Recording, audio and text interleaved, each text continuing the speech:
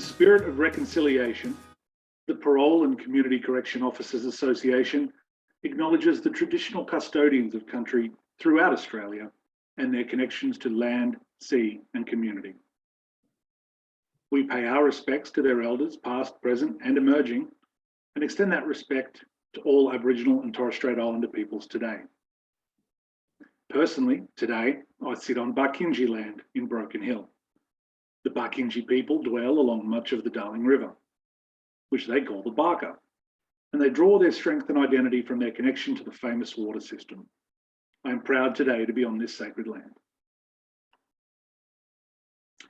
It is, of course, my pleasure to welcome each and every one of you to the 2021 PACCOA National Conference, delivered for the first time remotely via Zoom. 2020 and 2021 have come with more than their fair share of challenges, and that's not news to anyone. But to be here today is tangible proof that PACCOA as an association has maintained its focus on the core values of professional engagement and development. It is no doubt an exciting time, and I look forward to a day full of interesting and thought-provoking content. My name's Daniel Lang. I'm a sub-delegate for PACCOA, and I am on the board of the PBO New South Wales. As many of you will know, PACCOA, PPOA New South Wales, and our professional industry lost a very special person in the last week with the passing of Kerry Thomas. Kerry, who was working as a unit leader in the Community Corrections Office at Grafton, had been the PPOA Secretary and PACCOA Secretary over the last couple of years, and also held a role on the PPOA New South Wales board right up until her unexpected passing. It is through these roles that she was able to channel her genuine passion for the work that we all do and the ongoing professional development of people working with offenders in Australia. I know many of us who worked closely with Kerry at association and professional levels were stunned and deeply saddened by the news of her passing. Personally, I was able to call Kerry a friend long after the time she spent as my unit leader, way back in my time as a trainee. I'm not alone. Kerry made friends wherever she went, which remains a testament to her infectious joy and memorable laugh. Kerry's passion for both PACCOA and the PPOA were also inspiring. I sit here today because of her encouragement to get involved with professional development within the community corrections space. And that, for me, will remain an enduring bond. Many members from across the country reached out with their thoughts and prayers for Kerry and her family. She leaves behind 3 adult sons of whom she was immensely proud, and a teenage daughter for whom she was utterly dedicated. We will all continue to keep them in our thoughts and know that however difficult our journey has been over the last few days, theirs has undoubtedly come with many more challenges. I am thankful, however, for the fact that we are able to meet here today and put together a conference of thought-provoking talks and the opportunity to further strengthen our professional practice, because I firmly believe that Kerry would want the show to go on above all else. Given her immeasurable efforts in helping get this conference off the ground, I trust we will all carry forward in the spirit of professional development, networking, and working to make positive change in the world. Rest in peace. I now welcome PACCOA President Yolanda Sanders to officially welcome you and open the 2021 PACCOA National Conference.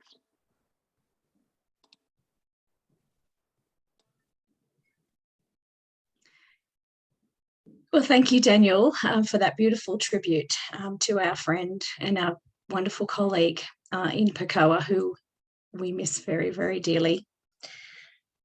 But today, we'd also like to welcome one and all the PACCOA team. I'm very excited about today to the PACCOA Virtual Conference 2021. It's been 2 years of deliberation, on again, off again, during presentations for conference. And it's been a 3-year hike up Mount Everest for a lot of us. But the PACCOA executive and I are proud and so excited about being here today. This is a new venue for us, and certainly a little different, or maybe a lot different than our usual form. But we're all about change too, and excited about bringing it. While we're all excited about the prospects of joining in the room in 2019, the goalposts changed due to COVID lockdowns and the pending restrictions that impact on our networking opportunities. But we were determined not to let you down. We've made our way here today in the vision of delivering you a lineup of presenters, locally sourced, who will speak about their fabulous work being undertaken in our industry Australia-wide, which I trust will fulfil the promise of strengthening professional practice, which is our theme for the year. The PACCOA executive will also be presenting the PACCOA Awards today. Once again, not our usual form. We like to dress up and party and have that social networking happening. While trying to fulfill the social aspect of our association, I encourage you today to bring your social selves to the virtual room by dressing up for the occasion. Keep it simple, you know, earrings, bling, furry boa, and also pour a glass of bubblies, keeping it in the workplace environment to celebrate the winners in our midst. Come on, I know you really want to. As a result of delivery by virtual platform, we've managed to capture a wide audience of members and also been able to open this up to non-members who may not normally be able to attend. We have also saved on cost, which is perhaps the biggest advantage, but have not skimped on the quality that you would normally expect from conference. I congratulate the PACCOA team and the state members who have pulled out all stops to make this happen today. We're all volunteers in our time and in our energy to the PACCOA cause, often without acknowledgement. I make special mention of Kerry Thomas, our beautiful secretary at PACCOA, and who was also a unit leader at Grafton Community Corrections in New South Wales. Her recent and sudden passing, as we've just heard from Daniel, was last week and has left a huge hole in our hearts. Her work in PACCOA has driven us through the quagmire of protocol, meetings, record keeping, and lots of laughs and tears along the way. We miss her and want to recognise her contribution to bringing today's conference. I also want to make special mention of Kimberly Eames, the management team assistant from Northeast Community Corrections, South Australia, who completely volunteered her expertise to the PACCOA executive, not being a member, but being associated with the team in South Australia. And she gave up her time to basically do the events management for us on our behalf, which was supposed to take place in Adelaide. However, her work and availability and can-do attitude has given us every confidence of bringing today's conference, despite the change of plans. Thank you all for the last minute instructions, Kimberly, and all the emails and the smiles that come with the effort. So without further ado, I welcome you all here. I hope you have a great day, and please participate during the question times. So we'll be opening up the room to ask questions and have those speakers answer your questions. Let's get this show on the road. Have a great day. Thank you.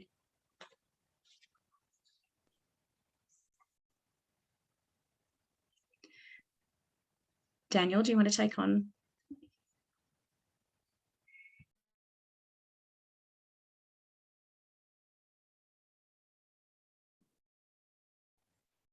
I'd like to introduce you to the South Australian subdelegate, Tony Shillabeer, who's also our Vice President, to introduce our next speaker. Thank you, Yolanda, and good morning all. My name's Tony Shillabeer. I'm a Regional Director in Community Corrections in South Australia, and as Yolanda mentioned, I'm South Australia's subdelegate and also the National Vice President of PACCOA. It's with pleasure that I introduce the first presentation for today, which is the High Intensity Treatment Program. We'll call it the HIT program as it's commonly known in South Australia. Today's presentation will be delivered by three people involved in the HIT program in South Australia. Firstly, Dr. Stacey McCullum, who is a clinical psychologist and has worked in corrections in South Australia for 6 years, and Stacey's currently managing the HIT program. Joining Stacey is Dr. Ben Stewart, who is also a clinical psychologist. Ben has worked for corrections in South Australia for 7 years and is also working as a clinician in the HIT program. And joining those two is Sheena McMullen. Sheena's worked for Corrections in South Australia for about 15 years in various custodial and community corrections case management roles. And more recently, Sheena has worked as a case manager in the HIT program. So it's my pleasure. I'll hand over to those three. Thank you.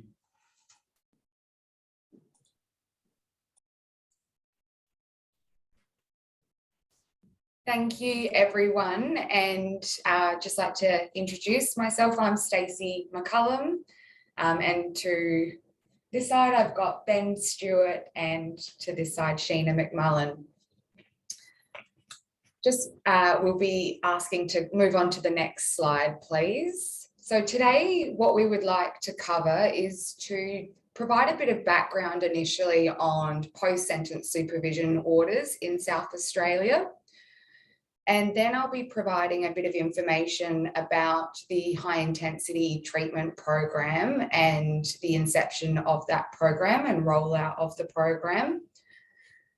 Towards the end of the presentation, Ben will provide a snapshot of what a day in the life of a clinician role in the HIT program looks like. And then that will be followed by Sheena providing a snapshot of what a day in the life of a HIT program manager looks like. And we'll be finishing with some question and answers at the end. Next slide, please. So post-sentence supervision orders in South Australia were introduced the legislation was introduced in 2015, but we didn't see its implementation until roughly 2016.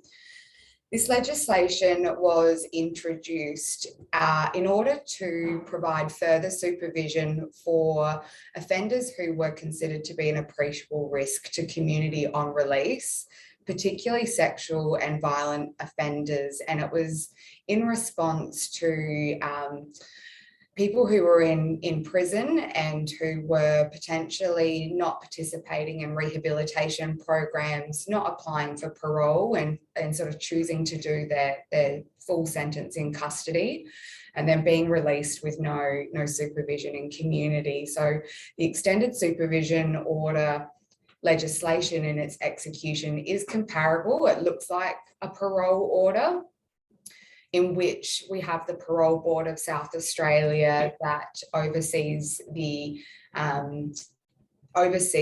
compliance of those orders in community, and breaches of the conditions of the extended supervision order generally will result in a return to custody for a period of time.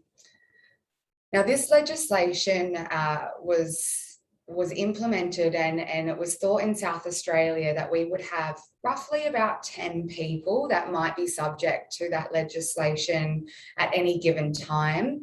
However, what we noticed quite quickly was that we had far more people meeting the criteria of the legislation, and far more, a large number of people being subject to these orders that were determined by the Supreme Court.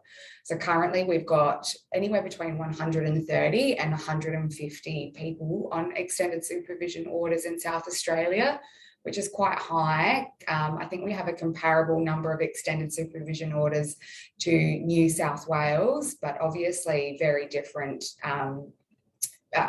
population sizes. So not only was the number of people being subject to these orders very much higher than what we had anticipated, we're also seeing that the breach rate for the cohort was really high, and people were returning to custody quite quickly, and were spending a lot of their time not in community, but in custody. Next slide, please. The HIT program, which stands for High Intensity Treatment Program, was a concept that was developed through some key people within the department, and I'll speak about the HIT program in a bit more detail next. But I just wanted to touch on forensic assertive community treatment as a model, which is really what underpins what the high intensity treatment program is. So Forensic assertive community treatment is an adaptation of assertive community treatment. You typically see assertive community treatment models being implemented in a number of different areas, such as in health-related areas, or generally with people who present at high risk. We have seen a forensic adaptation of assertive community treatment in the last 15 years. And typically those cohorts are people with serious mental illness who are engaged with the criminal justice system. What forensic assertive community treatment does is tries to work with really complex need clients in a way that's quite client focused, that's based in community, where there's outreach and lots of time working with clients within their own environment, generally working with them in a time unlimited way and working with them in a multidisciplinary way. So we chose forensic assertive community treatment to underpin the high intensity treatment program, and we use the literature, which our acknowledging is quite limited in terms of the research of its application, but we have seen some promising outcomes, both in regards to criminogenic outcomes and mental health and psychosocial outcomes in Belgium and also in New York State in USA. Next slide, please. So in 2021, this year, the Department for Corrections in South Australia received funding to pilot a new program to see whether or not we could work differently with clients who are subject to extended supervision orders to try and change that pattern that we were seeing in terms of the number of people who were being subject to orders, but also the breach rate being so high. So the high intensity treatment program was initially an idea amongst some key staff in the department. However, in 2021, myself as the program manager started in January and started to build what the program would look like in terms of its operation.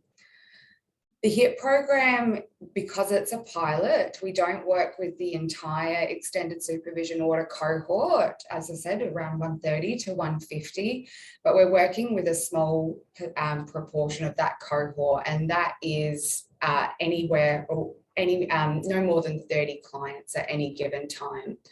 So we're very selective in which clients that we accept into the program, and we're generally looking at those complex needs, which Ben will walk through a bit more in a moment.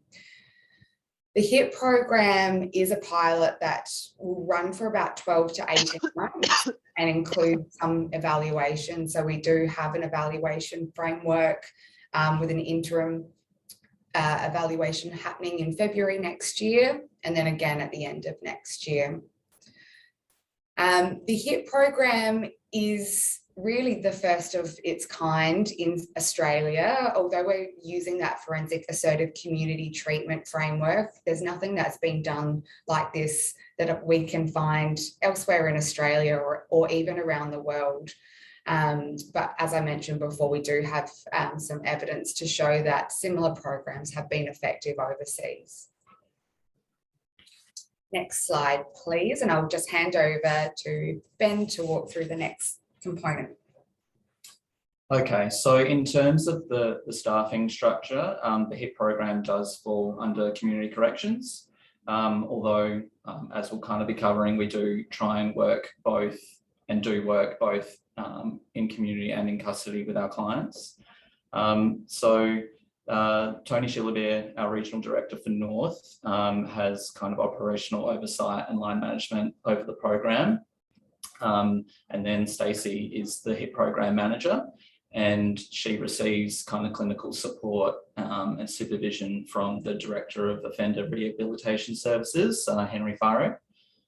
Then within our team, we have the 3 HIT program case managers, 1 HIT program Aboriginal specialist, and that's kind of recognising that providing a really culturally relevant and appropriate service to our clients is really critical to engaging them in a way that's going to be successful, and acknowledging the fact that within the ESO cohort, Aboriginal offenders are overrepresented. Now, the next kind of staff members are the HIP program clinicians, one of which is me, and then we also have a social worker, Kylie, and then we also have a research and admin officer. Next slide, thanks. So our program's aiming to address the really complex needs of individuals subjected to ISOs and ESOs in the community and in custody. And as Stacey mentioned, what they were finding in South Australia with people under extended supervision orders was that they were breaching frequently, breaching quickly, and being returned to custody quickly. So very little time spent in the community, and because of that disruption, very little ability to be able to engage in meaningful intervention and rehabilitation. So people weren't getting those criminogenic needs addressed. And for many of them, custody isn't a deterrent. So we weren't really seeing any behavioural change. We're just seeing people being returned to custody.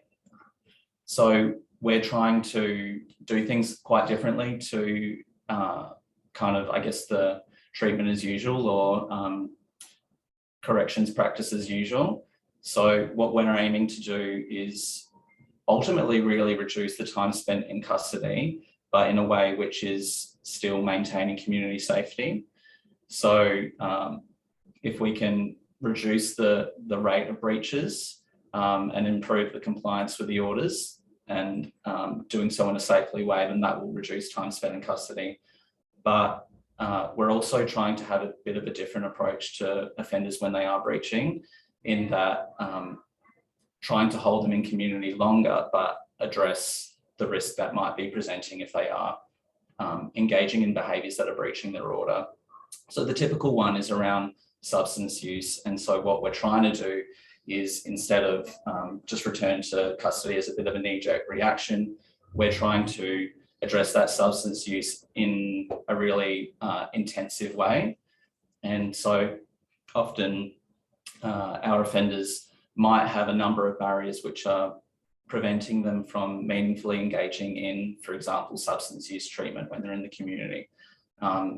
With our staffing model and the ability to work with a small number of clients in a really intensive way, we're able to meet clients in the community or in their kind of environments in their home or near their home, and hopefully kind of reduce those barriers and give them the intensity of treatment that they require to prevent them reoffending and prevent them breaching in the future. As I mentioned, we're working with people both in community and in custody. And when people are returned to custody, there's often a real disruption in many things in their life, such as housing, the substance use treatment, mental health treatment, or participation in programs or one-on-one therapy that's addressing their offending. So when we're able to bridge that gap and work with them between custody and community, we can ensure that there's a continuity of care in terms of that treatment, but we can also be, I guess, coordinating different services and trying to minimise that disruption and ensure that there's a smoother transition between custody and community. So that does involve kind of collaborating with different organisations, both within DCS, custody and community, different units, as well as mental health systems, forensic mental health systems, and different services they might be accessing around their substance use or housing. Ultimately, we also want to try and reduce reoffending through addressing the risk factors that are associated both with their offending as well as them breaching, which usually there is quite a bit of overlap. Some of our kind of secondary aims, which kind of feed into those primary objectives that I was just speaking about a little bit, are around some of those maybe more psychosocial kind of factors. So reducing severity of symptoms, whether that's around drug use or mental health, improving people's functioning in the community and their quality of life, improving their relationships with partners and families and their support networks, integrating them more into the community, improving people's motivation to change and readiness for treatment, and insight into their behaviour too. So some of those are quite closely linked with those primary objectives, and some of them are more indirectly. We have a really strong focus in this team around relationships and building strong relationships with our clients. And often that might involve things that are quite distantly maybe related to their offending. But the thinking behind that is that by having improvements in their life in that way and helping them in their life with that way and improving our relationship with them, we can use that as a leverage for change in other kinds of areas that might be more closely related to their offending. Next slide, thanks. So in terms of the cohort that we're working with in the HIT team, we started out with all of the offenders that were under interim supervision orders or extended supervision orders. We had to remove people that were in non-metro areas, unfortunately, just due to the logistical challenges that would be involved in trying to be able to work intensively and assertively with people if they were too far away. We removed a number of people at that second point because they were actually doing quite well with corrections practice as normal. One person was removed because they had a continuing detention order applied to them, which means that they were going to be in custody for a significant period of time. At that point, it was opened up to kind of nominations from various people who I'll speak to in a second. So some people within that cohort weren't nominated, and of the ones that were, there's a HIT referral panel that reviews all the referrals that come through, and so they went through those pretty comprehensively and identified a number of people who wouldn't be suitable and removed those, and we ended up with a starting point of 28, but I believe we're at 30 now. Next slide, thanks.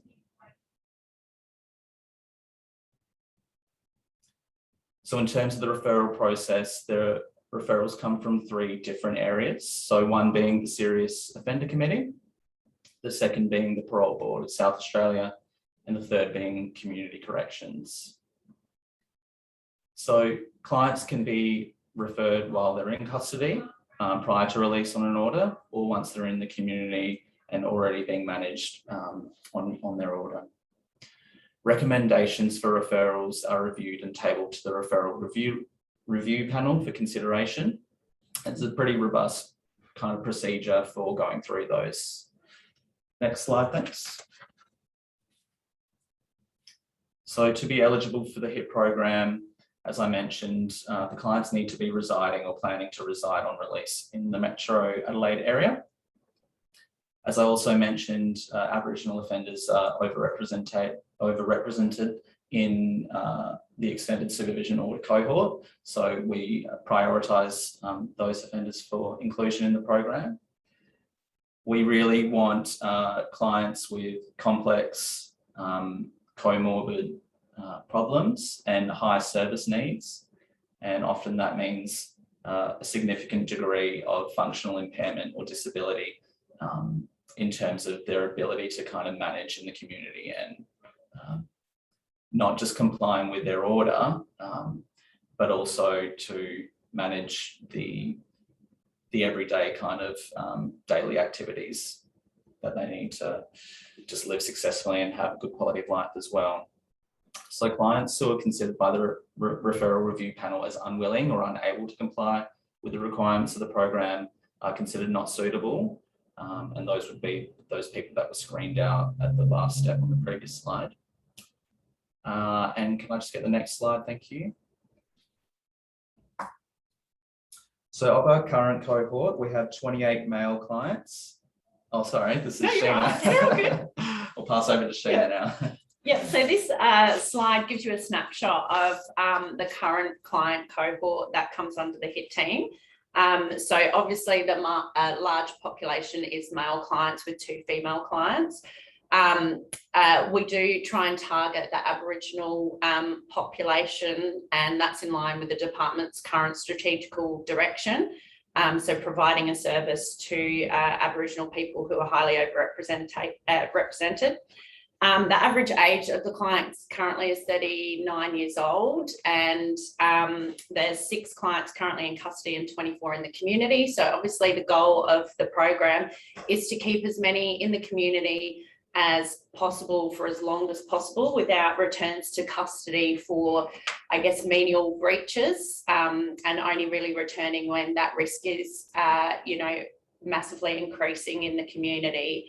The program does offer outreach and in-reach service. So whether a client is in the community or in custody, the case manager and the clinician and the Aboriginal specialist continue to work with the client and follow them and provide that through care between custody and community.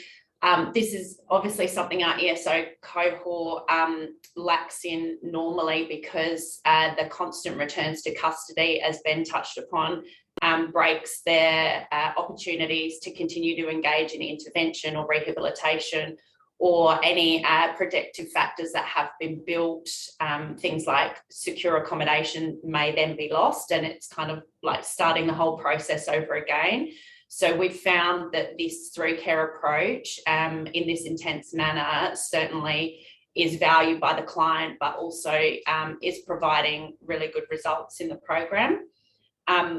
The program targets the complex needs of these clients who have quite often missed out on being able to be provided with intervention and being able to engage in opportunities to address their criminogenic needs because of their complexities. So if they don't quite fit or tick the boxes for group programs, both in custody or within the community, then they've missed out on a lot of intervention. Or if they've had the opportunity to engage, they've been returned to custody and then not been able to complete any sustained rehabilitation programs. So the HIT team is about really unpacking these complexities for the individual and looking at how can we think outside the square and really try and use a person-centric approach to provide a service to these clients where perhaps mainstream services offered have not worked, or they've not been provided with the opportunity. Next slide. So the HIT program do a really high level of program planning for each individual client. So within community corrections, case plans are developed normally by a community corrections officer in conjunction with the client themselves. With the HIT program, we're very fortunate to have a multidisciplinary team that we use the whole entire team to contribute to developing a really individualised program plan for the client in conjunction with the client.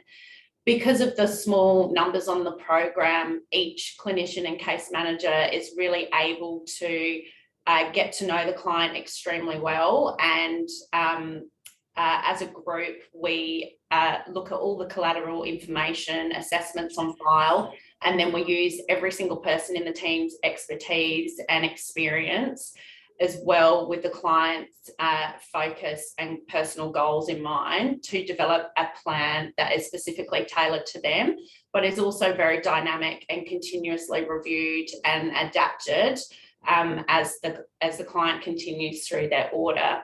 So certain things we might look at are what are the factors that contribute to the client reoffending, what contribute to the client breaching their order, what the client's individual goals are.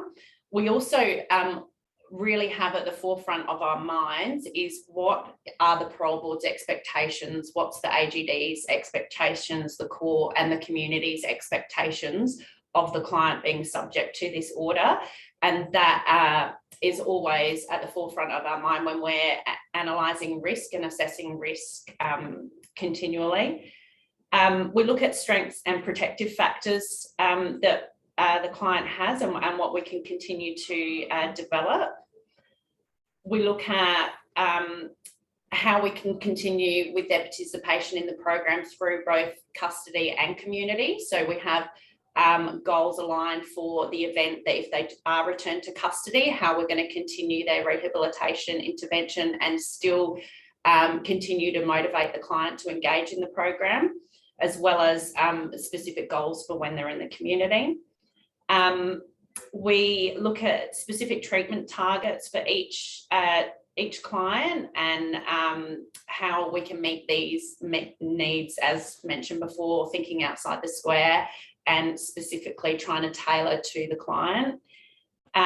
We also look at working with the client's families and really developing relationships with positive support people within their lives so that we can actually have a wider team approach to support the client. And we also look at, you know, when the client will be exited from the program, what kind of time frame that may be occurring in. So it is a very team-orientated approach and a very detailed approach to developing these individualised program plans. And as mentioned, it's very dynamic and is constantly reviewed for each client. Next slide, thank you.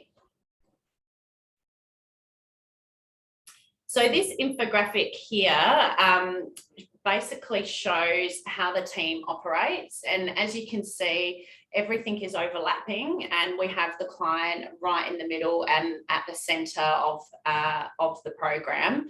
The client then is supported by the HIP program Aboriginal specialist, the HIP program clinician, their assigned case manager, and there are overlapping tasks that are combined between each staff member assigned to that client. But also in conjunction with that, we're constantly being overseen and liaising with our program manager, as well as the wider team. So even if as a case manager, I'm not specifically assigned a client, I will be contributing, assessing and supporting other case managers with their clients, because it is very much a team approach. And as we said, there is a really dynamic and diverse range of experiences within the team, so that we really all contribute to every client, not just the ones that we're assigned to. The HIP case manager and the assigned HIP clinician usually work very closely together as well and are constantly in, I guess, collaboration about the client and talking about their treatment, and also any crisis and events that are going on for the client. So that's probably unique to the program, whereas normally in DCS, we kind of work in isolation from our clinicians in our rehabilitation programs branch and the case managers in the community. So we're very fortunate to have this constant communication between our clinicians and Aboriginal specialists to constantly be reviewing and supporting the client as best we can. So it's a very much a team approach, and quite often an overlapping and contributing to the client, whether they're assigned to you or just part of the program. Next slide. So just touching on some further reading, if you're interested in the forensic assertive community treatment model, the studies are generally the ones that I've mentioned through the US or through Belgium. And like we have seen in the literature, not just an improvement in clients' quality of life, clients' well-being, we're also seeing some reduction in their risk of reoffending, and so those criminogenic outcomes are also being quite promising within the literature. I'll just use this moment as well just to talk, before I hand over back to Sheena and Ben to talk a bit more about their individual roles, just some differences with the forensic assertive community treatment literature and the HIP program and what we're doing.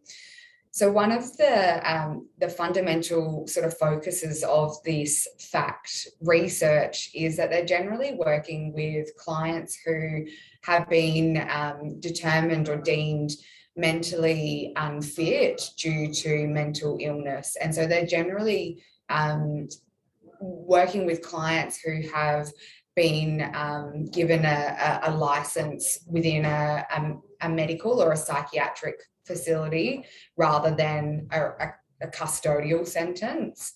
And so for those of you who might be familiar with those sorts of cohorts, generally really high prevalence of people with schizophrenia, bipolar disorder, other sort of mental illnesses, depression, but generally, yeah, sort of psychotic illnesses. And generally in the research, you'll see that the forensic assertive community treatment has been successful with those cohorts, and you'll see that they've actually excluded people with personality disorders. That's quite different to the cohort that we have. We do have people with those psychotic illnesses and schizophrenia, but we also have a really, really high prevalence of borderline personality disorder and, as you would be aware, antisocial personality disorder. So that's quite a key difference in the literature between forensic assertive community treatment and our adaptation. The other key component to mention about the HIP program, as dissimilar to forensic assertive community treatment approaches, is that we are really have quite a specific focus on providing a culturally specific service for our Aboriginal clients in the program. So as you would have seen in the slides previously, of our 30 clients, I think as of today, roughly 13 or 14 are Aboriginal. And that's where the Aboriginal specialist in the team really works quite closely with those clients, but also with the case managers and clinicians that might also be working with those clients in order to try and develop a service model that is specific to their cultural needs. So in a lot of our program plans that Sheena has been discussing for our Aboriginal clients, we are really trying to work with families around trying to reconcile clients with their families. We've seen, you know, most of our clients spend most of their life in prison. They do not have a sense of community or do not have that role within their families anymore. And so we'll see quite a lot of the goals for our Aboriginal clients will look different to the goals that we've identified. And that's through the input of the Aboriginal specialist. That's another component of the HIP program, which is quite dissimilar to what you'd read in the research. But fundamentally, the HIP program does use those forensic assertive community treatment approaches to working with clients. So I'll just ask to skip over to the next slide, and Ben will just provide quite a snapshot of what a typical day would look like for a clinician in the HIP program team, acknowledging that each day is very different, but just to give you a real sense of the work that we're doing in the program. So over to you, Ben. So the work can vary quite widely because our clients are quite diverse in their presentations and in their needs. So, I mean, I guess the foundation of the work that we do is cognitive and behavioural therapy based, in that whether it's in relation to their offending or in relation to factors around mental health, we're trying to address thinking patterns, attitudes and beliefs that might be maintaining problems in those areas and they're offending or they're breaching. And we're trying to address maladaptive behaviours which might be either contributing to their offending or are actually offending in of themselves. So this needs to really be tailored to the clients and their individual kind of presentation, as I kind of just spoke about, in terms of we have clients with acquired brain injury and intellectual disability, or difficulties associated with that, with memory and concentration, where we might really need to scale it quite back. And then we have clients who are reasonably quite well functioning in terms of their cognition, but have other problems that might be really driving it in terms of their mental health and emotional regulation and impulsivity are probably quite important ones. So in terms of the presentations, a lot of the work that I do is around personality disorder traits, which, as Stacey mentioned, really distinguishes us from some of the other fact literature. So in terms of addressing those needs, we are running a modified dialectical behaviour therapy group on Mondays with some of our clients who present with traits of borderline personality disorder. So the key kind of targets that we're trying to address there are probably problems with distress tolerance and emotional regulation, as well as impulsivity. And then some of their kind of interpersonal skills too. And mindfulness is probably the consistent underlying factor in the treatment there too. In some of my individual work, I use an approach called schema therapy, which I thought might be new to people, and so I'll talk to a little bit before I hand over. So schema therapy is an approach for people with long-standing chronic problems, particularly personality disorders. And it's based on the premise that all humans and from childhood through to adulthood have core emotional needs, such as the need for kind of safety, physical safety, as well as emotional security, being heard and understood and validated, the need for spontaneity and fun and joy, as well as the need for kind of boundaries and limits. So our clients, due to traumatic backgrounds and other adverse childhood experiences, haven't had these core emotional needs being met. And that leads to the development of what we call schemas. Schemas are basically ideas about the world, themselves and other people that are maladaptive. They're associated with strong kind of emotional response when they get triggered in everyday situations. And they're really tied in with childhood kind of memories of where those schemas get developed. And then in later adult life, those schemas are really entrenched. And when they get triggered in everyday situations, our clients will kind of what we call flip or switch into certain modes of being. So that could be involving a lot of anger, or it could involve detaching, or it could involve using drugs and alcohol or other kind of addictive behaviours to avoid emotions. And we call those either kind of emotional based modes, coping modes, or overcompensatory modes. And some of these modes are really quite strongly linked with offending behaviour, particularly the ones that might be around uncontrolled anger or impulsivity, and modes that might be overcompensatory in terms of being cunning and manipulative or preying on others. Now, in the schema therapy approach, there's a cognitive and a behavioural component in terms of trying to help the client understand that when they're in these situations and being triggered, and they're having certain thinking patterns which are unhealthy, that's kind of the schema which is driving that, and getting them to think in a different way, getting them to behave in a different way. So that's kind of that traditional cognitive behavioural approach. Schema therapy goes a little bit further though in recognising that these schemas and these modes that people are going into have their basis in traumatic or other kind of stressful experiences from childhood, which continue to have a really powerful effect today. And so we do some what we call experiential exercises to try and, I guess, heal those kinds of wounds and to reduce the intensity of those schemas and the intensity of those modes when they come out. So some of those experiential techniques include imagery rescripting, where I'll get a client to imagine themselves back in a traumatic childhood experience, and we'll go through the image and pause it at the point at which it's that the trauma is about to kind of occur, and we rescript how that kind of plays out, and we use a technique called limited reparenting.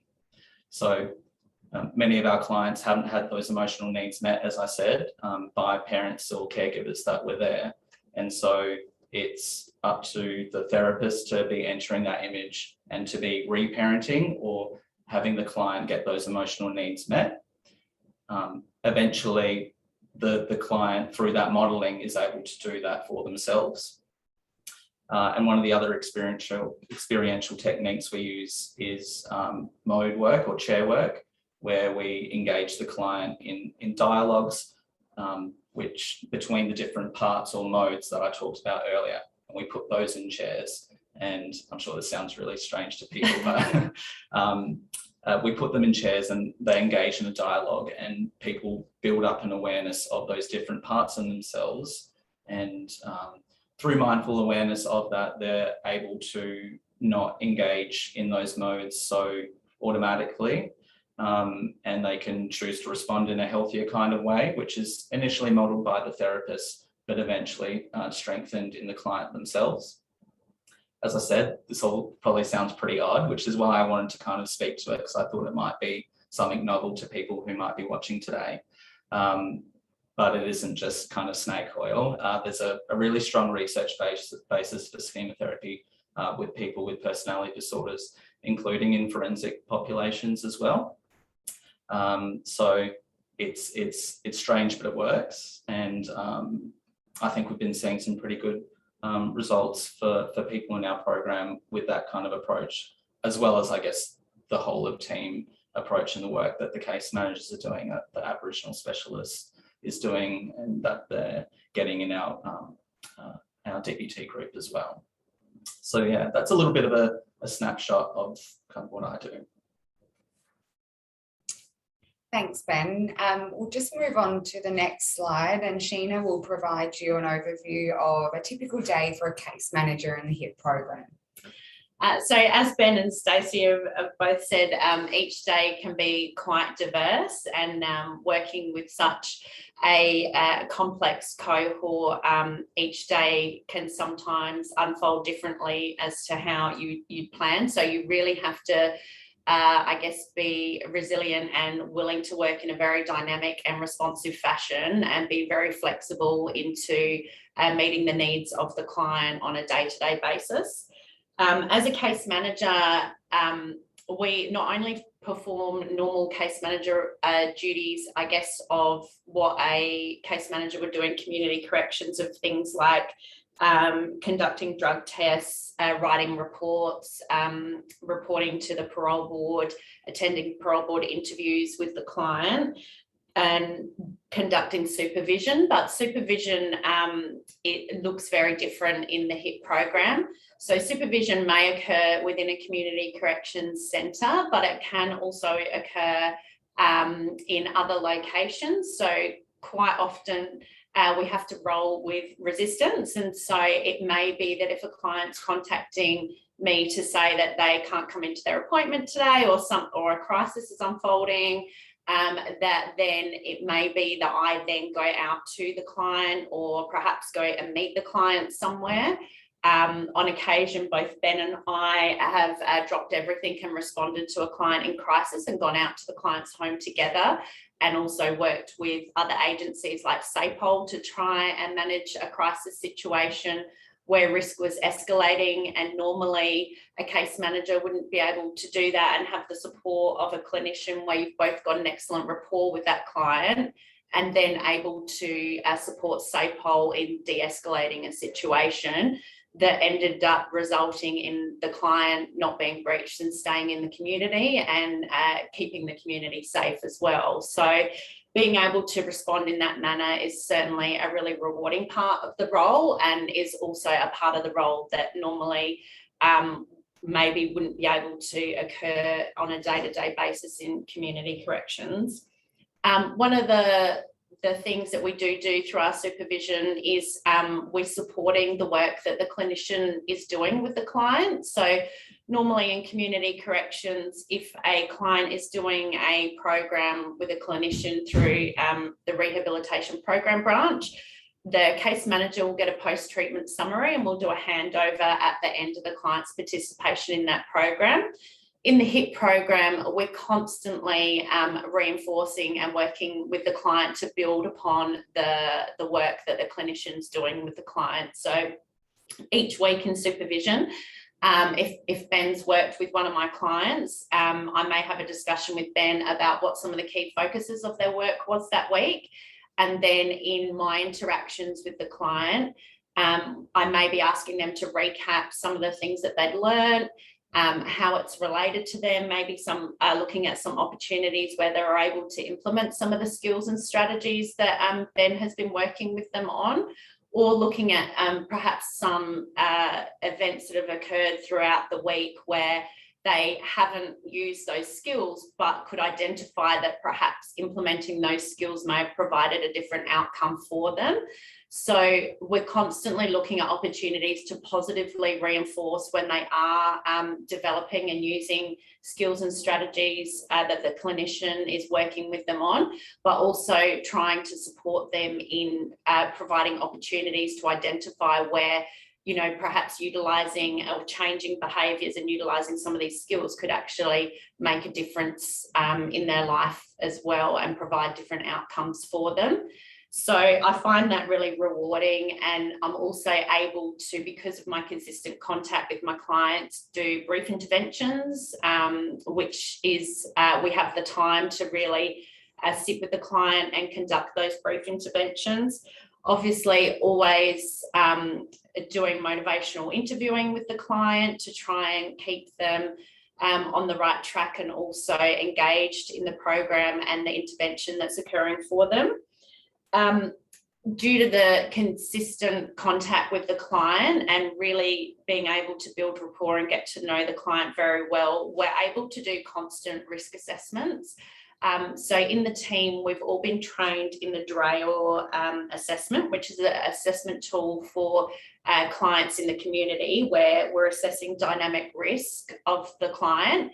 And we're utilising this assessment tool regularly. So sometimes every sort of fortnight, or sometimes every contact that you're having with the client, we use that tool to really identify risk, protective factors, and whether that risk is acutely increasing in the community.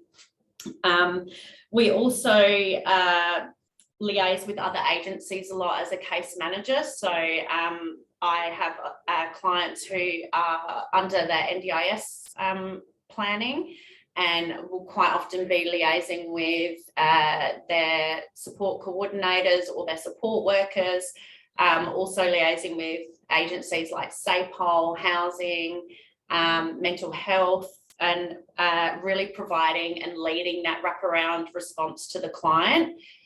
Quite often we will call case conferences and bring in other agencies to ensure that we're all working together to support the client, and we really take ownership of taking the lead quite often to pull all these agencies together and respond to what the client's needs are at that specific time. I've had the opportunity to attend appointments with the clients, and this has been really positive, because quite often these clients can be overwhelmed, dysfunctional or disorganised in attending key appointments. And to have someone really, you know, the case manager prompting them to come to the appointment, organising to ensure that they can get to the appointment and supporting them at these key appointments, has really made a massive difference in the level of care and providing, I guess, towards the client's needs. So being able to do that has been a really key factor in seeing some significant progress for our clients. We work very dynamically and remotely, so quite often I may be working from a different community corrections office, and like we said, going out doing home visits or working with the client in the community, meeting them in public places, is a key component of the responsive and intensive manner in which we're working with these clients. And just always having that consistent contact with the client, which is in line with the department's thinking around that every contact matters. And I believe the HIP program really supports that view of every contact with the client, whether it's via phone, face-to-face, in different environments, is extremely important and valuable, and is always contributing to the rehabilitation and meeting the criminogenic needs of the client. Thanks, Sheena. Just before we start to think about question and answers, I just wanted to also speak about the role of the Aboriginal specialist in the HIP program who isn't unable to join us today. The Aboriginal specialist is allocated to work with the Aboriginal clients in the HIP program, and as already mentioned, we do see an overrepresentation of Aboriginal people subject to extended supervision orders. So we're very motivated to include Aboriginal clients in our program because they do receive that special contact with the Aboriginal specialist in the team. The Aboriginal specialist does develop a different relationship with clients, probably compared to what the case manager and the clinician might develop. And the Aboriginal specialist will be really trying to build an understanding of that client and their family, but what their cultural needs are. So the Aboriginal specialist does have a document which they put together specific to each Aboriginal client, which really looks at their cultural background, their relationship with culture, their knowledge, their understanding, their motivation to increase their connection with culture. And all of this is considered to be a form of rehabilitation. A lot of our Aboriginal clients are disconnected from culture, and most don't have a strong sense of culture. And so the Aboriginal specialist tries to understand where they're at and tries to outline a path for increasing their connectedness to culture as a form of rehabilitation. So one of the key roles of the Aboriginal specialist, which has been really quite critical for our Aboriginal clients, has been the introduction and rollout of the Yarning Circle program. So Yarning Circle runs on a Friday, and it occurs at our Living Ghana Cultural Centre, which is in the sort of outer suburbs of Adelaide. And that's a space where Aboriginal clients in the HIP program, if they are in community, are going to receive contact with other Aboriginal clients who are on the HIP program with the Aboriginal specialist.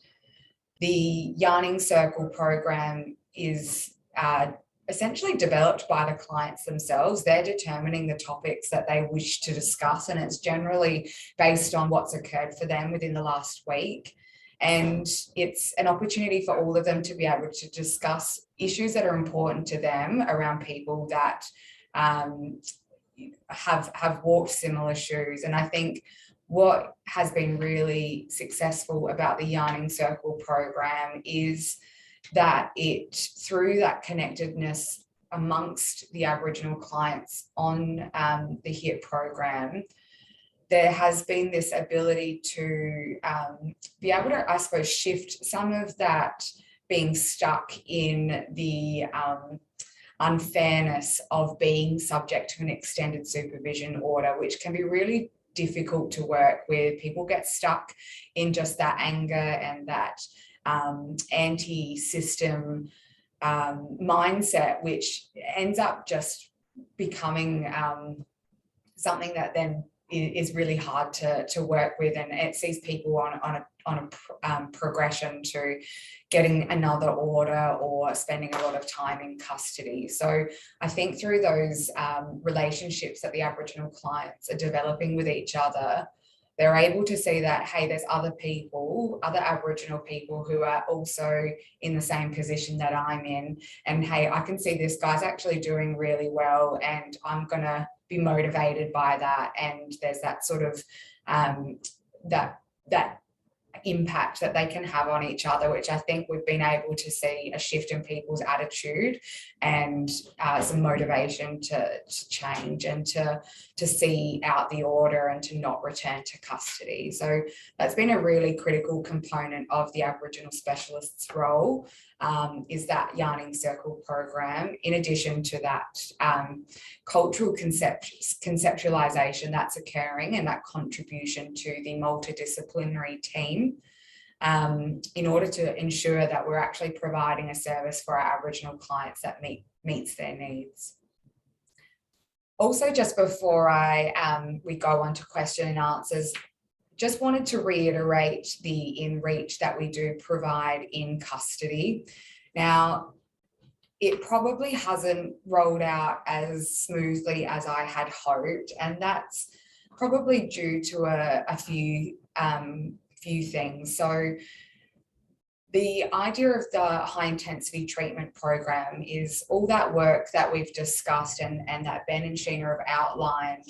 The idea is that regardless of whether or not the client is in community or custody, if they return to custody, they still engage in our service and they still are able to be working on things, whether it's in therapy or through supervision or what, in order to be working on their goals for their participation in the HIT program.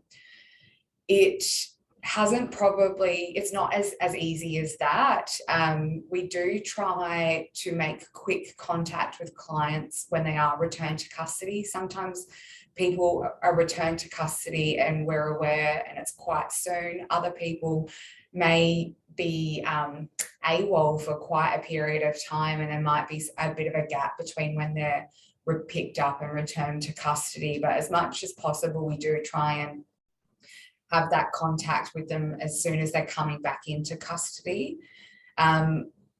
With our metropolitan institutions, there are some challenges with providing a therapeutic service and having regular access to people in custody.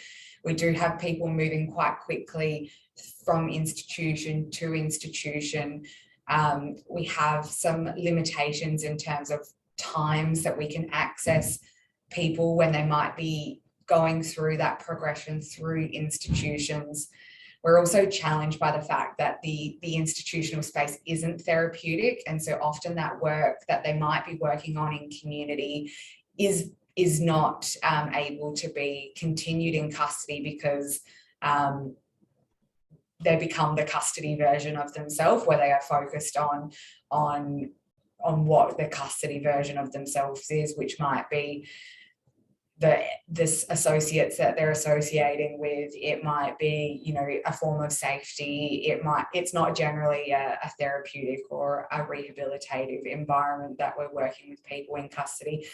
We've also experienced just some real challenges with actually having consistent access, and that's through just some changes that are going through our prisons in the metropolitan area in terms of appointments being regularly cancelled. So it's not an uncommon experience for, say, Ben to rock up at one of the institutions and have, you know, a morning of clients booked and all those visits be cancelled, at the last minute. So that's still a component of the program that we still really need to work on, and that is some of that's out of our control, but a really key part of the program that we think is helpful for clients when they are getting that continuity of relationship. They're still getting that same person that they're working with, continuing to work with them in custody, but also acknowledging that, there are,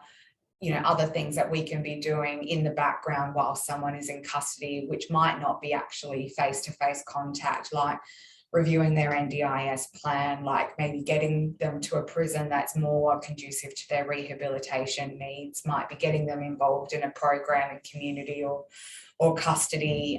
So we can do a lot of stuff in the background as well. So that brings us to the end of our presentation. We're about 5 minutes early, but I know we've got 15 minutes set aside for question and answers, and hopeful that we might be able to fill the extra 5 minutes with some more questions. So our contact details are up just there on that last slide. If you have any more questions or want any of the information that we've provided today, please don't be shy and get in contact, because we'd love to hear and be able to share some of the exciting parts of this program.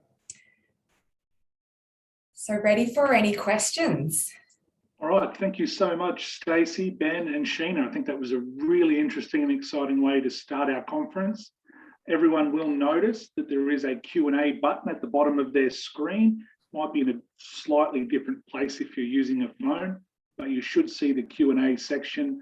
Tony, our moderator, Tony Shillabere, will go through those questions and put them to the panel. So please hit us up with some questions now, and our three experts from the HIT, I nearly said the HIT squad there, will absolutely be keen to answer them.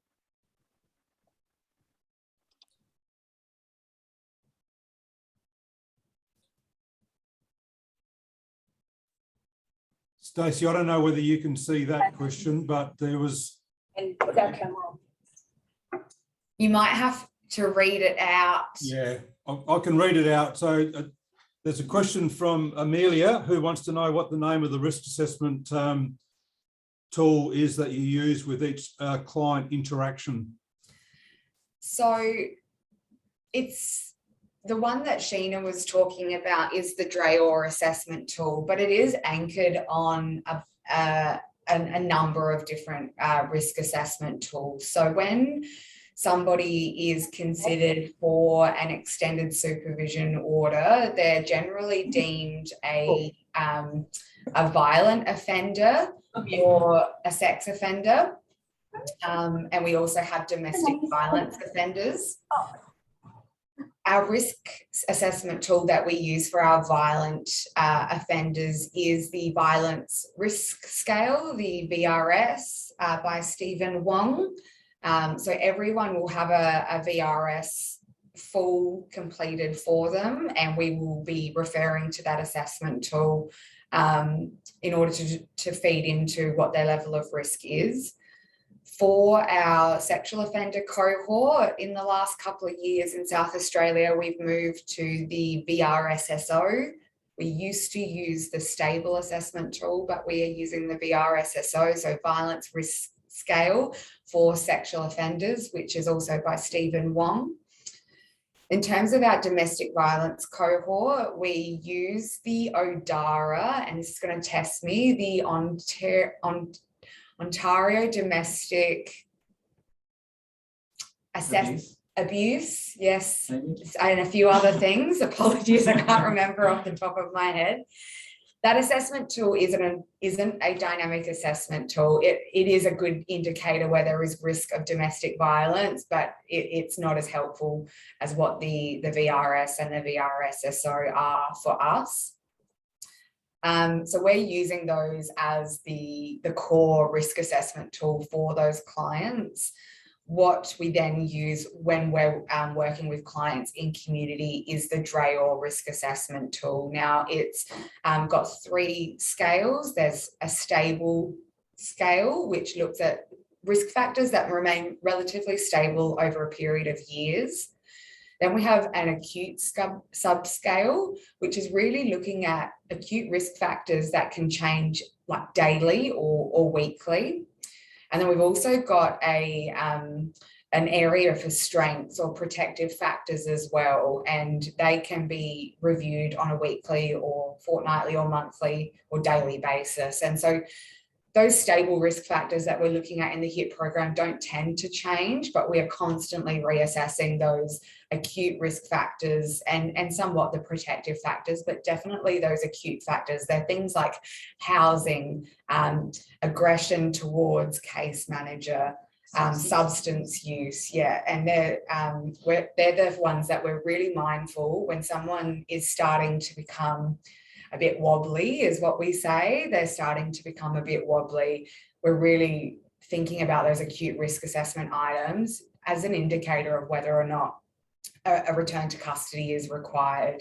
We do have lots of non-compliance with orders, and I suppose what we're trying to do is hold that risk as much as possible and try and work out other ways to reduce the risk in a safe way. But when the risk is too high, we return to custody, but we do try as much as possible to try other interventions and to hold that risk to try and reduce it before a return to custody occurs. But sometimes it just happens really quickly and return to custody is the only option.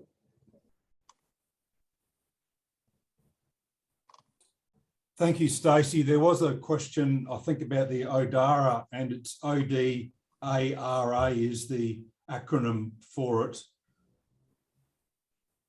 That's correct. It's used throughout all areas of the department, and I know it's quite widely used by police. Whilst it is, as I said, a good indicator of those who are at high risk of domestic violence offending, we don't find it particularly, it's quite short, it's a bit of a screener, and so it's not so helpful when we're trying to flesh out dynamic risk factors. And I've just jumped on my friend Google, and it's the Ontario Domestic Assault Risk Assessment. And if anyone wanted to jump onto Google, there is an easy link there. Now, I've got a hand up from the conference room in Queensland. If you can unmute your mic, you can feel free to ask the question. I was just wondering, do we have much feedback from the participants themselves in this program? I think the question was, do we have any feedback from the participants? Yes, thanks. I can do it. Yeah.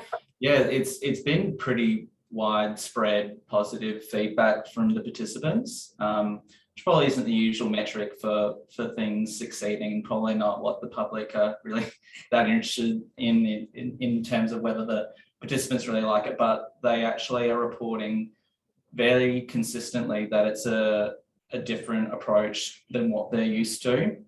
They're reporting that they can trust the case managers and the clinicians quite a lot more than they have in terms of their previous interactions with corrections, both in custody and in community. There's, as we spoke to earlier, really kind of anti-social and anti-system, anti-DCS kind of attitudes, which are really widespread. And I think we're kind of breaking that down, and we're showing them that we're working with them in a different kind of way. Invariably, when we do have to kind of breach them, or there are those returns to custody, there's a bit of a rupture there. But interestingly, I think we're finding generally as well that we're able to kind of repair those ruptures quite quickly and continue to work with people. Most of the people have, I think there's only been one person who refused to go onto the program initially. And I don't think anyone's exited the program because they haven't liked how we've been working with them. Mm. And I'll just back on to what Ben was saying about the feedback from the clients. For myself, who was already a case manager in community corrections, some of the clients I was assigned through the HIT program, I'd previously worked with in community corrections as a senior case manager. And so for them, probably the feedback that we've received is that they can see how this is a very different model, and that there's a lot more benefit to them through engaging with this model.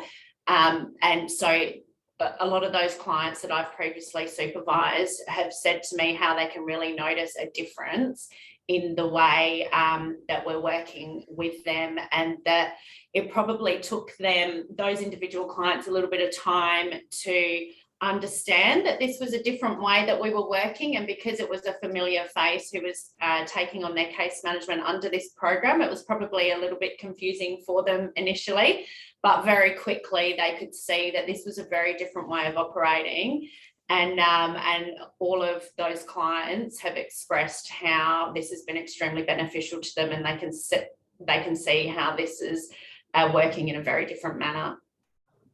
And I'm sorry, just to add to that as well, I think one of the things that we have really as a group wanted to ensure in our interactions with clients, that we're really working within an attachment theory framework, where we're really conscious of trying to build a safe and secure attachment with our clients. And that's, case manager, clinician and Aboriginal specialist. And also just, again, that trauma-informed response, acknowledging the, if not most, if not all of our clients have a really profound history of trauma. And so we do keep that in the forefront of our work with our clients and acknowledge that those experiences that they've had, we might not always directly treat the trauma, but we absolutely operate in a trauma-informed way. Thank you. There's a few questions online, and I'm just aware that we've got 10 minutes. And Erica, I wonder whether you might be able to put up the contact details for the HIT team as well on that last slide. So if there are any questions we don't get to, people can just email the HIT team direct. So the first question, Stacey, is what was the name of the DV assessment tool that you're using? I think this question's from WA. WA have commenced using something called the DVSIR. We're using the DRAOR assessment tool for all clients in the HIT program, regardless of what their offending profile is. So it's the DRAOR assessment tool. But we'd love to hear about that assessment tool and how you're finding that implementation. We do have overall less people in our ESO cohort that have received their order purely for domestic violence offending. And that comes down to some interesting wording within the legislation where you are deemed a high risk offender because you're appreciable risk to community. And there's some interesting debates that happen in our Supreme Court about community and is that one person, i.e. an intimate partner, or is that the wider community. So we don't actually see domestic violence offenders alone, receive an extended supervision orders, but most, as you would imagine, our cohort who have generalized violence, sexual offending, also have domestic violence offending, which for us is a huge focus because we are very conscious of the harm that can be the harm to intimate partners and the really high risk that our clients can present to in families.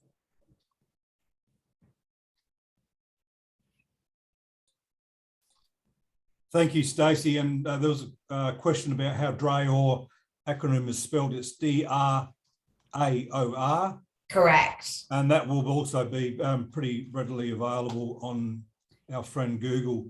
Yes, sorry, just on the DRAOR quickly, again, Google, but we did we received some training through Corrections Victoria. Corrections Victoria use their DRAOR assessments with their parolees as well as their post-sentence supervision. And there's probably people from Victoria online, but we very much got some help and lots of assistance from Corrections Victoria with that assessment tool.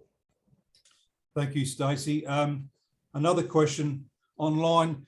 To date, has the HIT team seen any successful completion of any offenders on ESOs? And will the team be tracking these offenders post-order to determine if they've returned to the justice system or maintained learned interventions? So as of today, 3 of our clients have come to the end of their orders. So we've supported them to the end of their order. We do have a team of staff within our program services unit who are conducting the evaluation framework, who will be tracking clients in our program and tracking clients who may have been considered for our program but not recruited or admitted into our program.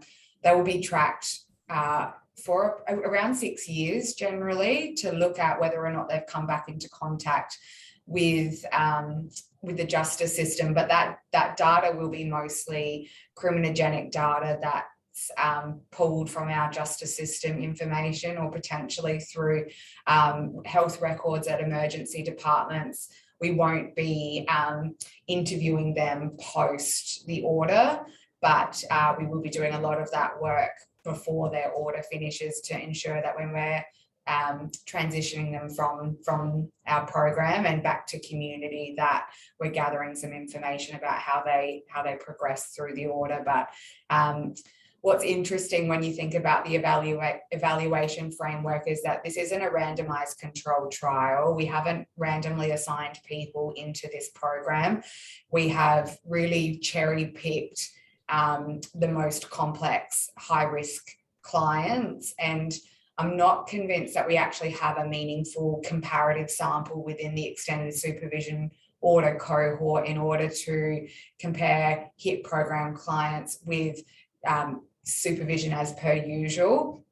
We probably will end up getting a lot of our evaluation in terms of pre and post measures for the clients in the HIT program. So assessing them as they're coming in and assessing them as they're exiting and seeing whether or not they've improved in different ways. But again, also tracking them for 6 years to see whether or not they'll be returning to custody.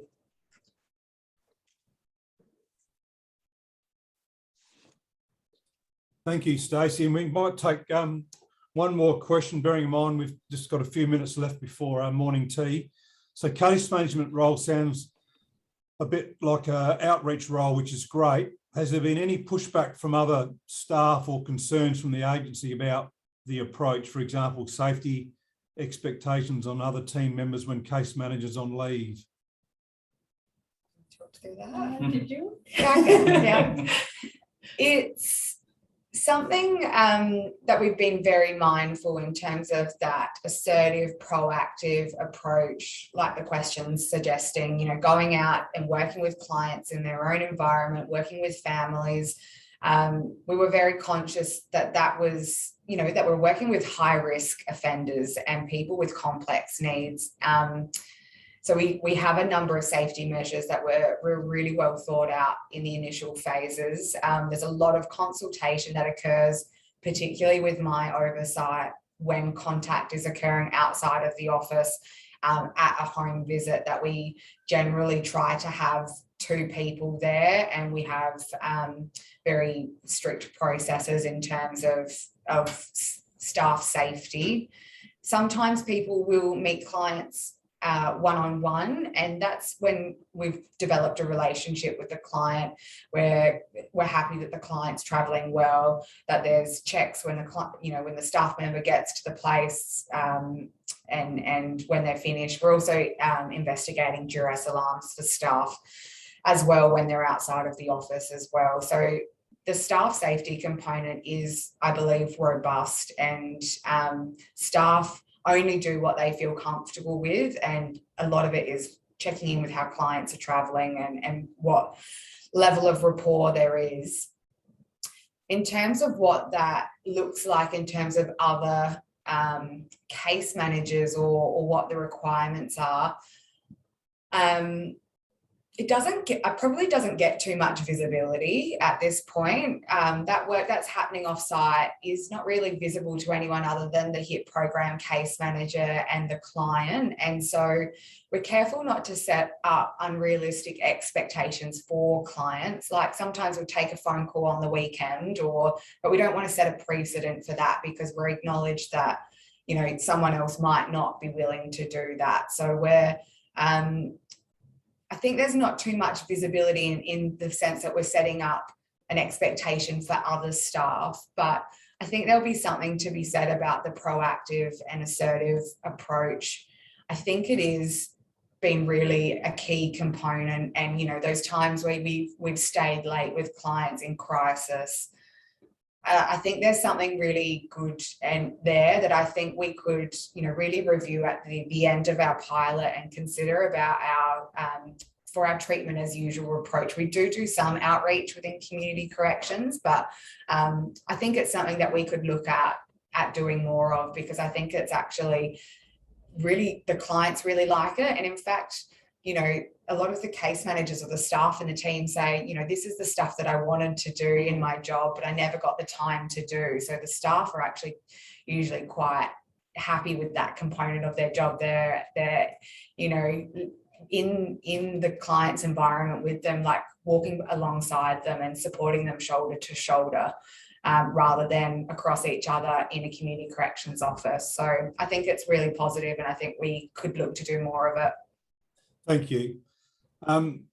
Well, our time is up now. So thank you very much, Stacey, Ben and Sheena. That was a very impressive and interesting presentation, and I'm sure it generated a lot of interest. As I said, your contact details are up on the screen. So if participants want to, jot down those details, I'm sure Stacey and the team would be happy to take some questions offline. So back to you, Daniel. Thanks, Tony. Thank you so much for moderating that discussion. And thank you once again to Stacey, Sheena and Ben on really enlightening us on what the HIT team, the HIT squad are doing down there in South Australia. So we are going to take a short 10-minute morning tea, and then we're going to come back and have a look at the risk assessment tool coming out of the Corrective Services New South Wales team with Jason Hainsworth. So we'll see you soon.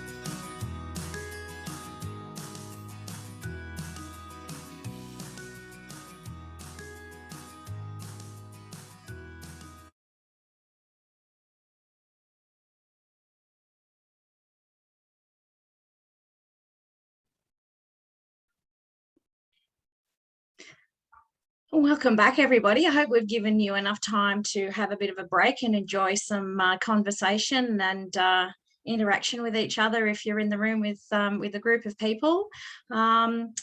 We're on track as far as everything is concerned. So I hope that you enjoy this next session. We're looking, you might have deja vu actually at the moment. The next, our next presenter is Jason Hainsworth, who is the Director of Community Corrections Strategy in Corrective Services New South Wales. So he actually presented at our 2016 conference in Canberra around domestic violence. So we won't talk about that. I mentioned that a few times now. 2018 in Maroochydore, where he introduced the practice intervention guide or practice guide for interventions, beg my pardon, in New South Wales, and the strategies around change and how we manage our clients in New South Wales. And today he's introducing the RAT. It's not Templeton from Charlotte's Web, but it could be, and my cat's ready to pounce somewhere in the room. But at the moment, I'd like to introduce you to Jason. Jason, over to you. Thanks, Yolanda. All right, hi everyone.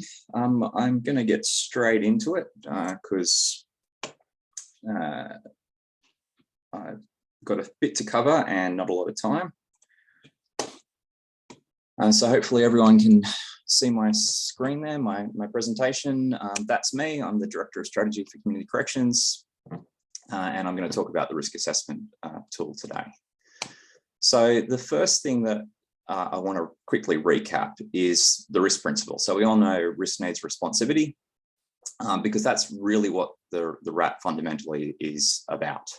It's about improving our adherence or increasing our efficiency in adhering to the risk principle. So the key thing, I mean, you all know risk principle, prioritize resources to our highest risk. I've added in there finite resources because that's one of the key components of the RAT, which I'll get into shortly, is how we manage our resources to meet that risk principle. We also, of course, have minimal intervention for low risk. And just for context, in New South Wales, the main risk tools that we're using are the LSIR, which I'm assuming that you're all fairly familiar with, as well as the CIA, which is a local assessment tool for assessing impact of offending.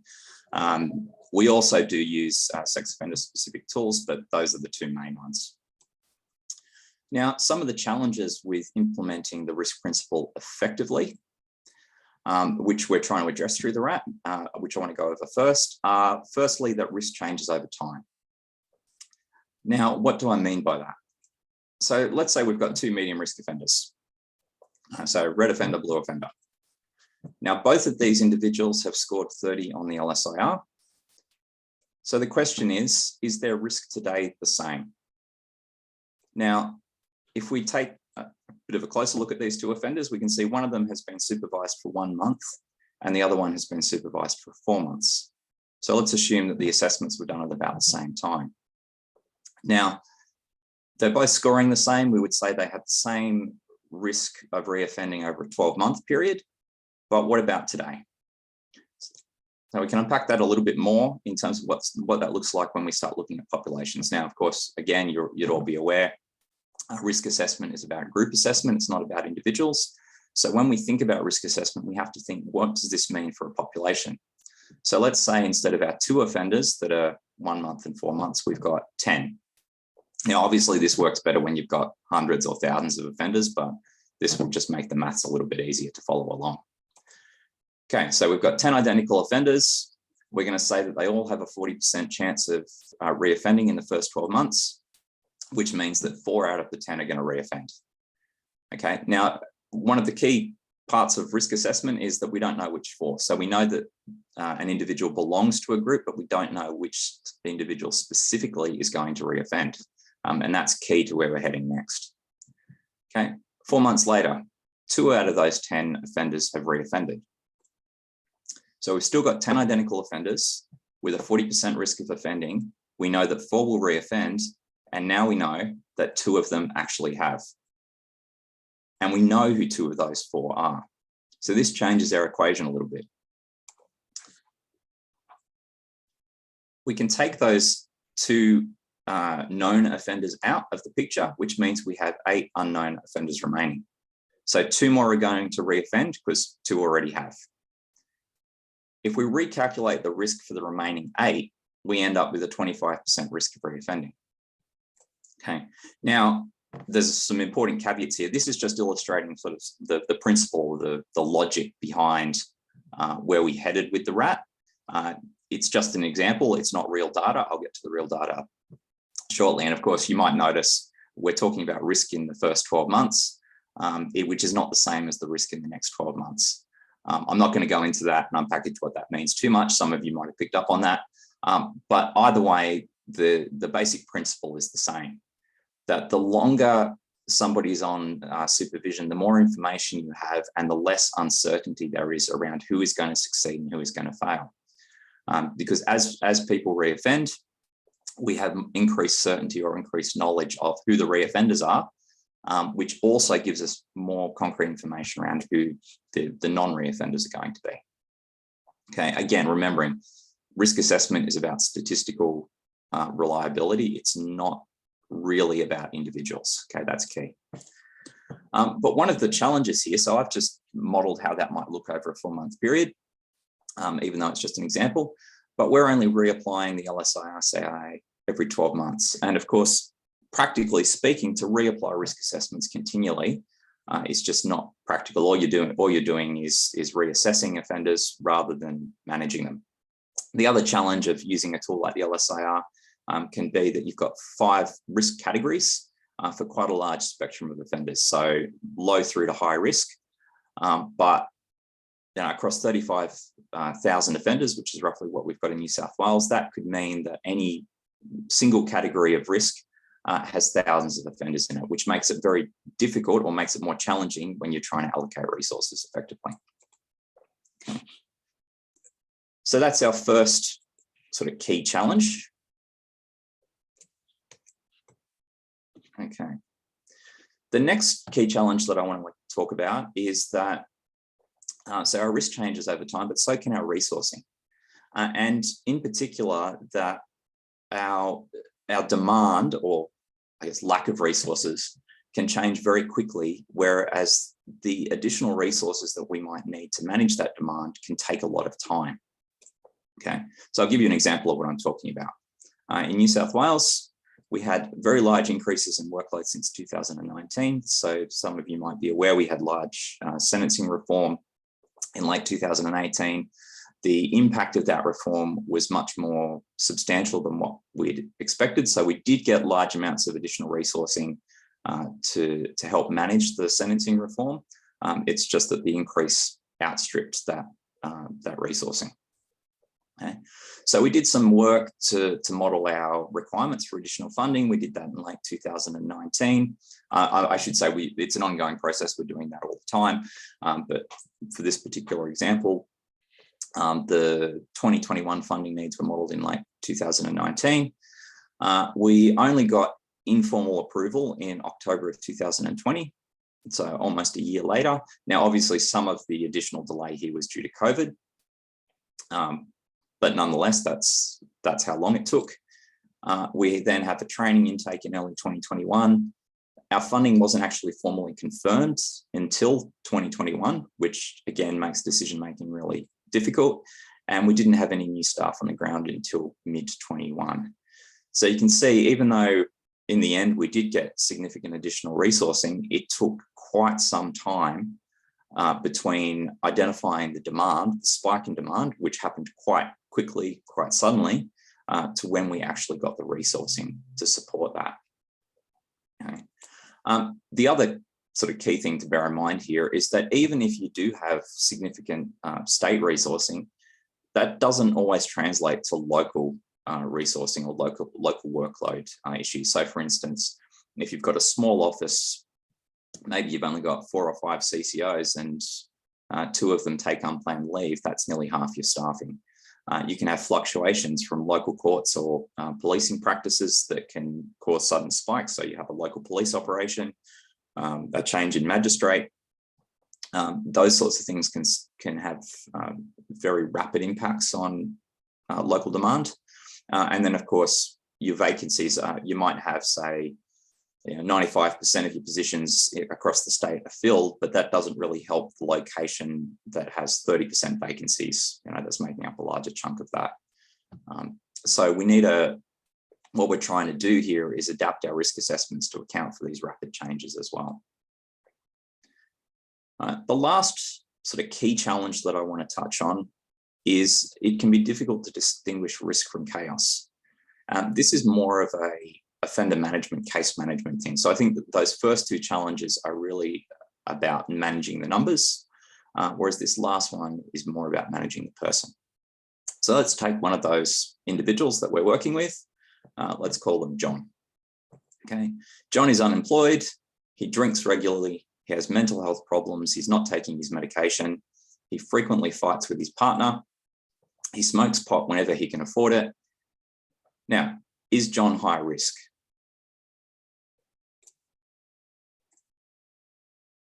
So let's assume that John has been supervised for 2 years and has not reoffended. When we started working with him, he used to offend every few months. So initially he probably was high risk, or at least was assessed as high risk on the LSIR. But I want to ask another question. What if John had never committed an offence? So everything else that I've just described about John is the same. So he drinks a lot, he's got mental health issues, he fights with his partner, and just to be clear, we'll define fighting as verbal arguments, the usual sort of household conflict, not any violence or coercive control or any of that sort of thing. If he'd never committed an offence, should he be managed by the justice system?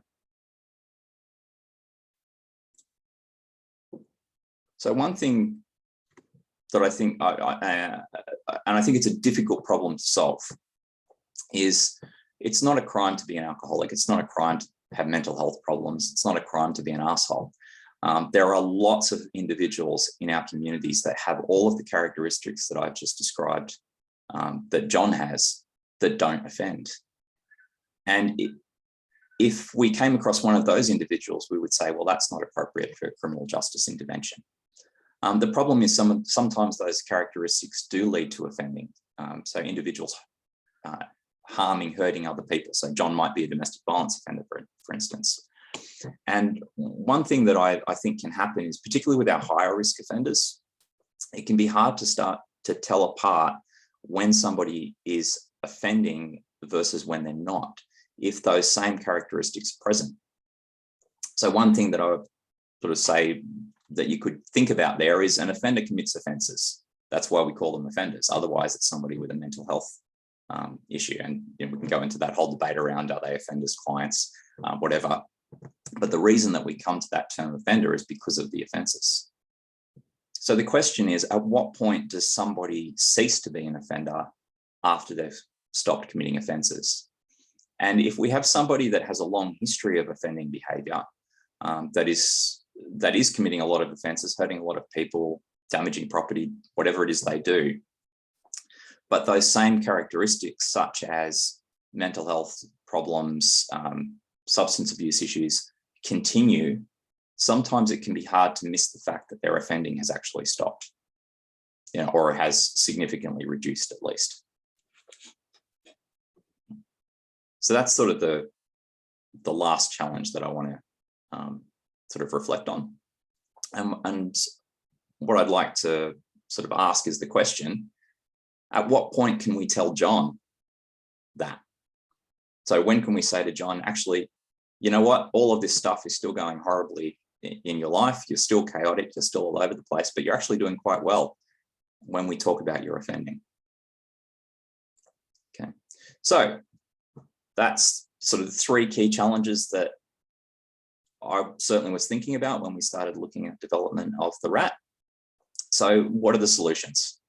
And yep, we've got this new thing called the risk assessment tool, or the RAT.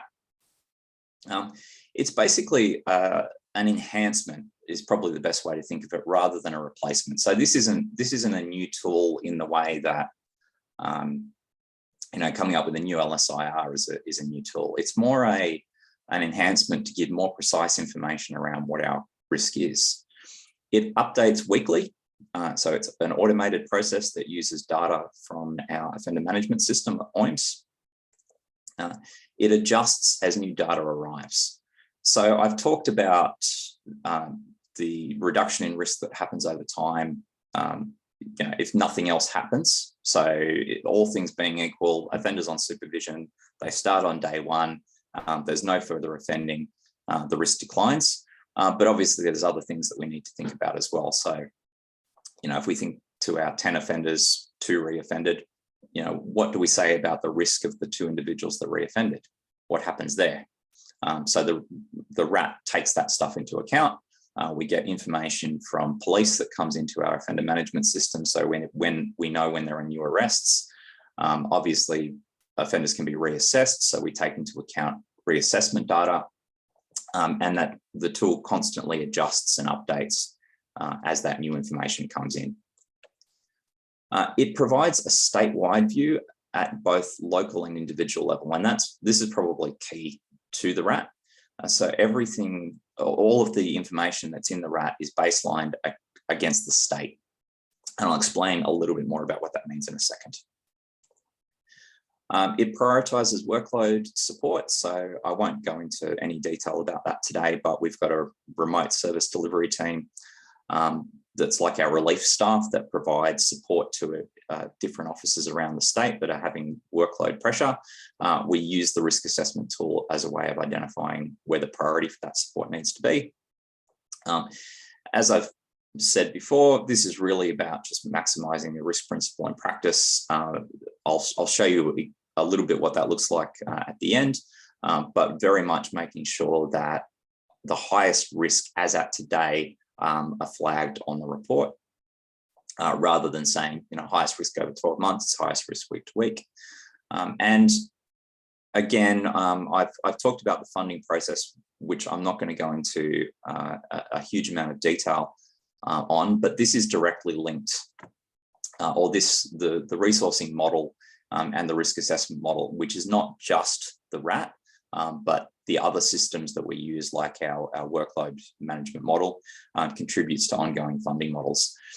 So I'll touch on that a little bit more in a second, just because it might make more sense when I'm explaining how this actually works. Okay, it's dynamic, uses real data, and what that looks like is we take, or the basis for that information is real data from offenders that have been managed through the last few years, so 2017, 18, 19. We capture all of their risk assessment data, offence type. So as you know, different types of offending or offence categories have different risks, even if the risk assessment comes out the same. We look at time on supervision. That's a key component of this. Prior rearrests and offending which has occurred while on supervision. One of the other things that's really important to flag here is that the reoffending that we're looking at is not just any reoffending, but what we call personal property or serious drug offending. So in New South Wales, we have a premier priority for reducing reoffending or reducing adult reoffending, but it's not any reoffending. So for instance, minor regulatory traffic offending is not a premier priority. So when we've run these numbers, we're actually looking at those offences that are within the premier priority, which are the shorthand that I like to describe it as is the offending that the community cares about. So for instance, drug possession is not a premier priority offence either, because drug possession in of itself is not something that causes significant harm to the community. There might be other consequences of that, just like alcohol abuse down the track, but the possession in itself causes no harm or minimal harm per incident. So for context, I think on our latest national drug use survey, we've got approximately 1 million people in New South Wales that have used illicit substances in the last 12 months.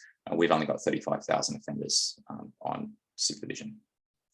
Okay, so anyway, we grab all of this data and we look at what was the actual reoffending. So this key to this is that it's the same data that we have for a caseload today. So it's almost like going back to mid-2017, 2018, and creating the caseload that we have today, and then seeing who actually reoffended. What were the actual rates of reoffending at that point in time? So not just how many people reoffended after they started their order, but how many people that, you know, scored 30 on the LSIR that were 6 months into their order and hadn't been rearrested, reoffended in the next 12 months. Okay, so we're really trying to estimate what's the risk today, not what is the risk the last time we assessed them.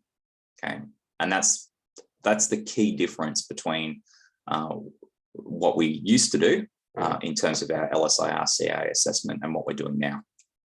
Okay, so here's some actual data rather than some sort of made up to show you how the logic works examples. So this is showing you the rates of reoffending by LSIR. So along the bottom there, the 10, 12, 14, 16, that's just score on the LSIR. And then you've got 3 different lines showing you, first of all, what's the rate of reoffence in the first 6 months? What's the rate of reoffence in the next 7 to 12 months? And what's the rate of reoffence in 13 to 18 months? And I should sort of note that that's for offenders that didn't reoffend. So if they made it to 7 to 12 months, what was the reoffending rate after that? Okay, and you can see quite significant differences between, particularly at the high end of the risk spectrum, that if somebody manages to remain out of trouble for an extended period of time, their odds of succeeding further increase significantly. Much less of a difference down at the low end. Okay, now the RAT takes into account a whole bunch of other variables which are not shown here, but this is just to give you an idea of the degree of difference that can occur between, say, somebody that's high risk. If we look at somebody scoring around 40 on the LSIR, their initial risk in the first 6 months can be up around the 45% mark, chance of reoffending. Again, remembering that this is just personal property serious drug offending reoffending, down to around about 15% if they've managed to last more than a year. Okay, so you can see the difference there, quite substantial.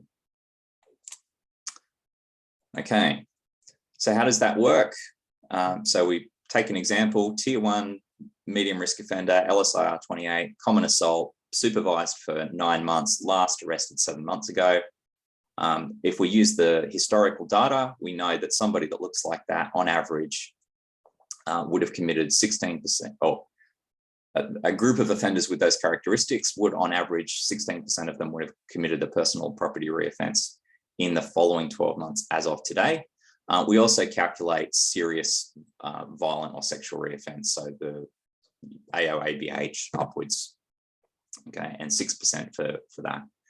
Now, if we look at somebody who has almost the same characteristics, but was just recently rearrested for another offence, a little bit like our graph, we can see significantly increased risk for further reoffending within the next 12 months. So 41% up from 16, 10% for a serious sexual or violent offence, up from 6. Okay.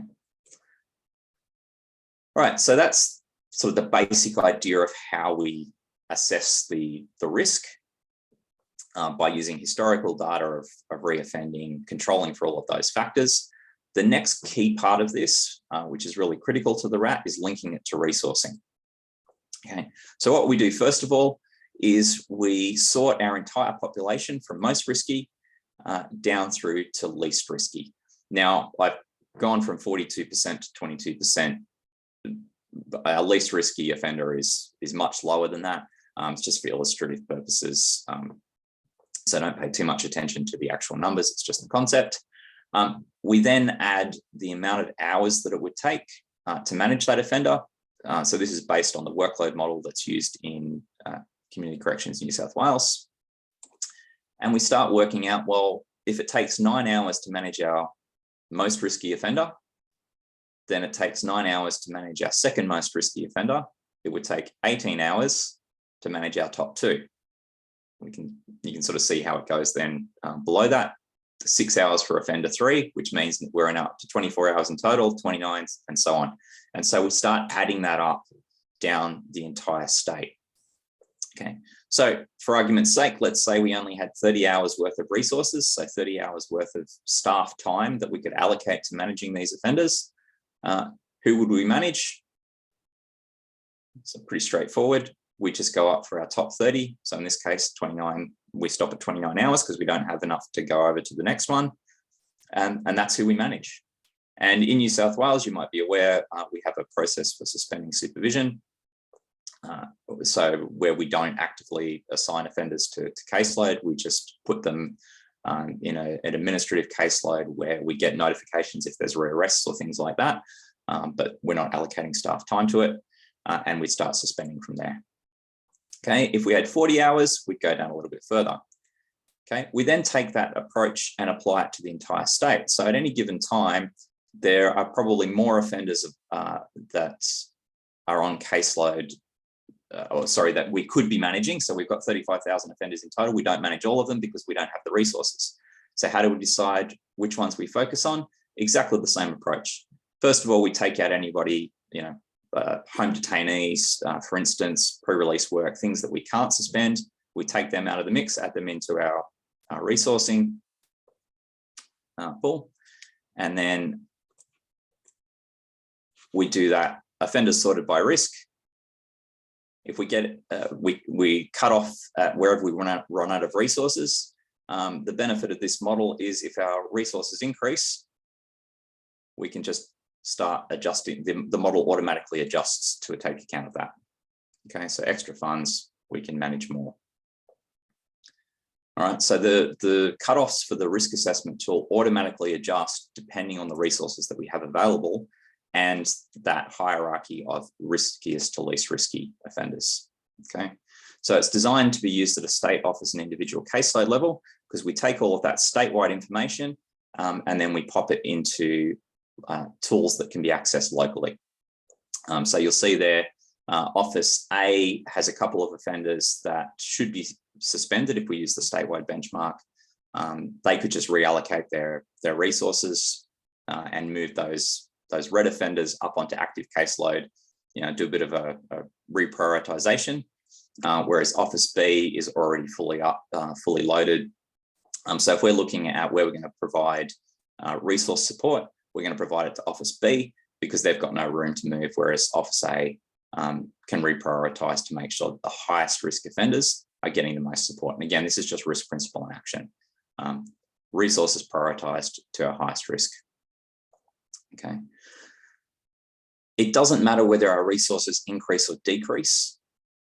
The calculations will automatically adjust and they ensure that we've got equitable distribution of whatever limited or excess of resources that we have.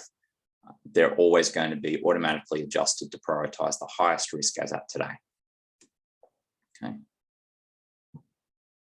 Lastly, and I think just as importantly, the case management element. And so we want to highlight positive changes, not just focus on negative risk.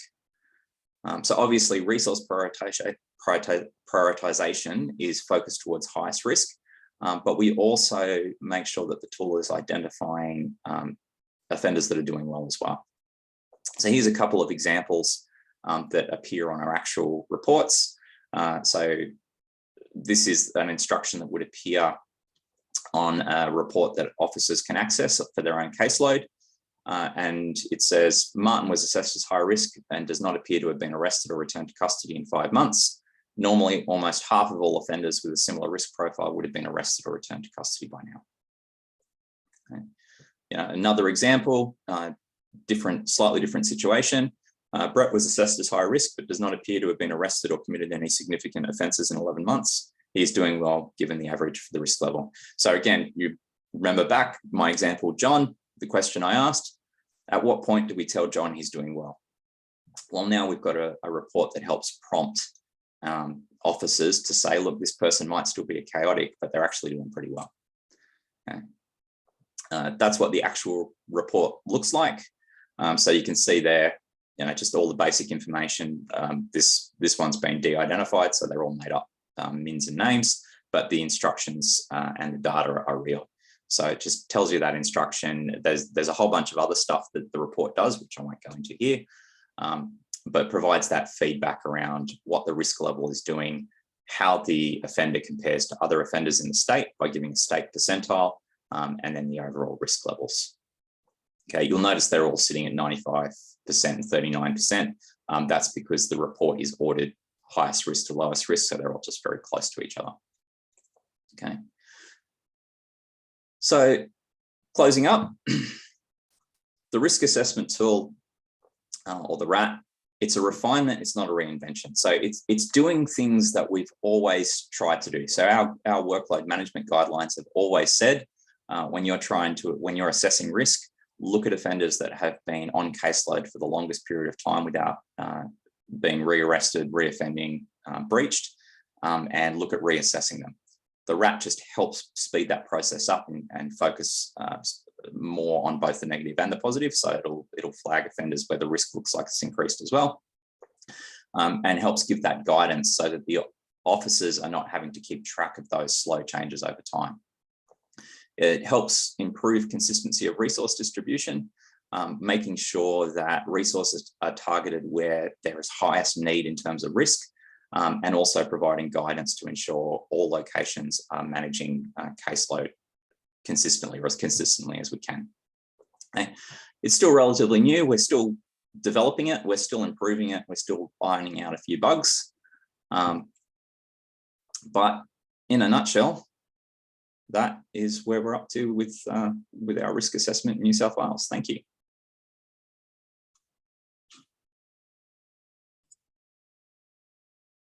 Thanks, Jason.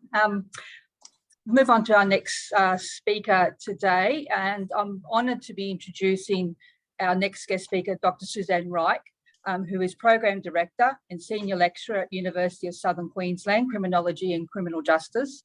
Suzanne joined PACCOA a year ago and has added so much value to the membership by participating in the PACCOA Live series and sharing her research, providing valuable guidance for our virtual conference, and just her ability to engage us in conversation and sharing her experiences. Suzanne also has a great podcast called I'm Not My Crime, so I'd highly recommend you listen to those. And Suzanne will be leading a discussion panel today with her two guests, Richard Brooking and Shannon Parry. Welcome to both of them. The presentation includes perspectives from research and lived experiences. It will address some of the objective, subjective, and exclusion factors that many may largely unaware of, but can have a significant influence on how individuals see themselves, their prospects for successful integration, and in turn, their capacity to engage in reintegration endeavours. I'd like to welcome Suzanne, Richard, and Shannon. Thank you so much, Karen, and thanks everybody for having us today. It's a real pleasure to be here. I'm just going to quickly share the screen so that you can see our slides. And what we're going to talk about today, I think what you just spoken about, Jason, is just such a lovely segue into the topic that we're going to talk about. I particularly like your question about when does somebody get to stop being an offender or seen as an offender, and I couldn't help but be thinking about social psychology that talks about, you know, what we believe about other people governs our behaviour towards them, and certainly that can play out in supervision, I think, relationships, and so having that tool to sort of indicate how well is someone's doing may actually tweak those attitudes and beliefs about someone, and then transfer to a slightly different supervision kind of experience for both parties. So thank you, Jason. I really appreciated what you had to say.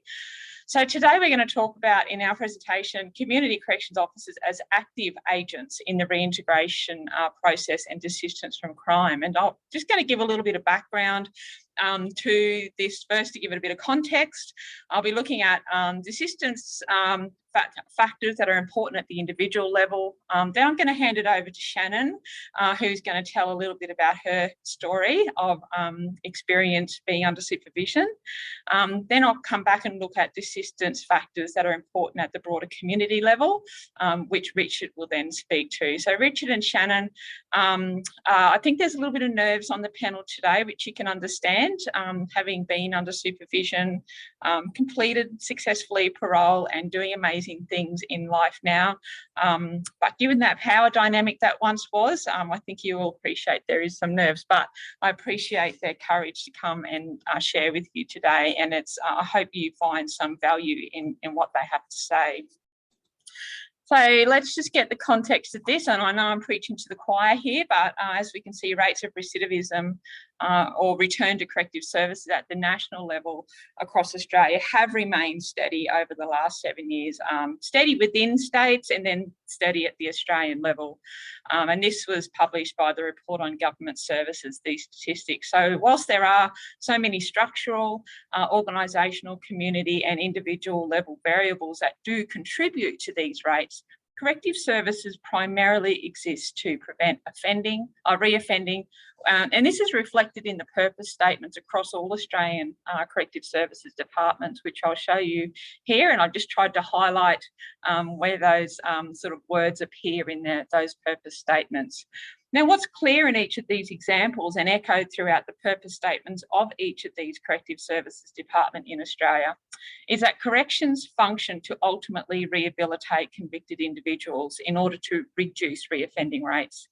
So like I said, I'm not telling anyone anything new here today when we reflect on these rates of return to corrections and suggest, but this does suggest that we still have a few challenges to overcome in this space. So we understand and we acknowledge as well that many of the factors that can influence reoffending rates are not necessarily within our own reach to affect change. So these might be factors like governing legislation, operational policies or procedures, which may be quite punitive by nature, or what the government-elect are emphasising at the time in terms of criminal justice responses to crime. And although probation and community corrections officers are obligated to function in accordance with these overarching forms of authority and regulation, there is also an opportunity to couple these obligations with a rehabilitative approach when working at the individual level with those under supervision. Now, to be clear, this presentation is not about telling you how to do your job, so please don't misunderstand the intention here, but rather it's about turning the spotlight on a few ideas that matter for individuals under supervision and ways to strengthen professional practice. So that's just in line with the theme of this conference today. And so for this presentation, we will be taking a look at what matters for reintegration and desistance from crime at both the individual and the community level, and how the role of community corrections officers might be instrumental in this regard. So we're borrowing the motto, nothing about us without us, which was first introduced to promote participation by disabled peoples in the planning of strategies and developments of policies that affect their own lives. So this motto, I guess, is relevant to us today in this context because our recidivism rates suggest that we are falling short in our reintegration endeavours and in our supporting desistance from crime. So first, what I want to do is just take a little bit of a look at what matters at the individual level, and this will be followed by Shannon, who will share a little bit about her experience under community corrections supervision, and then I'll talk a little bit about what matters at the community level, and this will be followed by Richard sharing some of his story. So this is a unique opportunity, I guess, to receive some constructive feedback, we'll put it that way, about what works and what doesn't work from those who have been on the receiving end of corrective services. Because as far as I know, and the last time I looked, no corrective services department in Australia sends out customer satisfaction surveys. So how else will we know where our professional corrective practices are effective and where improvements could possibly be made? So it's a bit of a special kind of presentation today in that regard. Now, in 2009, Fergus McNeil published a report, and I'm pretty sure most of you have heard of Fergus McNeil. I have heard his name bandied around a bit in PACCOA, so I know you're familiar with his work.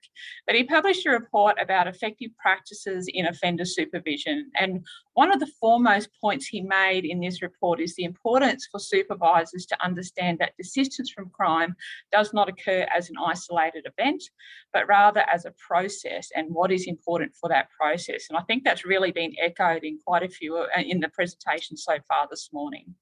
Now, whilst many factors have indeed been identified as influencing or being associated with desistance, we can categorise these factors more broadly as individual and community factors. Now, on the one hand, some of these individual level factors for desistance will occur organically, like somebody just getting older, we can't force that or influence it, or will be contingent on the individual to choose. So, for example, making the rational choice to desist. As much as we can encourage that, that ultimately comes down to the individual. So therefore, these are largely out of the scope of external influence. But on the other hand, there are other individual level factors that are well within the reach of external influences to affect. And I've highlighted these with the white border there. So this raises questions about how community corrections officers perceive their role as a community corrections officer in the context of the desistance process, and how then you perform your role to influence these individual level factors that matter. Now, McNeil makes the suggestion that criminal justice workers should view themselves as supporters of the desistance process rather than providers of correctional treatment as such, even though that's an important part of it. Now, although this may not neatly align with the operational procedures that govern community corrections work, there's always going to be ways that it can be incorporated into corrections work. And one of these ways is by something that we call message framing. And I think this is part of where this presentation is quite complementary to what Jason was saying. Now, message framing refers to the way that we construct and deliver messages in ways that will increase the intended outcome. And it acknowledges that what we say and how we say it are both equally important. So various studies with criminal desisters show that those who saw themselves as desisters and felt confident about their capacity for desistance were largely successful in doing so. But having a sense of hope that one can go on and live a crime-free life is also an important component in the desistance process, and it goes hand in hand with one seeing themselves as a desister. As part of this sense of hope and change self-perception, the individual must recognise their own agency to effect change and to be able to govern their own lives.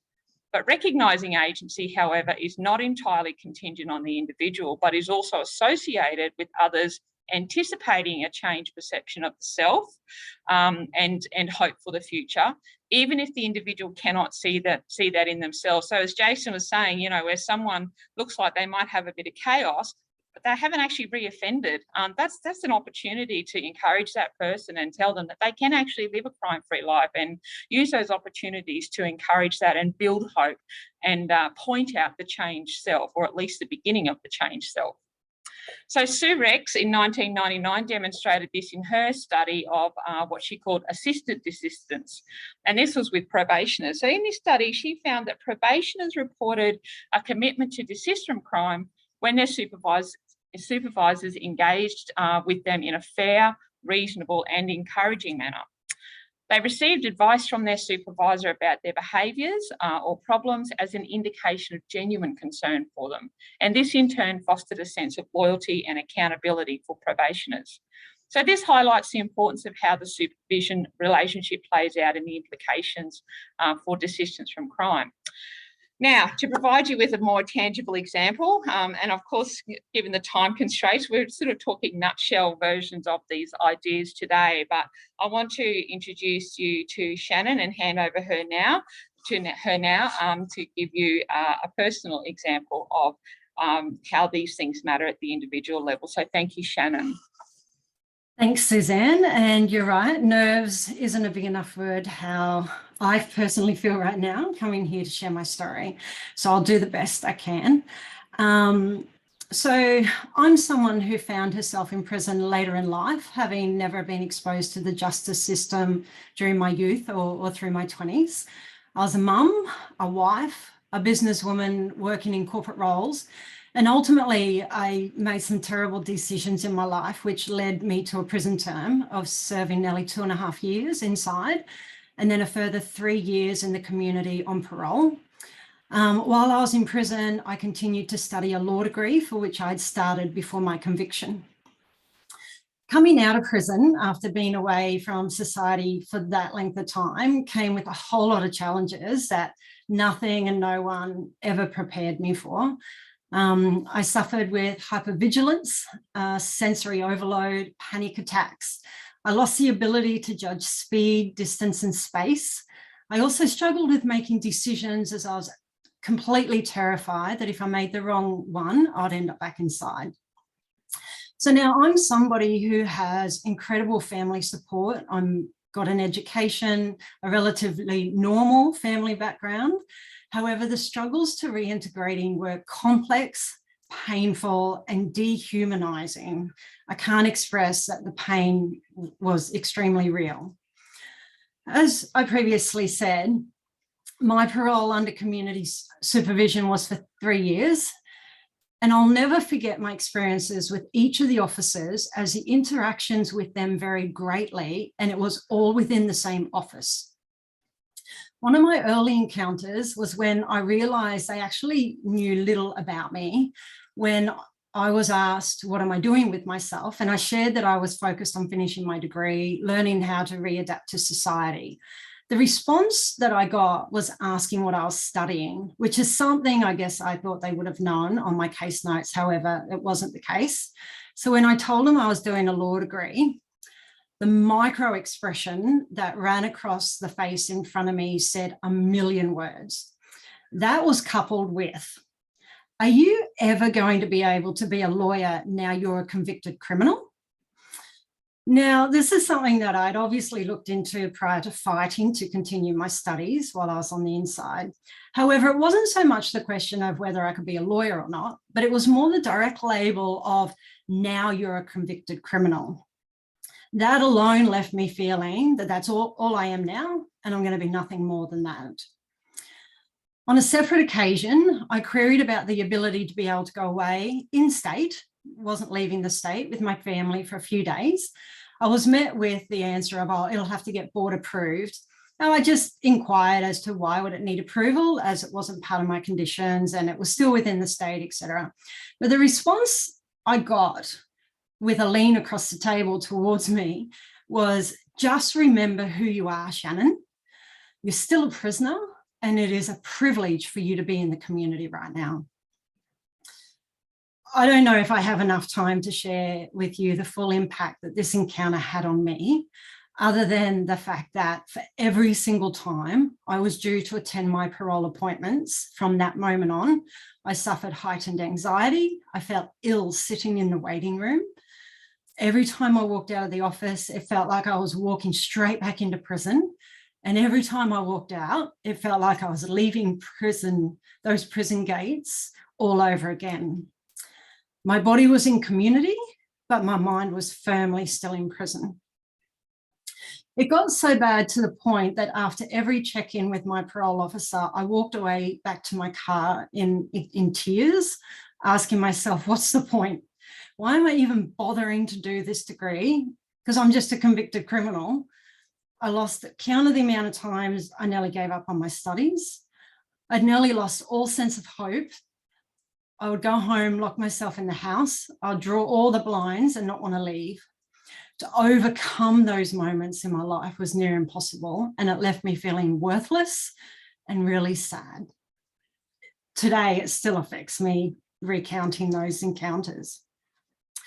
I was already struggling to find someone to even interview me for a job, because both my conviction and my parole conditions, and then on top of that, to be constantly reminded at my parole officers of my parole appointments of my crime and who I was, it came across that I was the worst of society and I didn't belong nor deserve to be walking amongst other people on the outside. However, in contrast, I had some encounters with other officers that was vastly different within the same office. There was a time when I had to put in a request for something and my parole officer rang me, and the first thing they said was, "Oh, Shannon, I'm just so excited to call and let you know the outcome. It's a yes. Like, how wonderful is that? You must be relieved. I'm so happy for you." Another time was in the office, and I shared I had finally graduated with my law degree and I'd started my master's. And the response that I got from this different person was, "Wow, that's fantastic. What an achievement for you. It must have been tough to get that done under the circumstances you've experienced." And another time was somebody actually asking me if there was anything they could do to help me. That was such a surprise to hear those words after having experienced the negative encounters, and to finally hear one of them asking if there was anything they could do to help me. In saying all of this, it is unfortunate that part of my time on parole was filled with negativity, condemnation. It was degrading. I was left feeling unworthy, left questioning what I was doing, why I was even bothering, when it felt like I was reduced to my crime and will be nothing more than that ever again. In all frankness, it left me feeling belittled and not deserving of still being alive after having committed a crime. The power of words is incredible. And in all honesty, if that's how it left me feeling, someone who's relatively of strong mind and heart, I'm educated, I have a great support, great network, I can only imagine how it would leave others feel who have far less than what I do. On a positive note out of all of this, I am proud to say that those negative encounters did not break me. Although I became pretty bendy during that time, I did not break. I've now gone on to complete my law degree, and I'm 4 subjects of completing my Master of Laws majoring in international law. I successfully completed my sentence at the beginning of this year and have been focusing on a future that I believe is extremely bright. I'm now currently working for an incredible organisation who works with prison leavers. Now, over the 3 years that I was on parole and having applied for nearly 100 jobs and did not get one interview, I find it hard to even get a job with my education. Then it has to be 1,000 times harder for those without an education. So I'm now an industry engagement manager. I spend my time talking to corporations and business owners in opening their hearts and minds to the prospect of employing people who are leaving prison and returning to society. And I'm absolutely loving it. I work closely with people leaving prison. I'm in contact with them regularly. I'm connecting them with external supports and networks and getting them in front of prospective employers who are willing to give another human being a second chance. And once they have that job, I'm continuing to support both them and the employer, as transitioning back to society is one of the most underestimated challenges I've ever encountered. So in closing, the power of words can make or break someone. It can kill hope and kill any belief someone has in themselves. And even though there was some negative experience during my 3 years, I did encounter some wonderful parole officers who did create a positive experience for me. And it was those people who made the difference and helped me to successfully complete my parole time. I'll never forget them. And I'm ever so grateful they encouraged and supported me. They helped me when I needed the help and were excited for me when I achieved my goals. So yes, I will become a lawyer. I now have absolutely no doubt that I will pass admission in spite of those who said I won't and I shouldn't. And in the meantime, I'm going to continue to help people who are helping people. Thanks so much for hearing my story today. Thank you so much, Shannon, for sharing that powerful story. And I noticed there's a comment there from Daniel cheering for you and saying thank you, that this is a huge step. So thanks, Daniel, for your encouragement. So Shannon provides us with a great example of how messages can be framed in different ways, and then what influence this framing has on the person's sense of hope, a sense of agency and their motivation. So let's shift the spotlight across now to some of these community level factors. I'm just trying to change the screen here for you. There we go. And so these factors that at the community level that matter for reintegration and also for desistance from crime. Again, understanding what these are is the first step to identifying ways to support and encourage individuals towards these community level factors. And again, I've highlighted these with the dark pink circle where we might be able to make a difference in our practice. It's also important to grasp the idea that reintegration is a two-way street. Okay, so when we consider some of these community level factors that matter for reintegration and desistance, we cannot ignore the active role that others play in providing these community level opportunities. So for instance, an individual can only do so much to get a job. There must also be an employer who is willing to give them that job. Again, also pro-social networks require 2 or more people to interact and communicate with each other for pro-social friendships to be developed and maintained. So message framing also emerges here at this level as a key tool for promoting desistance through community connections. So Shad Maruna, who happens to be one of my favourite criminologists, I don't know if many of you have heard of Shad Maruna. He's an amazing, he does a lot of desistance studies and work, and he's an amazing scholar. He teamed up with Thomas Lebel in a study, and out of that they suggest that this can be achieved by identifying and highlighting the individual's strengths in relation to themselves and in relation to others. So in doing so, what this does is it assists the individual's motivation for and towards change.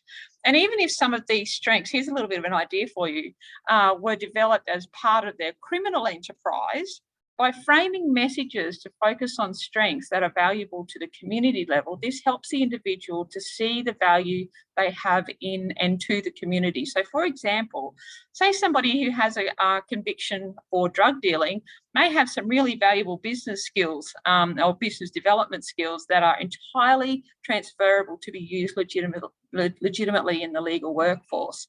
Or say someone who committed a crime to protect another person or as part of their perceived obligation to a group.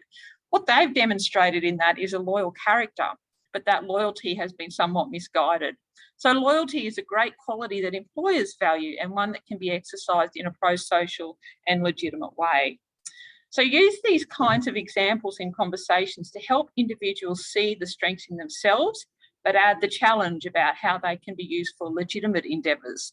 So by helping individuals see the value of their strengths in the broader community, we help them to build human capital. Now, McNeil, I'll go back to Fergus McNeil. He explains that human capital is something that supervisors can help individuals develop, and in this context refers to the motivation, skills, knowledge, resources, and qualities of the individual that he or she might develop and deploy in the process of desistance. Now, building human capital also fosters a greater sense of agency for the individual, which is considered to be an integral component of personal change.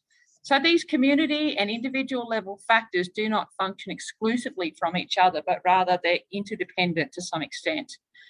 Now, as well as human capital, social capital is also crucial for supporting desistance from crime, and supervisors are really well positioned to help build the social capital of those under their supervision and the broader community. So some studies have examined also the links between social capital, offending behaviour and desistance from crime. And they suggest there are a number of ways that supervisors might be able to help to increase social capital, which I'm going to touch on briefly. So first of all, engaging with families and encouraging their active involvement in supporting desistance. Now this, of course, will depend on the nature of the family and other considerations to be made in terms of the individual's age or relationship status with their family. It also may be something that needs to be facilitated via a social worker, but under the right circumstances, family plays an important role. Secondly, assisting the individual to engage in productive activities like work, volunteering or other constructive activities like sports, hobbies or interest groups. These productive activities open opportunities for those pro-social connections. And I know that especially for people who have had long-term sentences, it's really hard to find places to make those pro-social connections, and they quite often will gravitate towards their social communities that they fostered inside prison. So these are some ways that perhaps they can find other pro-social friends on the outside. Now, thirdly, supervisors can also play a mediating and advocacy role within the broader community.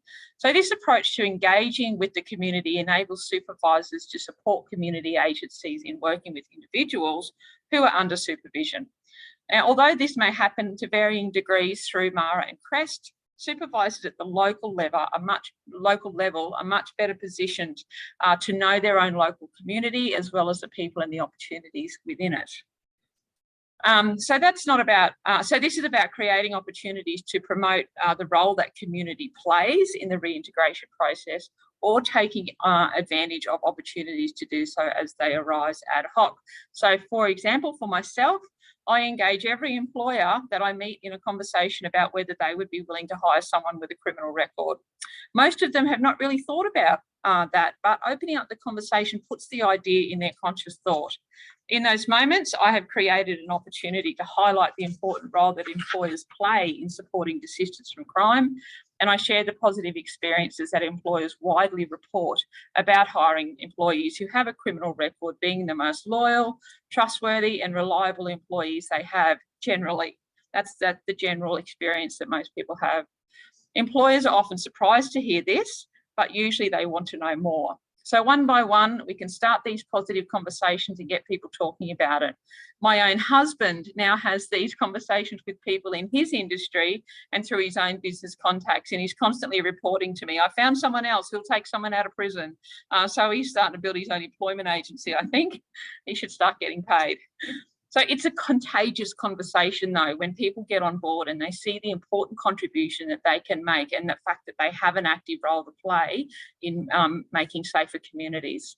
So I'd like to now introduce you to Richard. Richard's going to share some of his story of reintegration and experiences of reconnecting at the community level. So thank you so much, Richard. Over to you. Thank you, Suze. Thank you for that. How are you all?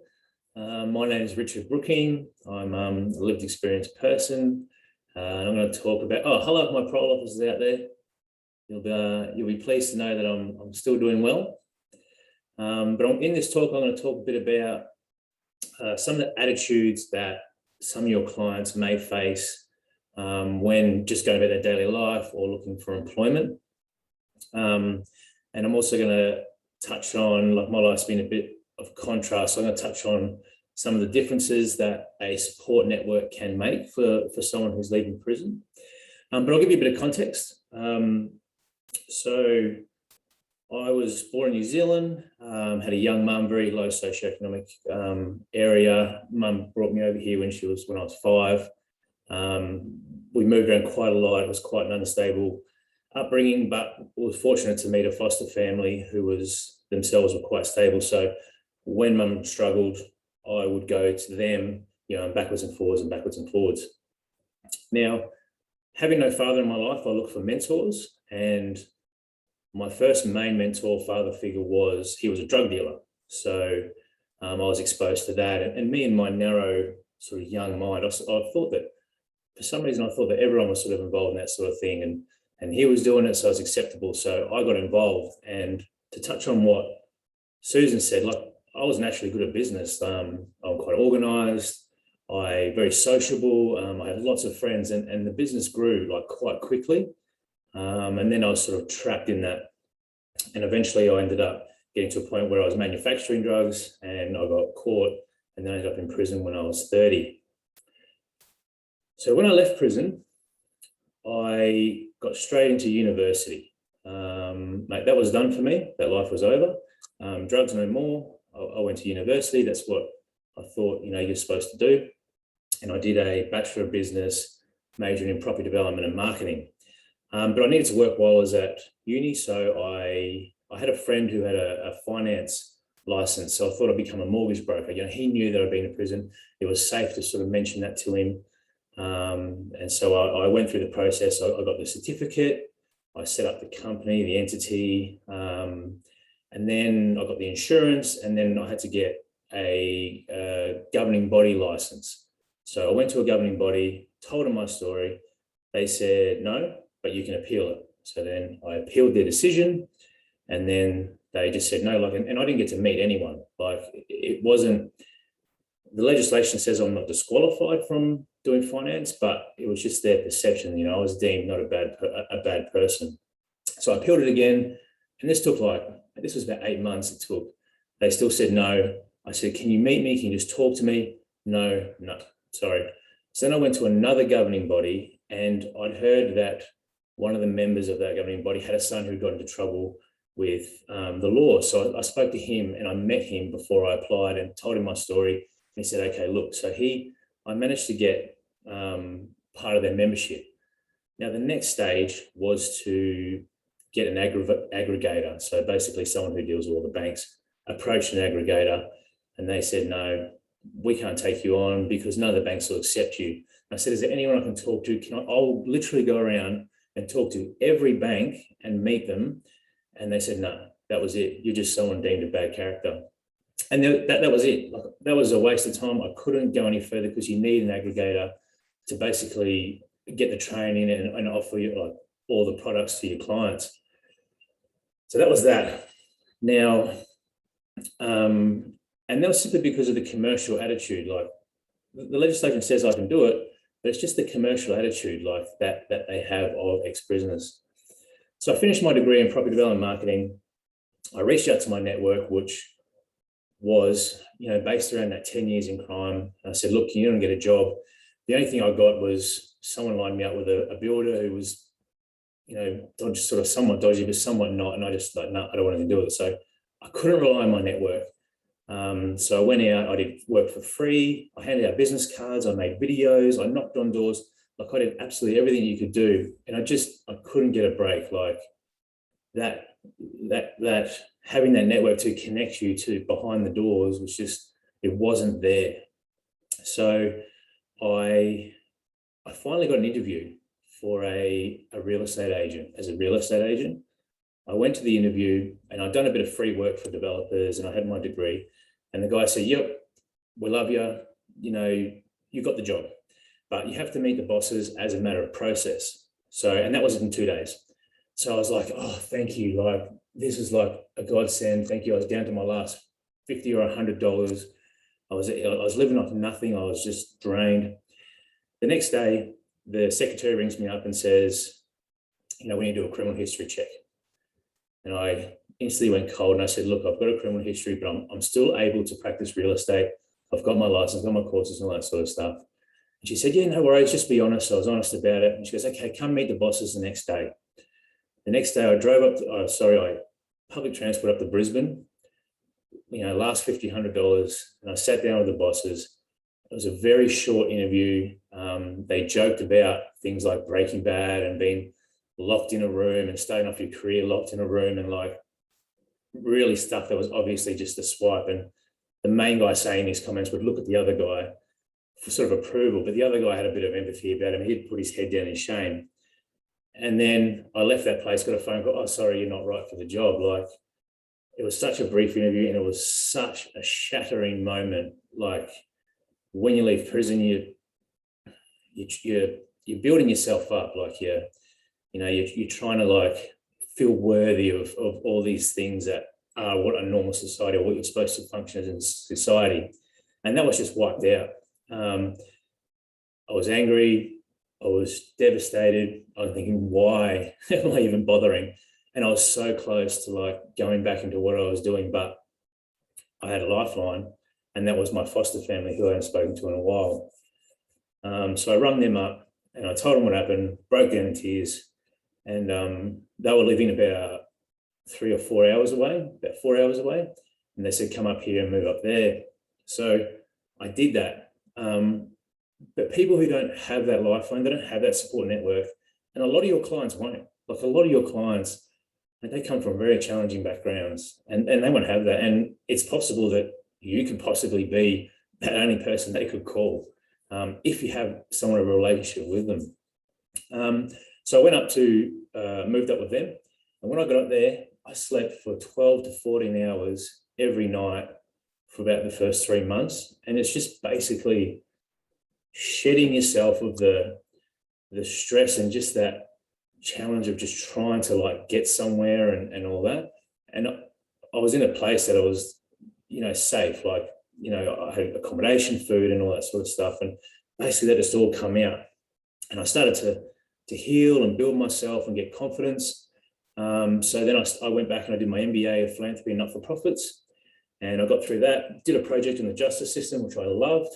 And I decided to do law. Now, I've been involved with the community now. So my foster family lives in quite a conservative area. They're sort of somewhat well-to-do. And they have, you know, community connections in that. So I started volunteering with organisations. And I went to this meeting, group meeting, and I was talking to people and telling them that, you know, I'm studying law. And the second conversation I had, a very well-known guy comes up to me. I told him I'm doing law. We had a good conversation. He gave me his card and he said, if you need to be placed in a law firm, just give me a call. And I couldn't believe it. Like, it was such a difference. Another conversation, a retired engineer, his friend owns a law firm. So he said, I can link you up. But these sort of things, you know, a lot of your clients, they don't have them, but they're so important and they're so unthought of how much of a difference they can make. That sort of that little bit of help. I'm mindful of time, so I just wanted to finish on a note. Basically, that you can be a very important part of their life as a parole officer, and that a lot of them they're engaging with attitudes that are really negative towards them, and like it wouldn't just be employment, it's all in many different interactions that you have. I was driving back to my place from a run and I seen a sign that says, I used to be a meth addict, I'm doing a talk.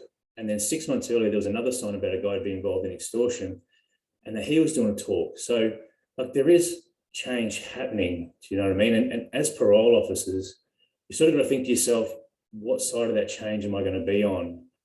You know, the positive or the understanding side or the negative side. So just don't ever think that you don't have an important role or can't have an important role in these people's lives. Thanks for listening.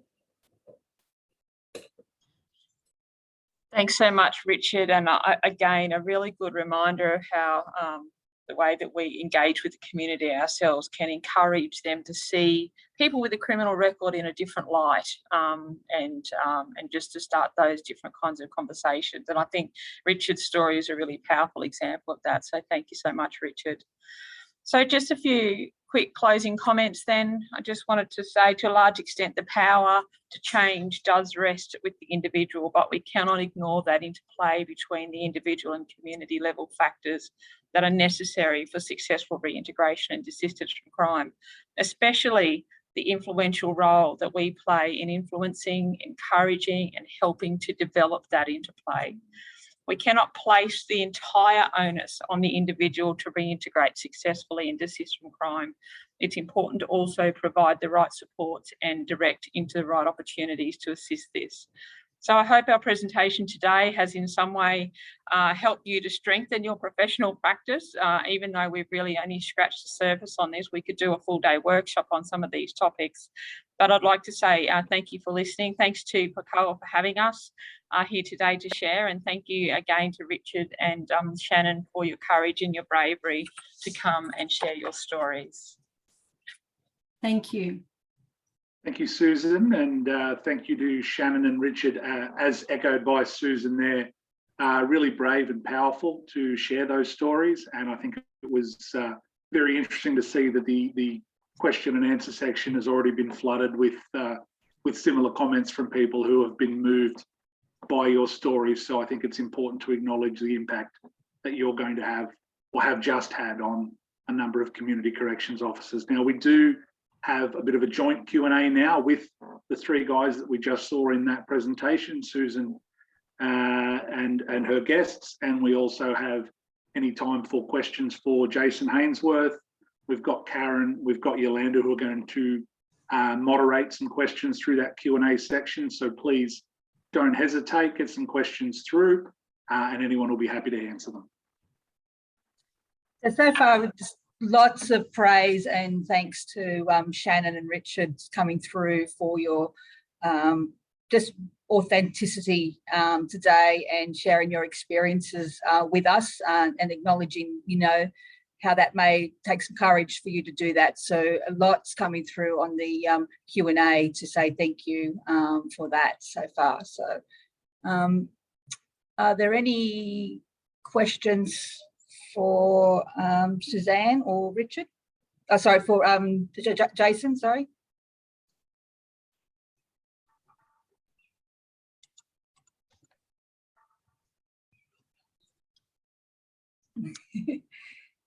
So we just get lots of comments just reinforcing that, you know, as officers, we just really have to value the messaging we give across that table every day, and the impact that does have is a lot of the comments coming through at the moment.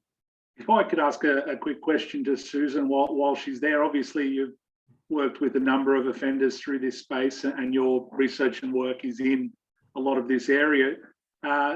Are the stories that we heard today indicative of the larger cohort that you've worked with? And do you tend to find that it's similar experience that varies so dramatically from office to office and officer to officer? Yeah, Daniel, my background is actually working inside the prison system.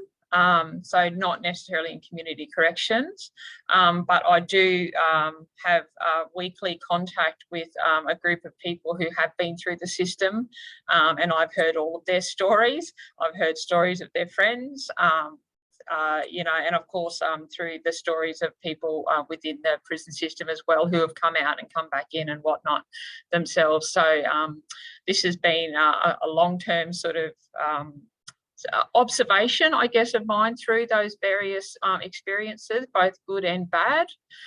So that was part of the inspiration for today's presentation, you know, springboarding off those stories and thinking about, you know, the power of message framing.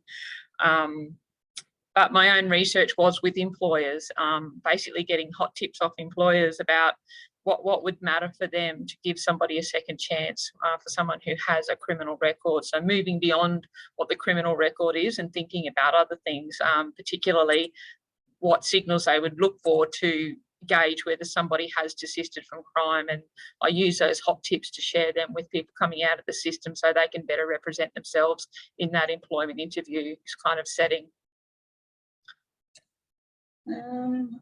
Awesome, thank you. I do actually have a question for Jason too, while no one else is jumping in. I'm desperate to ask as many questions as possible when we have such expertise and experience available.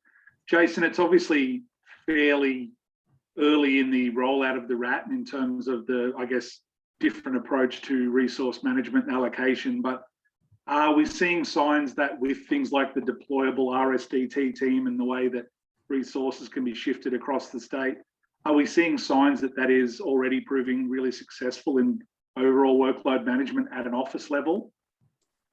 Oh, absolutely.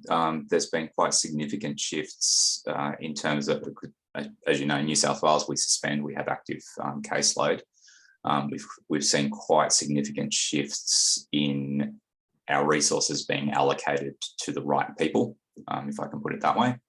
And that's partly to do with equitable resource distribution, you know, preventing the need for local officers to have to suspend, as well as, I guess, having more up-to-date and accurate risk assessment, so prompting people to reassess and so forth. I can't quote the numbers off the top of my head, and I probably wouldn't anyway, but it's been, yeah, quite substantial. Sort of an order of magnitude of probably about 25% shift in the right direction in terms of where our resources are sitting. So, and that includes, I should say, and it's really important to emphasize, it's not just about focusing on the high risk, but some high risk offenders where we know that there has been a stepping back and saying, well, actually, we don't need to provide that same level of intervention. We just got a hands up for Queensland Conference Group question. Yeah, sorry, Joanne here, how you going? My question is probably across both actually. I couldn't help but think during Jason's presentation and whether he's actually seen any pushback there too, you know, with our life sentence type prisoners who, you know, we all know people who have, you know, 17 years of age, 19 years of age, who've committed a murder, for example, and nothing since, 16 years later, obviously minimum period parole here in Queensland, but, you know, out in the community, but, you know, with the conditions, you know, that political sort of factors coming in there as well. And they talk about how, you know, coming in regularly to the office, you know, sort of stops them moving on with their lives, etc. And how do we find that balance, I guess, between the community expectation, I guess, with supervising someone who's committed, you know, a murder, for example, but so long ago, you know, how do we, you know, work towards, I guess, influencing, say, parole boards even, and putting the cases forward for, you know, those people who may be technically, you know, a lower risk. Does that make sense? Then, you know, but that community expectation, getting that balance. Yeah, absolutely. And I mean, one of the things you'll notice if you look at our risk assessment, I mentioned there's that category of mandatory supervision, and that includes lifers. We can't suspend lifers. We're not allowed to suspend serious sex and violent offenders on parole, but we still do the same risk assessment. So what you'll see, the RAP, one of the things that the RAP will report on is to say, look, you can't suspend this person, but their risk is really, really low. Because I think the mistake that we can make sometimes is to forget that it's largely political and largely expectation management of the community. And I think there is work that we can do to try and pull that back. But, you know, we also have to be pragmatic. We can't win all of those battles, and there are certain things that we have to do because, you know, for us, the management of life offenders is mandated through legislation. So we've got no wiggle room on the policy, and it would be a very brave politician that would pull that back. However, what we can do is recognise that that's why we're doing it, and still acknowledge the individual for the progress they're making, and realise that they are or not a significant risk to community safety. We just have to continue to manage the sentence because of those other external constraints and not confuse the two, which is, I think, what we sometimes do. Sure, yeah. And I think it's even challenging when you've got somebody who's even sort of maybe more in the spotlight than others. Does that make sense? You know, you sort of can, and they might have significant, you know, conditions that require, you know, much more regular contact than even others. To sort of, yeah, it's that challenge, isn't it? To sort of, you've got as officers, we've got parole conditions that we need to, you know, acknowledge and manage. But then, yeah, you've got a person sort of asking, why have I got those sorts of conditions? And they can sort of see that political element, I guess. Yeah, that's, I guess, one of the challenges. I'm just thinking, that's all.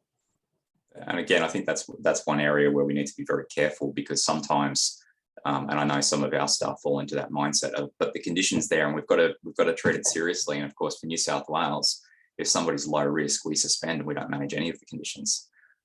So yes. Sort of, it's actually not as significant as we sometimes build it up to be in our heads. It's about having sound, reasoned, evidence-based. We've made a risk assessment. We actually don't need to manage those conditions, and that's okay, as long as we've made that assessment. And I think, you know, there's a thing that gets used in hopefully less than it used to be in our jurisdiction, the telegraph test. What about the telegraph test? It's like, well, the telegraph is interested in selling papers, not protecting the community. So if you're using the telegraph test as the basis for how you manage a person, then you're not only not managing that person properly, you're putting the community at risk as well. But I think it's a really easy trap to fall into. Fantastic. Thank you so much to Jason, Susan, Shannon, and Richard. We are pretty much bang on for lunchtime, so it's rare that things are running so smoothly to schedule. I'll quickly touch wood when I say that. Thank you again, and we'll have about a 45-minute lunch break. We'll let that really jazzy, catchy music kick off for a little while, and we'll see you this afternoon for the next segment of the show.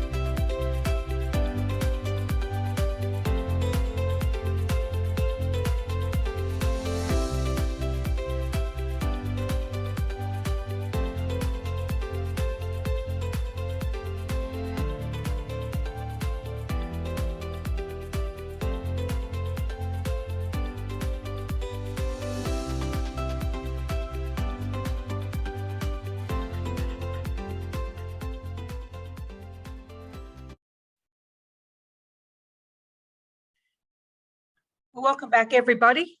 Hope everyone's had a lovely lunch and got full bellies and had a nice break. And we'll head into the next part of the PACCOA conference. So yes, I'm so excited for our next guest speaker, Chantel Chatham, who is embarking on a research career. Chantel is a community corrections officer in Queensland, and I've had the pleasure of knowing Chantel for numerous years when she commenced her career with QCS. Chantel is passionate about her prisoner reintegration and the effectiveness of through care support. Her current research through Central Queensland University focuses on the unique reintegration needs of remanded prisoners and looks to begin a discussion around an appropriate approach when providing reintegration support to prisoners unique to their prison status. She strongly believes that positive changes must be made through evidence-based and critical evaluated practices, and she plans to be a driving force for research pertaining to remanded prisoners, specifically supporting policy and applied practice advances within not-for-profit organisations, academia and government agencies. Please put your hands together for Chantel. Thank you very much, Karen. Let me just bring up my presentation for everybody.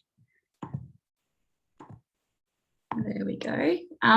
Well, it's lovely. Thank you all for coming along today. It's so nice to see such a great turnout.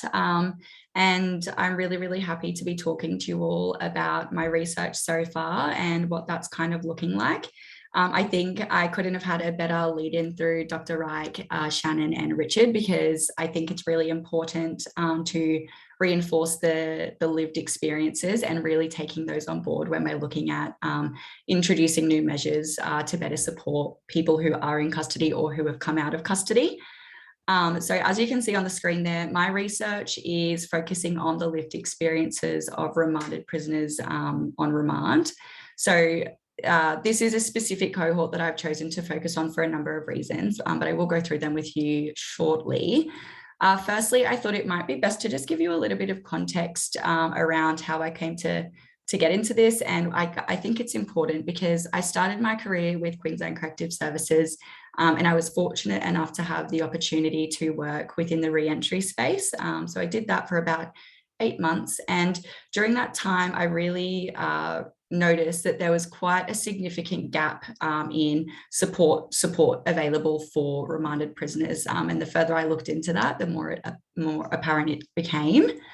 So I decided to pursue a Master of Research, and I wanted to really look at what that looked like for them and if there's any ways we can kind of better support them. So I have research interests within the space of prisoner reintegration, addressing the psychosocial consequences of incarceration. So I'm sure many of you would be aware, a lot of the literature kind of speaks to the fact that prison in and of itself is criminogenic. So while I think it's very necessary and I think it can be very effective, as Dr. Reich said, really coupling that, those legal obligations and parole systems and things like that with quite a rehabilitative and reintegrative approach to sort of balance out those negative consequences.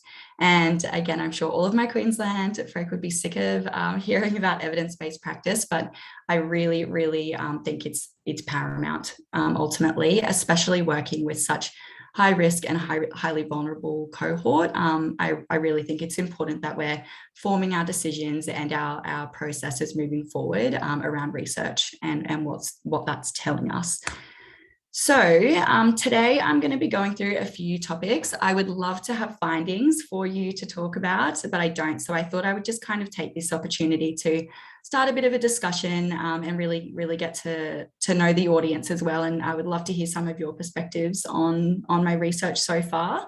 So we'll go through remand from an Australian perspective firstly. I'm not going to go globally just because I'm focusing specifically on an Australian context. And while remand is widely adopted, I think there's quite a few differences across the globe. So I will be focusing on specifically Australia. It's also just very relative to us. Identifying the problem and considering possible solutions. I'll kind of talk you through my journey getting to this point as well. And yeah, I look forward to speaking about that part of it all. With that, I'll go through my research project, what I hope to do, what my plan is, and what I intend for that to look like. and then the intended benefits and scope. So who will influence why I think it needs to be done now and what I hope to do with it in the future as well. So moving on, we're looking at remand from an Australian perspective. So I've kind of put through a really quick snapshot here around what we're looking at statistics wise for remanded prisoners in Australia. It definitely shocked me. I was surprised at the number of people on remand in custody. And I was just blown away to see that it was increasing as well. So at June this year, there was 43,000 prisoners in custody and over 15,000 of them were on remand. So that's more than a third of our incarcerated population in custody, unsentenced, awaiting their court date. And so fortunately, there's a lot of there's limited research around what that looks like for them and what we can be doing to really support them through that time, because I know for myself personally, I would be feeling very overwhelmed with the unknown, and I can assume that would be influencing them as well. But there's no research to support that. So I'm hoping my research will kind of give us some clearer answers around that. There's been a 10% increase in remanded prisoners between June 2020 and June 2021. So you can see that it is becoming a bigger focus, and understanding why that is the case. Some of the research I've looked at speaks to the idea that that's because there's been an increase in breach of justice and breach of bail offences. So that unreliability of coming to court and not being able to proceed with the court matter. So again, looking at why that is, from a perspective, sometimes it's really easy to think, why can't they just come to court? What's going on there? But when we look a bit deeper into it, I'm sure there are a number of factors going on behind the scenes as well for them as to why they can't come, whether that be mental health, substance abuse, transport issues, things as simple as those responsivity factors that we are so fortunate to have access to that these people may not. And so by remanding them in custody, what does that then look like for them? Because that's a further breakdown of their social supports.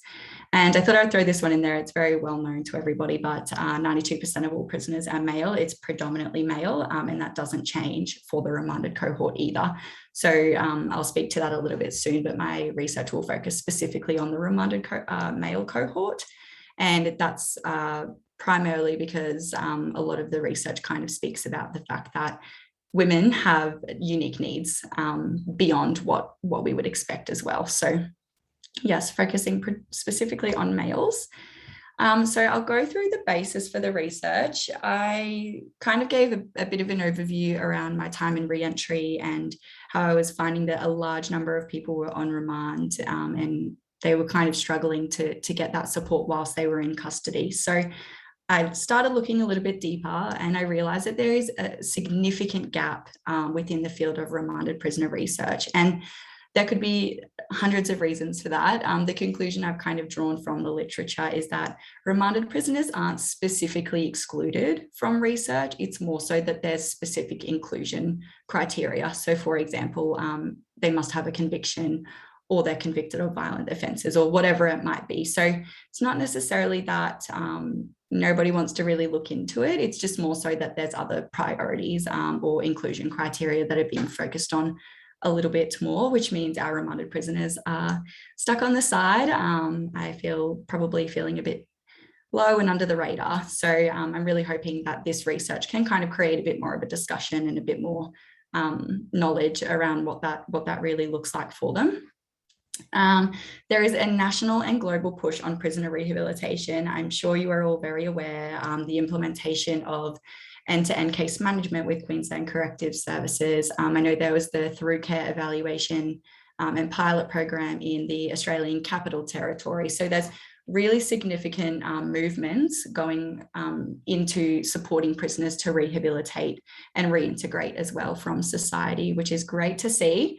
And I really hope that continues on a really positive path, because I think we've seen some really, really positive outcomes so far. I know I was reading a study, and basically by doing a program for violent offenders, they had seen a decrease in violent convictions by more than 50% for that program. So it's effective. Rehabilitative measures are effective, and then supported by reintegrative as well. That's just a double whammy. So the primary basis for the research, or what my research sort of aligns with, is recommendation 33 of the Queensland Parole System Review. So that was released by Walter Sofronoff in 2016. And ultimately it occurred because there was a really horrific incident for somebody, somebody was murdered by someone who was on parole, and there was further consequences as well. So there was an external review undertaken to look at what's going wrong in the parole system and what can be improved. And recommendation 33 outlined that corrective services should expand re-entry services, including specialty services to assist remanded and short sentence prisoners. And I really want to draw your attention to the specialty services because that's something that I'm quite interested in.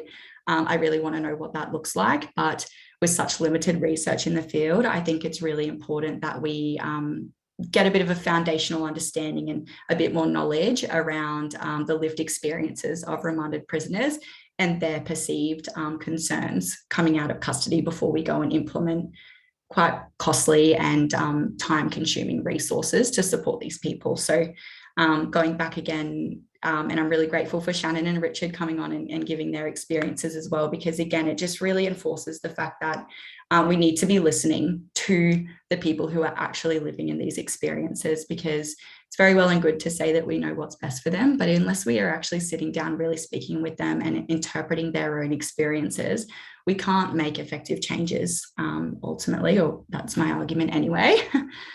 So yes, that's kind of the basis for the research and what I really use to form the proposal. And so within that, I've kind of had to identify as well a justification for the research and why it needs to happen. So the research has told us that there is an unsustainable increase in remanded prisoner numbers. We know that the correctional systems are already overloaded, cell sharing, a lot of other issues are coming about with that, extensive wait lists for programs and things like that. So if that was to continue at the rate that it is, it's only safe to say that it would affect, the security and the good order and ultimately the safety of not only the community, but also people within custody as well, because we need to understand the flow-on effects and those unintended consequences. So as I said, whilst I think remand is incredibly important, I think it's really beneficial that we look at coupling that with a rehabilitative and reintegrative approach, so that we can best support them and lessen their chances of coming back to custody or being remanded again. Remanded prisoners are regularly excluded from studies addressing rehabilitation and reintegration. Again, going back to what I said earlier, I don't necessarily think this is a specific targeted problem. It's more so they're regularly left out because there's specific inclusion criteria that is being prioritised. So I really, really want to focus on that remand cohort and building a better understanding of what that looks like for them.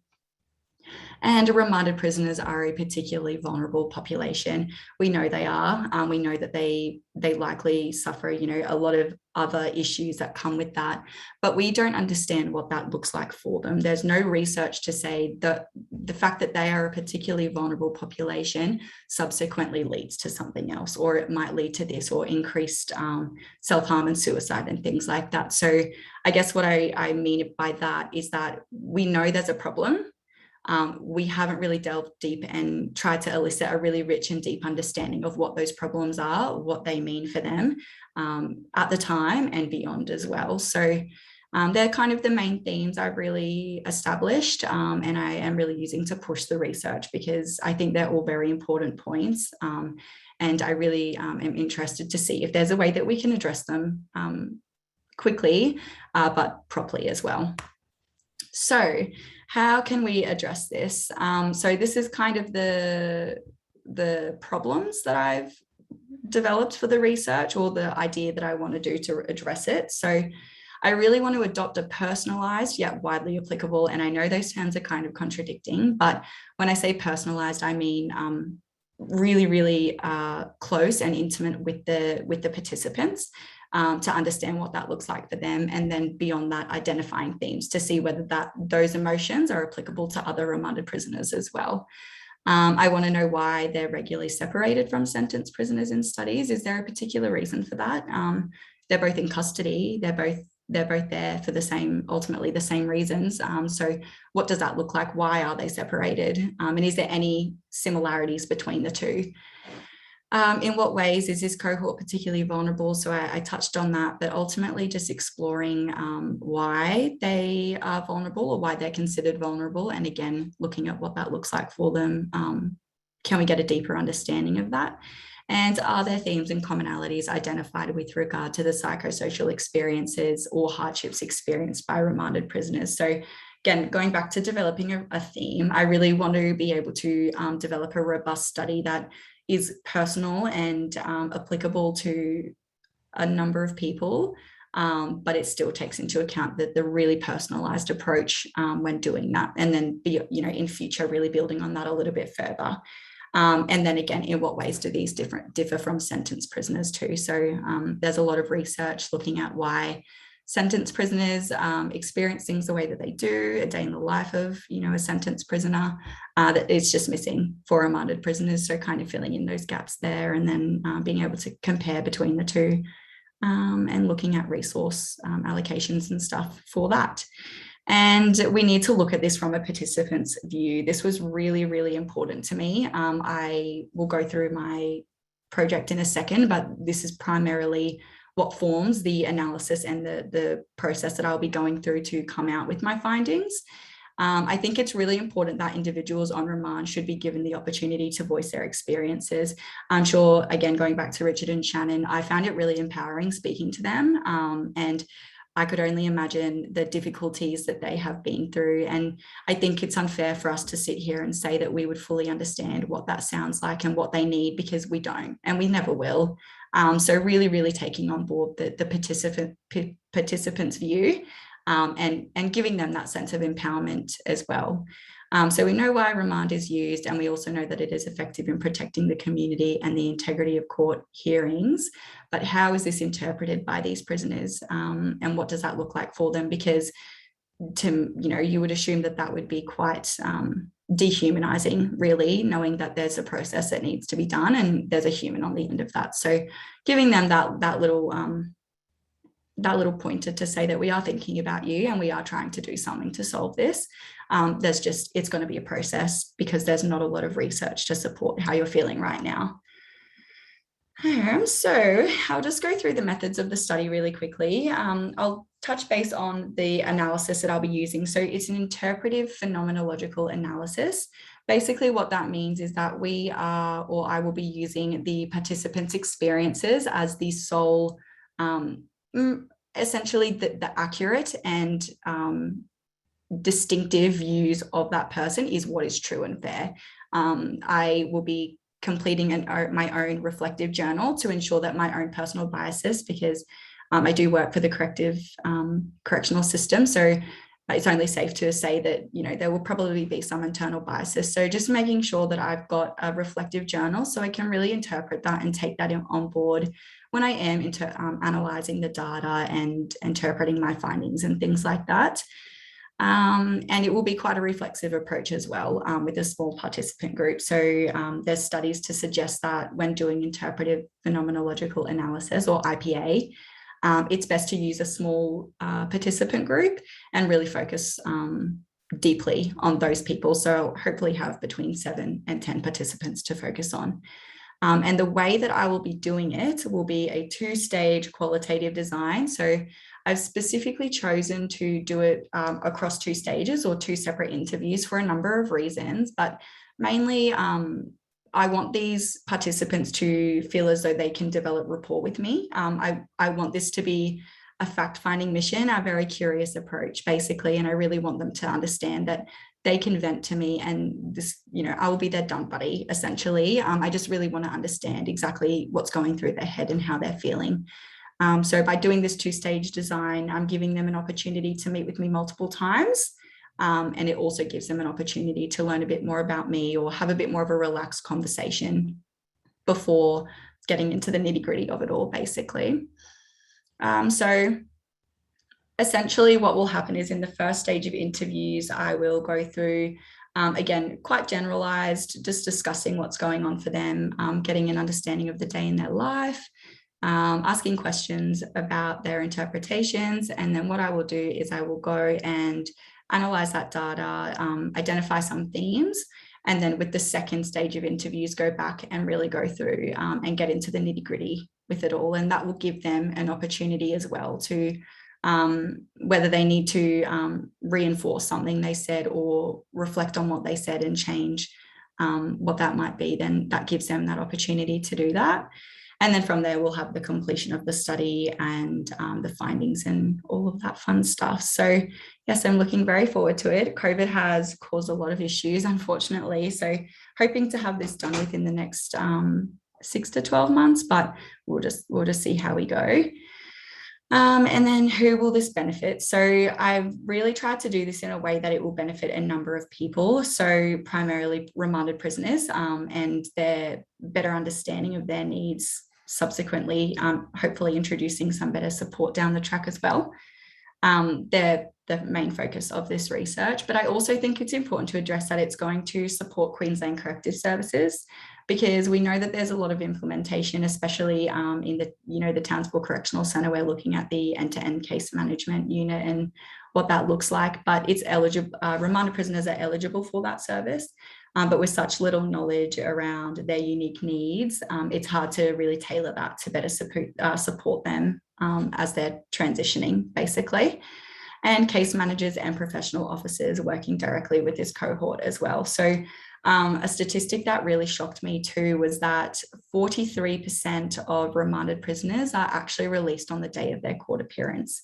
So whether that be to community-based supervision or whether that be to no supervision at all, when we're not understanding those needs, we can't tailor our case management to support them and better manage them, essentially, to move from that desistance. That's providing they're convicted of these offences, of course. So yes, I really hope that this will be quite a holistic and generalised but really personal study as well, so that we can have a foundation then to build on in the future to support QCS and the remanded prisoners as well. I thought I should quickly touch base as well on the eligibility criteria for the study. It's an important part. Participants to be eligible for the study, they will have to be male. They will have to have been on remand for longer than the median period of time. And that's because I am focusing on people who have been on remand for enough time to really experience the effects of it. So I believe at this point in time, it's 3.8 months. And they must not have a court date within a month coming up to the study, because I just want to be able to make sure they can be there for the fulfillment of the study, essentially. Aboriginal and Torres Strait Islander people will be included, and people with cognitive impairments or English as a second language will also be included. There will just be some extra processes within that to ensure that they can give informed consent, because that's a really, really big part of this. So yes, I think I have some contact details here. If you've got any research related questions or discussions, my university email would be best to contact me on. But as I said, I also work for Queensland Corrective Services, so happy to have a chat over there as well. And I've also just got some further reading down here as well, just looking at the criminogenic effects of imprisonment and the psychological dimensions and the social consequences of incarceration. I think it's really important that we are around what the effects of prison is, so that we can better tailor our support services to make sure that we're acknowledging it and we're helping them address it, essentially. So yes, it's very much a watch this space, and I hope you can all follow along with me for it.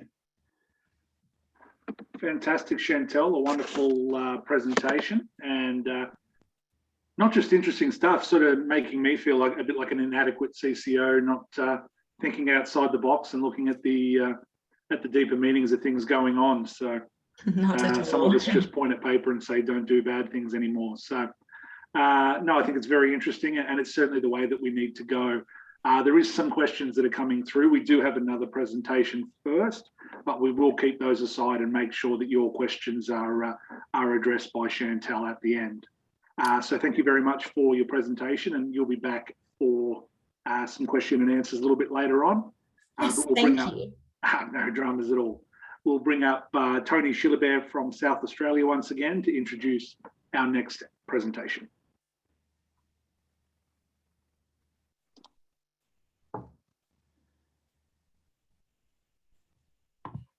Thank you, Dan. I'm not sure whether our South Australia team's online. Are we running a little bit early? We are running a little bit early. You are right. So maybe we can do question and answers now with Chantel. That might be an easier way of doing it. So we might get Karen to moderate a couple of quick questions for Chantel, and that'll probably make things run a little bit smoother anyway. So I'll pass you over to Karen. Thanks, everyone. So there are a couple of comments and questions for Chantel. New South Wales has some remand programs. Might be worthwhile to reach out and gain some feedback from them. Thank you. Yes, I am aware of that. I would love to know, though, I haven't really been able to find any sort of evaluations of the programs. So if you have any information about that, please reach out. I would be happy to consider it and look at what that might look like for Queensland as well. Definitely. Thanks, Chantel. Liz from Tassie. Hi, Chantel. Many thanks for this presentation. One of our team, Norm, asked the question, has there been any consideration of possible decreases in bail numbers corresponding to the increase in remands? If so, can this be attributed to any specific events such as high-profile crimes?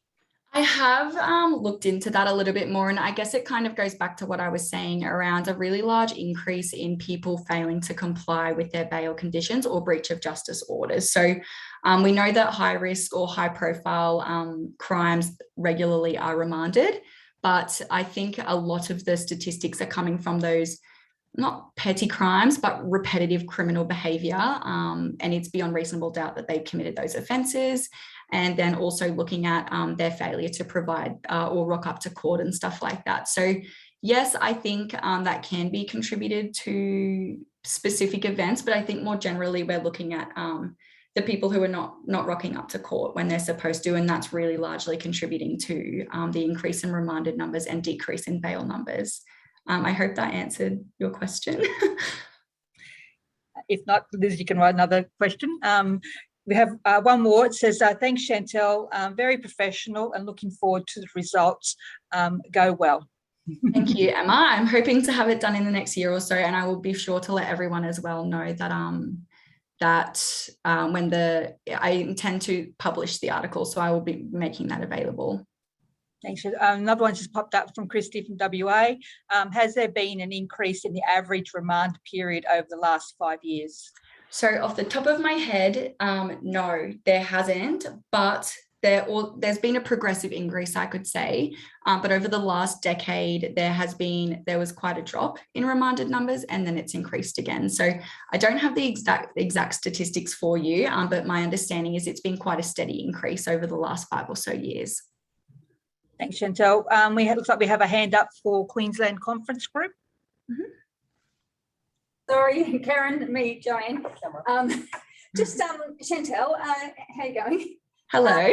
Hello. Question from the re-entry space. But I'd be interested as to, I don't know if you're going to look at some of the practical implications, I guess, people going to custody, even for short periods. Will you be having some discussions with people about things like, even 6 weeks in custody, whether they've lost their homes or, their accommodation or their jobs or what's Yes, and that will be sorry, did you have more to add to that? Yeah, and also probably whether, homelessness was a factor in possibly, not having a bail address. I think that would, without really, having any statistics, I think whether that's been a factor for them as well.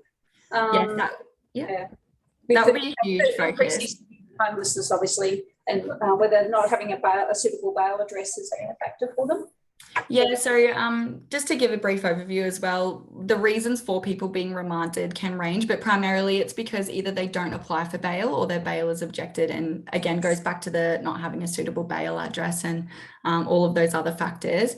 But yes, it will be a huge focus of this research, because I guess it goes back to the premise that these people are innocent until proven guilty. So focusing on their offending and really discussing the particular behaviours that led to it. I don't want any unintended consequences, going back to labelling theory and stuff like that. So realistically, I will be looking quite proactively and just really like practically, ultimately looking at those static factors or what's gone on for them because they've been reminded, have they experienced a breakdown in their relationships? What does that look like for them upon their release? Is that causing them stress? And if so, do they feel that that could be addressed in any particular way? Yeah, really focusing on the practical element of it rather than the criminogenic element of it. Again, to enforce the fact that these people are often not convicted yet, or they're not convicted yet. And I don't want to unintentionally label them. So, yeah. Thanks, Chantel. I do have one question, Chantel, while you're there. I guess you touched on it a little bit, but are there any major hurdles or difficulties in engaging with this cohort that you foresee in terms of, getting to really get to work with them and engage and get meaningful discussion with them? I do. Yeah, I do foresee a lot of problems. It's unfortunately very common within qualitative research, especially working with this cohort, because it can be it's quite a risk of re-traumatizing them. So I've been through a really, really extensive ethical approval process to really make sure that I'm touching base on all of the risks that might be associated with them engaging, and then subsequently avoiding engaging altogether. So I have tailored the study in a way that I'm speaking with people currently on remand. That way they're in a correctional centre, they have access to support such as psychologists or reactive support if need be. And then also making sure that my approach, for example, the two-stage design, giving them an opportunity to exit from the study if they want to, but also get to know me a little bit better and reinforce that this is a safe space. And I do understand that this can be quite difficult for you. So if you choose not to engage, that is fine. I do think I'll be taking expressions of interest from a large group of people, and then we'll tailor that down as well to get a 7 to 10 participants. So fingers crossed I can get that sweet spot, but we'll just see how we go. We all know some of our clients and offenders are some of the most reliable and easy to work with people. So yes. But I guess beyond that, there is some, as you said, a rigorous ethical process. But in terms of, I guess, your personal ethics in dealing with these offenders, well, I guess it's difficult to call them offenders. They're almost alleged offenders at that point. Yes. And it's very easy to label them. I guess that's something that you're going to be really conscious of as well. Massively. Yep. It's been, it's been on the back of my mind and the forefront of my priorities this whole process, because like I said, retelling their story can be quite traumatizing. Going back to what's happening for them at the time can be quite traumatizing. So yes, the ethical clearance has been understandably quite extensive. So yeah, I'm really hoping that I can really touch on that all in a very emotional and empathetic way. Awesome. And look, just one last one. I'm aware it's not my show, and no one wants to hear my questions, but in terms of, I guess, your passion and why you've chosen to go down this path, I guess you touched on it a little bit, but why specifically this when there are so many different facets to corrections and different cohorts of offenders that you could be working with or researching into? Well, when I was working in re-entry, I did a bit of a review on people being released from custody and then what that looked like for them. I can't remember the exact statistics, but these people were being released to a particular boarding house for a bit of context, and the volume of them that were suspended within the first few weeks of being out in the community, like, really shocked me. I was just blown away. And I suppose that probably comes a little bit from my inexperience and immaturity, and also lack of exposure to the field at the time. So I then became really interested in looking at that particular period of time upon release. Is it something that's breaking down for them that's causing this to happen, or is it a long process ultimately? So yeah, like I said, going back to the through care support and things like that, I'm really, really intrigued to look at the reintegration. I was never particularly focused on remanded prisoners, to be completely honest, until I noticed there was such a gap in the field. So I've decided to take that and run with it. Awesome. Chantel, just got a couple of questions or statements coming through. Ashley saying you will have a captive audience in terms of being pre-sentence, so you may not have as much of an issue of attendance and participation as you think. That's promising. And Andre saying, good work, Chantal, and amazing insight. Super excited to see your research once it's completed. Thank you, everyone. That's really lovely. I'm excited to get it all out there and see how it goes. Awesome. Well, thank you so much, Chantal. It was a wonderful presentation, and thank you for moderating some questions there, Karen. Brilliant. My attempts to interview and fill in for a few minutes have finally come to an end. I'm going to hand over to Tony Schillebert from South Australia, who's got the Section 68 parolee case management team. Thank you, Dan. Thank you very much. Good afternoon, all. For those that weren't online this morning, my name's Tony Schillebert. I'm a Regional Director in Community Corrections in SA.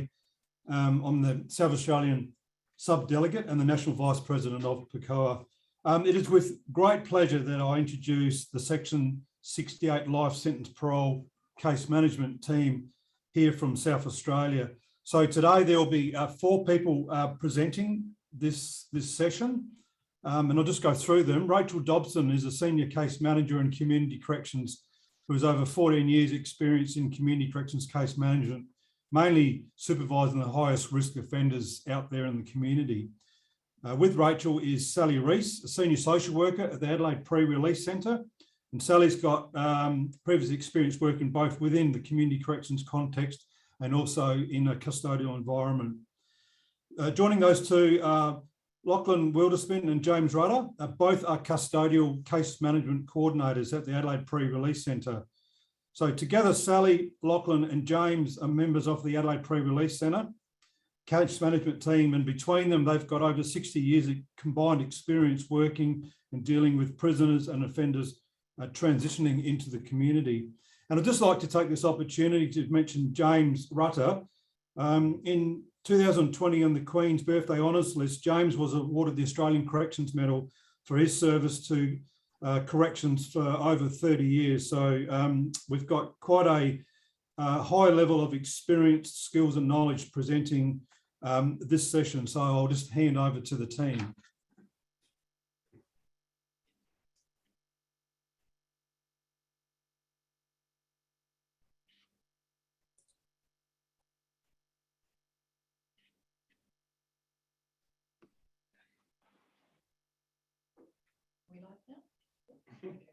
Thank you, Tony. Today, we're going to share our experiences in providing a specialist and collaborative case management involving both community corrections and the institution in the supervision of life sentence prisoners who are released to parole. Given the nature of this offence, this particular cohort often catch the political and community's attention, and thus our team's approach needs to be both transparent and accountable in how we deliver our supervision. Firstly, I think it's important to give some brief history to the creation of our case management function for this offender.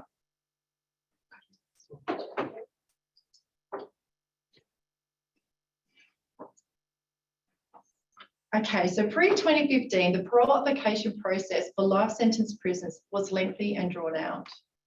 When a life sentence prisoner was eligible to apply for parole, their application not only had to be considered and recommended by the South Australian Parole Board, but it also had to be tabled and then considered by the Executive Council government.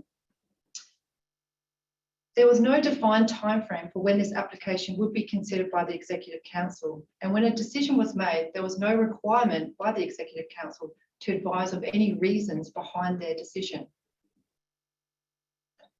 The process and decision-making, I think it's fair to say, had some political influence. There was a Rackham and Packham stance or view by the then government party.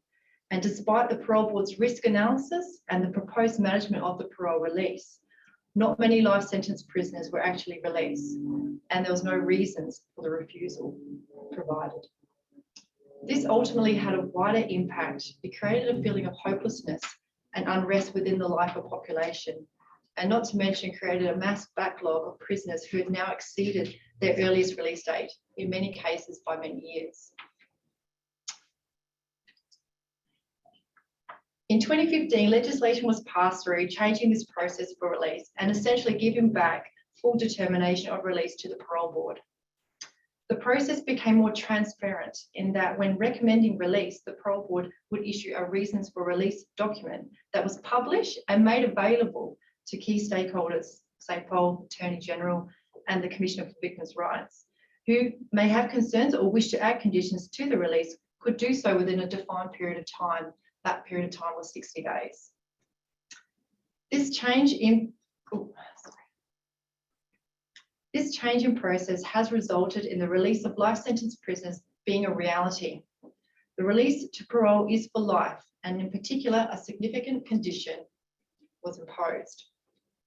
That upon your release, you reside at the Adelaide Pre-Release Centre, APC, in accordance with the provisions of Section 68 1BI of the Correctional Services Act 1982 for a period of up to 12 months or until alternative release accommodation is approved by the parole board. This is candidly known as Section 68 parole. So now we have a parolee who is to reside in a prison.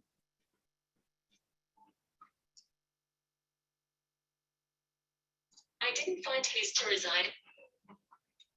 So the approved facility in this case was the nominated was the Adelaide Pre-Release Centre, which is it's a low security institution for up to 60 male prisoners and 24 female prisoners. The APC has been operational for approximately 37 years, and the APC is one of the 9 gazetted South Australian prisons. It's designed as a graduated community release program where prisoners are eligible to transfer to up to their last 2 years of their non-parole period. The design of the APC is to mimic independent living through a normalisation process under the principles of case management, and it fosters an atmosphere of mutual respect with the prisoners having an active role and responsibility in their own reintegration process. The centre concentrates on developing independent living skills via self-contained cottage accommodation. The cottages are an open plan style with a shared kitchen and living area. The program ethos promotes individualised reintegration plans, a focus on family connection, employment, education and training, accommodation, budgeting, including the establishing of resettlement savings and pro-social community connection and engagement. Residents are required to prepare and live within a weekly budget and are responsible for their own cooking and laundry. Previous assessments of the recidivism or rate of return for offenders released from the APC were only 15 in 100 compared to the state average of 30. And currently we're in the process of gaining a new rate of return, but now with the introduction of Section 68, we're in the process of gaining a new rate of return, but have held the review until the free movement of the community as a result of COVID, because we want to correctly measure the current rate. We considered that the introduction of Section 68 was one of the most significant changes in the correctional management of offenders in relation to the transition from prison to community. Simply, it was how were parolees going to be managed and reside within a prison. Some of the issues considered were, how do we identify a Section 68 parolee on our electronic systems?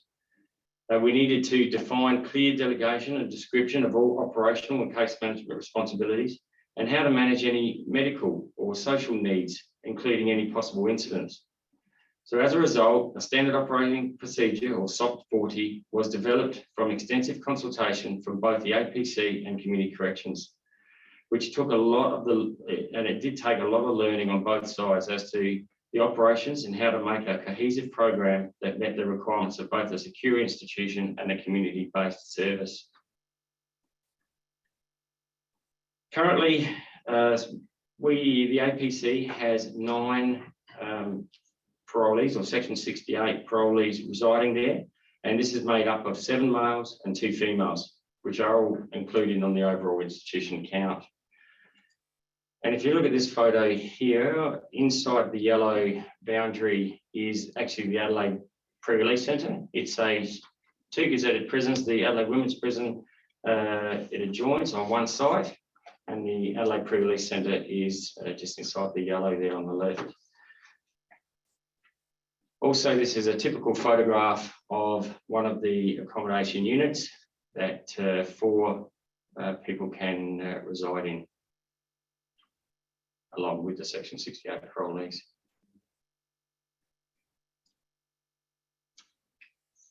So who's involved?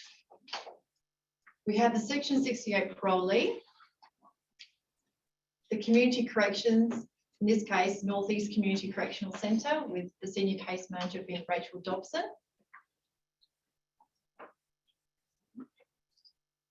The APC case management teams, the social worker, myself, Sally Riggs, custodial case management coordinators, James Rudder and Lachlan Wilderspin. We also have the parole board, DCS executive, the Adelaide Pre-Release Centre management and staff, and victim services. So how do we make this work? Probably the most important thing is communication. This program requires a high level of targeted and timely communication between the key individuals involved, namely the parolee, the CCO being myself, the CMCs and the social worker, parole board, relevant management and victim services. Lifers are a cohort of offenders who have a high level of interest and scrutiny upon them, which of course is required, and rightly so. As such, all stakeholders need to be on the same page to ensure consistent practice across the program. A sound level of understanding is required as to each other's roles, and boundaries are then determined by this. For example, all breaches are required to be actioned by myself as the CCO, even if it's related to prison-based matters such as the introduction of contraband. The team has been kept small and deliberately allocated all parolees to the one CCO. This was done deliberately to ensure consistency in decision-making and easy points of contact. The lead case management role is undertaken by myself as the CCO, given that we are speaking about parolees. Parolees are aware that their supervision is undertaken by the team, and they cannot split between the community and the custodial staff. This team approach is made clear from the very outset of their parole. On the day of release, I attended the APC for an initial parole intake. This is undertaken with all four of us present, along with the parolee, and it allows for and establishes unity from the outset. It also ensures that everyone has the same understanding of individual conditions and allows for all questions to be answered at the same place at the same time with the same people, so there can be no differentiation later. From there on, after their initial intake, I undertake weekly supervision sessions with the parolees. Sally provides additional support around those sessions whilst the parolee is on site at the APC, whilst the CMCs meet with the parolee fortnightly in relation to operational issues, whilst also providing a further avenue for generalised support. It's noted that as a team, we always maintain open communication behind the scenes. We all know what each other is doing, when and why. This ensures consistent messages to the parolee across the whole team. So effectively, they could ask any one of us the same question and receive the same answer every time. Sally, James and I have been involved in the Section 68 program since its inception, with Lockie joining as a permanent member 12 months ago. As a group, we hold specialised knowledge about the legislation, program and how it operates, which can be attributed to its success as we've remained constants. It's really important to note here that long-term prisoners, such as lifers, appreciate consistency and transparency, particularly in a time that can be quite overwhelming for them in terms of moving from a secure custodial environment into the community.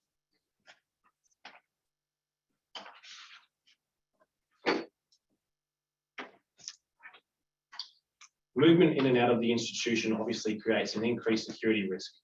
Parolees are permitted to come and go from the institution as they please within their designated curfew times, which in turn increases security pressures on institutional staff who are required to monitor their movements, institutional counts and general operational requirements.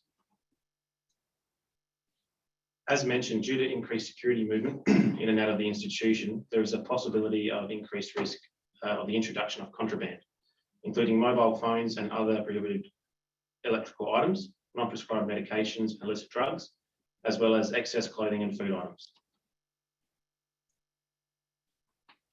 Parolees can sometimes become complacent or frustrated with having to continue to follow prison or prisoner rules inside the institution, even though they are technically a parolee. Any non-compliance on centre is managed accordingly as per SOP 40, ensuring that the primary case officer, the CCO, is informed of any breaches and behavioural concerns. A duty of care and appropriate use of force requires continued staff training and awareness of their delegations relating to the procedures of managing Section 68 parolees within the prison setting. With a Section 68, as well as all prisoners, the use of force is considered to be the last resort. However, the standard operating procedure, or SOP 40, provides provisions for it to be used in circumstances where other options cannot be used effectively. As a CMC, part of our role is to ensure that all other relevant prison staff are across the Section 68 parolee process relating to their conditions and curfew times, which can vary from one parolee to another. As such, it is required that all communication is targeted and timely to ensure the smooth running of the institution for all staff, prisoners and parolees. CMCs are also a key part in bridging the gap between the us and them mentality. Whilst we wear blue shirts, we also fully support and promote the case management process to ultimately achieve a seamless transition and reintegration back into the community. Challenges for community corrections. As has been mentioned before, lead case management sits with the CCO, being myself, as the parolee. Well, the offender is a parolee who's required to live in a prison. Case management of lifers can look quite different to that of a normal parolee and requiring many hats to be worn. It's complex and can comprise anything from teaching parolees how to use their electronic devices, such as smartphones, setting up email addresses and MyGov accounts, helping them interact with internet banking-based applications, and then all the way through to brief interventions, counselling, referrals, and then of course, compliance management such as urine testing. The CCO role can be seen in many different ways and is essentially the bridge between the secure prison environment and the community. This requires the breaking down of the us and them mentality that Lockie referred to before into working relationships that are built upon rapport building and trust. This is quite often achieved in providing support in ways the offenders don't expect, with feedback being that it's the little things that we do in terms of assisting them with their phones, setting up their MyGov accounts and their Centrelink that builds the most rapport the quickest and gains that level of trust that we actually want them to succeed. Static security. In the community, we know it's an ever-changing environment, and as such, the flexibility to manage some issues can be a challenge when dealing with static security requirements. What I may do in the community, I cannot always do within a prison environment, and that's something that we always need to be aware of. Further to this, prisons are 24/7 staffed environments. However, myself as the CCO is not available all the time. One of the challenges that presents is the need to be ahead of or on top of problems before they occur to try and ensure that we're able, we can deal with them within the more standard 9 to 5 hours. All breaches and parole communication is completed by myself, which requires ongoing liaison with the CMCs as to the operational requirements of what can and cannot occur within the prison. For example, this can be a direction for a parolee to remain on site pending a breach outcome and the execution of warrants within the prison.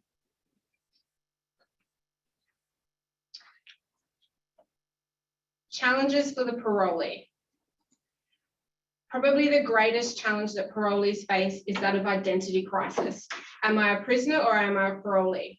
They live inside the fence line and are required to conduct themselves in line with prison expectations, such as presenting themselves for count, yet they can leave within their designated curfew hours and go about their daily business in the community without many restrictions. Parolees often find themselves confronted with the reality that they're no longer the person that they were at the time of their offence. However, they cannot be the prison version of themselves in the community, and as such need to develop who they are post-release. Differences in how to interact in the community versus the prison is another area of challenge. Communicating in prison differs to that of the community. And so parolees are challenged in learning how to use appropriate language and tone, etc., that is appropriate within a community environment. One of the biggest things that they speak of is when they're interacting with services, they're quite direct and upfront about things, which for people who aren't working within the criminal justice system on a daily basis can be perceived as aggressive or intimidating behaviour. Whereas for the prisoner themselves, it's how you need to communicate to get by. So they need to relearn some of those skills. They're also challenged by the feelings of not wanting to leave the institution initially due to fear of the unknown and expectations not being met.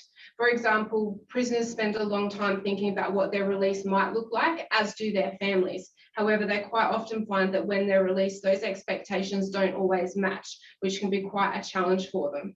There's also the sensation of being what I call in a washing machine in the community. Coming from a regimented and structured environment, parolees are then thrown into the community in which they're required to make all kinds of decisions that they haven't had to for the last potentially 20 years, which also presents its own challenges.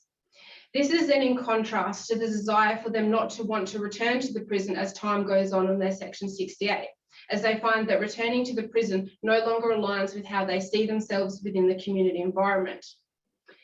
A further challenge for the parolees is that of being reconfronted with their offence and the gravity of it, be it through the realisation that they are out living their lives again and their victims cannot, media attention associated with their release, or the requirement to explain their criminal history to those in the community that are not involved with the criminal justice system, such as other service providers, friendships, or in fact, even building relationships and the challenges that that presents for them. Another stinger is the payment of board. So all Section 68 parolees are expected to pay board of $175 per week. Majority, as we have at the moment, are employed. However, they are eligible for Centrelink and rent assistance if they don't. Being free is a challenge too. Community reintegration and the juggling of everyday life. Prisoners now, parolees now have to get their heads around the ideas of paying bills, making new social circles, navigating systems they're not familiar with, such as Centrelink, technology, and even the use of public transport. Having access to the community readily creates pressures from other inmates to bring back items into the prison, contraband and excess food items. Ensuring parolees are remembering the need to adhere to prison rules when in the prison and essentially having their freedom removed again when they return each night. And also how to manage that when presented with officers who may have reduced levels of understanding or exposure to these situations. Trial and trial again. Utopia. If we were in a utopia, this Section 68 would be provided in a standalone, separated, approved facility, not within a prison setting. This could allow for still the increased monitoring and access to the support of the social worker and a CCO, but without the added pressures of still being in a prison environment. Risk-based decision-making may not always align between custodial and community. For example, custodial staff cannot manage a breach of a prisoner rules in the same way that they would with a prisoner when they're actually a parolee, which over time has required ongoing learning and adapting from experiences due to the dynamic nature of the program. COVID-19 has also had parolees restricted when the wider community wasn't, simply due to the increased movement they are permitted and the potential risk that this creates the security environment. The need to lock down beyond that of the wider community almost feels like a regression and can have implications with employees and finances. We have tried to reduce such impacts by removing board payments for weeks that we were previously locked down. We have also allowed access to mobile phones in a controlled way to keep loved ones and employees informed. And the use of technology has allowed us to conduct supervision with the CCO via Zoom as a group.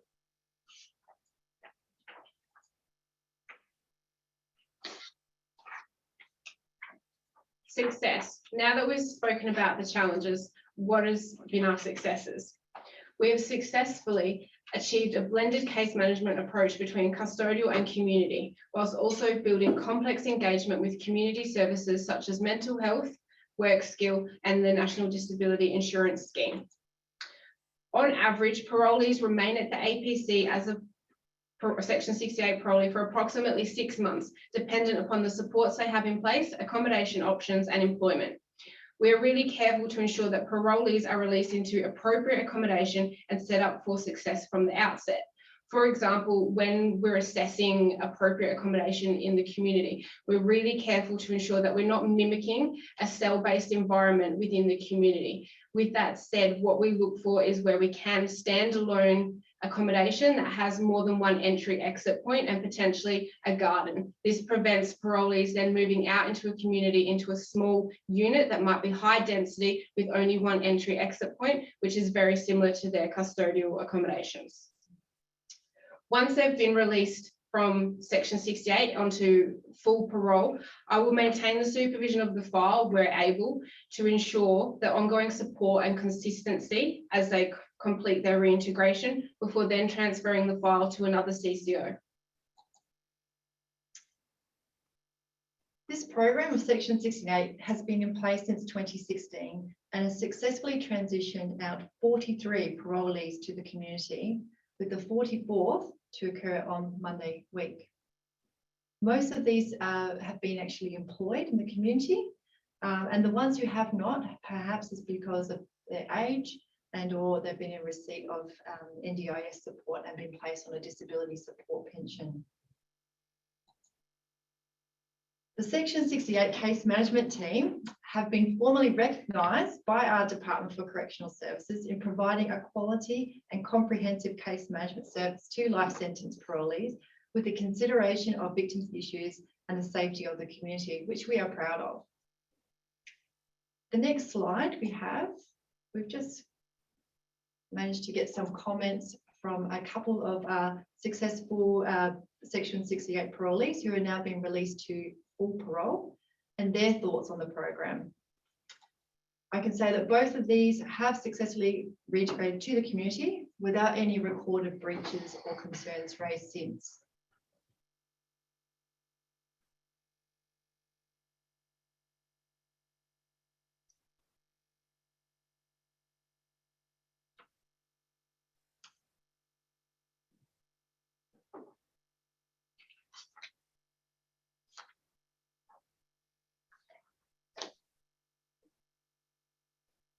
Thank you very much for the Section 68 team there. Thoroughly interested. I do want to ask before I let you guys go, or before we go into question and answers, if just each of you guys could tell us maybe your favourite part about the program, something that you really take from it.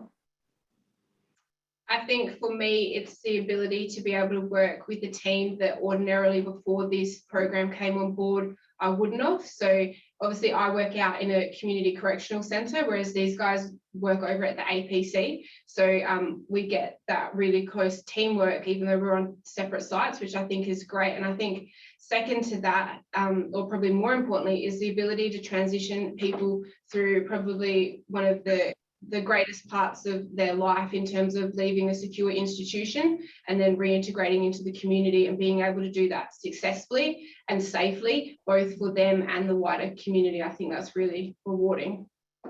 Yeah, I think so. I think also from the institution's point of view, the Adelaide Pre-Release Centre's ethos since its inception, as I've mentioned before, has always been about that reintegration or that normalisation, transition back into community.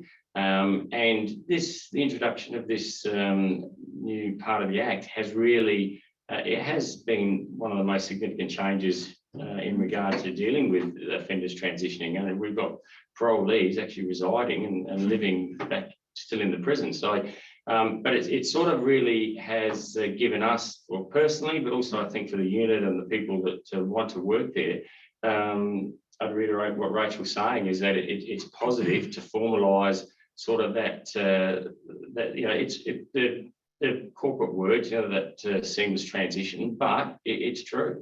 This is a very good stepping stone for them to be able to have pro-social things organised prior to getting out in a very graduated and controlled release. You know, it's just about us from a security point of view and these people being released being comfortable, but it's also about the individual being comfortable as well. That sometimes they mark a date on their calendar and they can't wait for it. But when that date comes around, they realise, oh, hang on a minute, I might not be, or I'm not ready, or, you know, perhaps I think I am, but, you know, be careful what you wish for things. So we have a lot of people that are actually very grateful of this. You know, they're glad that they're actually been given an opportunity of having a date that they can work with and a process. Awesome. Look, I'll bring Tony Shillabere back in and he can moderate some questions and answers. I can see we've got some questions coming in already, and I would encourage anyone else out there Hit us with your questions now. It's a great opportunity. Thanks, Dan, and thanks to the Section 68 team. I've been personally involved in this program right since its inception. It's one of the, I think, most remarkable programs I've seen for life sentence parolees in quite some time. Liz Moore in Tasmania, big shout out to Liz, has asked a question from someone with her. How many parolees have not yet successfully transitioned past their 12-month term, and do you expect that they eventually will? Sounds like a fantastic example of collaboration. So off the top of my head, I think we have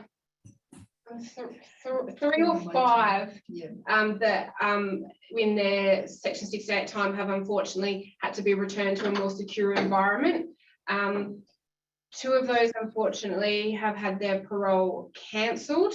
The others are still potentially going to come back through the process. So they will go for a re-interview with the parole board and then potentially be re-released back to Section 68, and we will start the process again.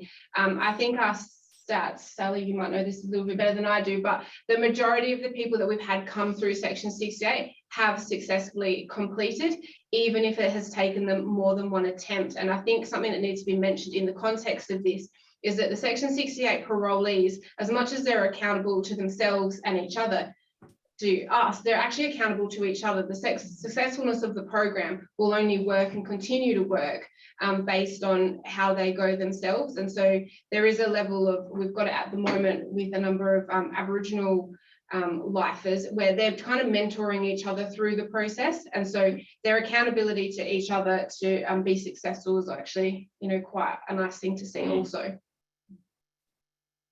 Thank you. There's a couple more online questions for you folk. Has there been any community backlash with the idea that they are getting out early and not serving the sentence as it was titled for life? Anything come through? No. Nothing, not as a whole in terms of the program, no. Individual parolees, yes, there's been a couple that have received quite a significant amount of media attention due to the, I guess, the nature of their crime. But the program as a whole hasn't received any negative media attention that I'm aware of. No. Okay, thanks. Another question, online question. Can you talk about how does this program compare to release for other parolees who might have spent a long time inside, you know, that is not a lifer? Look, the APC, as I mentioned, that the ethos of it is where prisoners to transfer where the world has changed a little bit for them. So meaning that ideally that they've been sentenced for at least 3 to 5 years plus. And obviously if they're not a life sentence prisoner, then obviously the world has changed a little bit. So our programs are set up, as we spoke about before, to be able to help them gradually, you know, undertake reintegration back into the community. Some prisoners, non-life sentence prisoners, this might answer it a bit better. In recent times, I've actually said that to the parole board, look, I'm not ready to be released. I don't feel like I'm ready.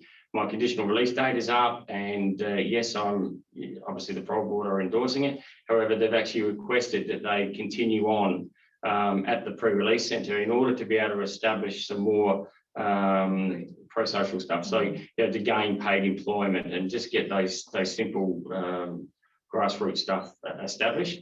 So I guess that's in a sense similar to the Section 68 opportunity, where they still have a base, if you like, to be able to fall back to in order to give them time to be able to create or find housing and employment, etc.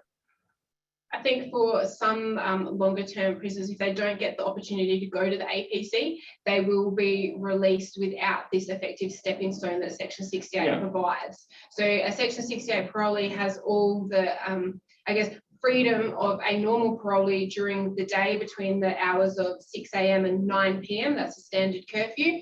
However, they have the security of then being able to return back to the custodial environment at night, which in the initial stages of their release is where they're most comfortable. So I think it alleviates in that feelings of being really overwhelmed, and a few of them have referred to the case of kind of being, I just got turfed out, whereas Section 68 bridges that gap that other long-term prisoners that aren't lifers or that haven't had the opportunity to go to APC, they don't get that same level of, I guess, step down reintegration. Thank you. And there's another online question. Are victims of crime included in the decision-making process for the program? And Rachel, you might better answer this second part of the question. How are victim considerations managed? And you can probably talk about the like the exclusion zones within the parole conditions. Yeah, so in the very first part of this presentation, Sally referred to the decisions being application process. Yeah, the process. So once the decision to release a life sentence prisoner has been made by the parole board, there's reasons for a release written up, and they are sent to the Attorney General, Victim for Commissioners' Rights and South Australian Police, who have 60 days in which they can make submissions to the board regarding that release.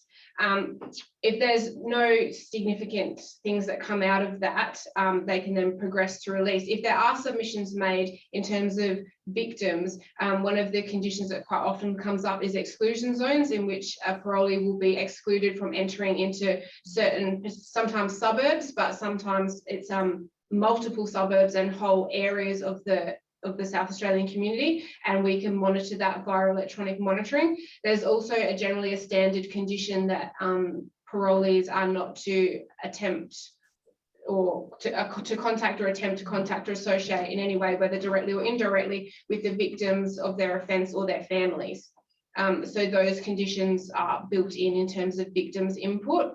In terms of when we're engaging around exclusion zones, I have regular contact with the Victim Services Unit, and that includes when we're also looking for release addresses. So as part of the course, we make contact with Victim Services Unit and provide them with the proposed address, and they then can provide me with submissions and advice back as to whether it's an appropriate address or if they would like some additional exclusion zones or conditions recommended on that release.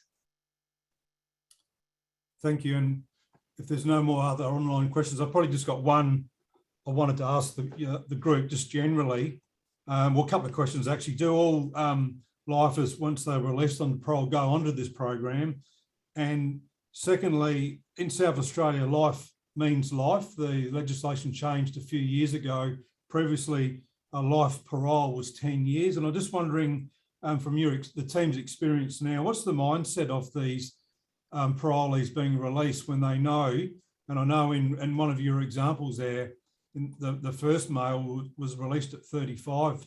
I mean, he could potentially be on parole for 30, 40, maybe 50 years. What's their mindset like, having that reality in their face that they're going to be under, release order conditions for the rest of their natural life?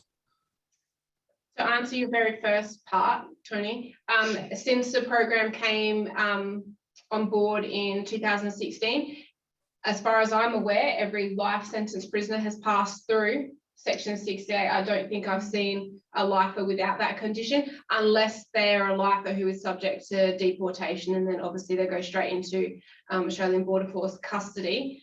The second part of the question, do you guys want to answer? I think most of the Section 68 parolees, they understand that they will be on parole for life.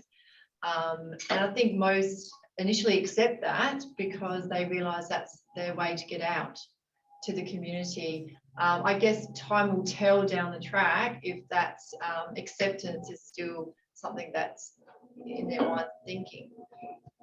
I think it's probably important to note that whilst they'll be subject to life like conditions, that they can progress. So, at the start of their orders, they will be reporting weekly and obviously living in the prison. They then move into the community, they still report weekly, but then they can progress to fortnightly, monthly reporting. So those restrictions, I guess, as they move through and are still compliant, will become less imposing upon them. But given that the program's only been in place for 5 or 6 years, we haven't had anyone, I guess, reaching those really long points of parole to know what that looks like in the future. And I think that'll be, you know, just further development for us as the program continues. Well, thank you very much, guys. That's all the questions that we've Tony, got. Tony, I think there's one from Queensland Conference Room. It's got their hand up. Okay, I can't see it. Can you, Queensland, if you are online, feel free to ask away. Hi, everyone. I don't know whether it's a little bit outside of your scope, but I guess I was just wondering if there's scope for it in the future. I'm just noticing personally higher and higher prevalence of prisoners that have essentially been inside for at least 10 years. They may have had the opportunity to be released perhaps 6 times in that 10 years, but they're out for between 2 to 8 weeks at a max. And so I'm just wondering if there's future scope to perhaps those prisoners that have had that long-term incarceration had repeated unsuccessful attempts. I feel like they would significantly benefit from that, because that's usually what breaks down pretty immediately for them and ends them back incarcerated. I think at the moment the Section 68 just applies to life sentence prisoners, but I guess it certainly has its merits if it were to be to other long-term recidivists who have difficulties in their reintegration back to the community. The Adelaide Pre-Release Centre does host prisoners who ideally have had long stretches of imprisonment and or have had difficulties with reintegration back to the community. However, obviously there's an eligibility and criteria to proceed to having a placement at the Adelaide Pre-Release Centre. Yeah. I just had a quick question. Sally, you've talked about Utopia and having a purpose-built, I guess, place for this program. Is it on the cards at some time in the future for the South Australia budget for that to happen? I'm not aware of. Tony? Although Tony. If it was in my remit, absolutely. But I think the probably if there's any limitations to the Section 68 program, it's probably the infrastructure within the Adelaide Pre-Release Centre now. Like as Sally talks about that Utopia, it would be wonderful to have a facility that's separate and distinct from the prison, that they parolees being released from the prison, if you could virtually draw a line in the sand that they are no longer a prisoner, they're now on parole and they have no interaction or contact with prisoners, really I think defines and delineates them from being a prisoner. So perhaps that Utopia may happen one day, and we're all, we'll live in hope. But certainly, I think the success of the 68 program now for about 6 years, hopefully can influence the government that investure in such a facility goes a long way to again reduce recidivism, by this cohort and other long-term prisoners. Thank you all, and thank you to the Section 68 team for giving up their time today. As I said, I'm very, very proud of this program and very proud of the individuals involved in the program. And it was great to, share their experience and their knowledge around Australia. So Dan, I'll just throw back to you. No problem. Thanks, Tony. And thanks, guys, from the Section 68 team. That was really enjoyable presentation. And I don't believe it when Tony says anything's out of his remit. So keep pushing, and hopefully, he can make things happen. He's a man that makes things happen. So keep working on that.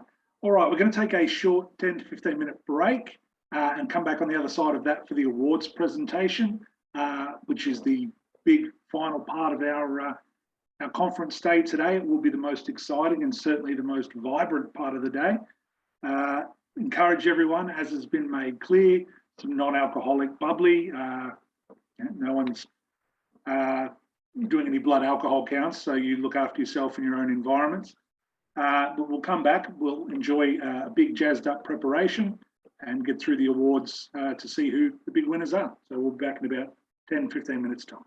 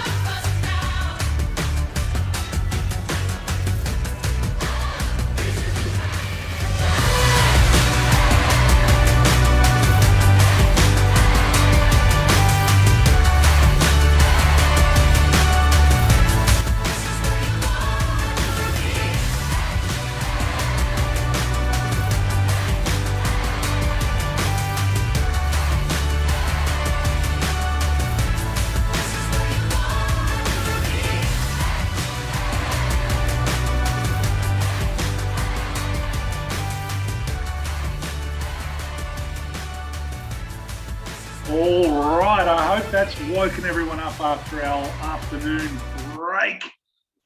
We're back, we're a little bit jazzed up, we're a little bit ready to go. We've got the awards section of the afternoon, the fun section, and the section where we stop to recognise some of the great contributors to corrective practices across the country. It is my great pleasure to hand over to the beautifully frocked Karen Bailey to give us a little bit of an introduction to the PACCOA Awards. Thanks, Dan, and cheers to everyone out there in virtual world. And hopefully everyone's a bit more glammed up. And I know the crew here up in the Queensland conference have all got their bubbles. So cheers to everybody, and hope you enjoy the next part of the conference and the awards section. So good afternoon and welcome to the awards part of the 2021 PACCOA conference. Hope you have all enjoyed yourself so far, and thank you all to all our guests, speakers today. There's been such great sessions, and I know there's been a lot of talk amongst the group here in Queensland about the presentation, so thank you all. For those who don't know me, my name is Karen Bailey. I'm a district manager with Queensland Corrective Services, and I'm the Queensland delegate and treasurer for PACCOA. I would like to thank Melissa Forsyth from the ACT, who's the ACT delegate, currently on mat leave, for her assistance in getting the awards team up and running.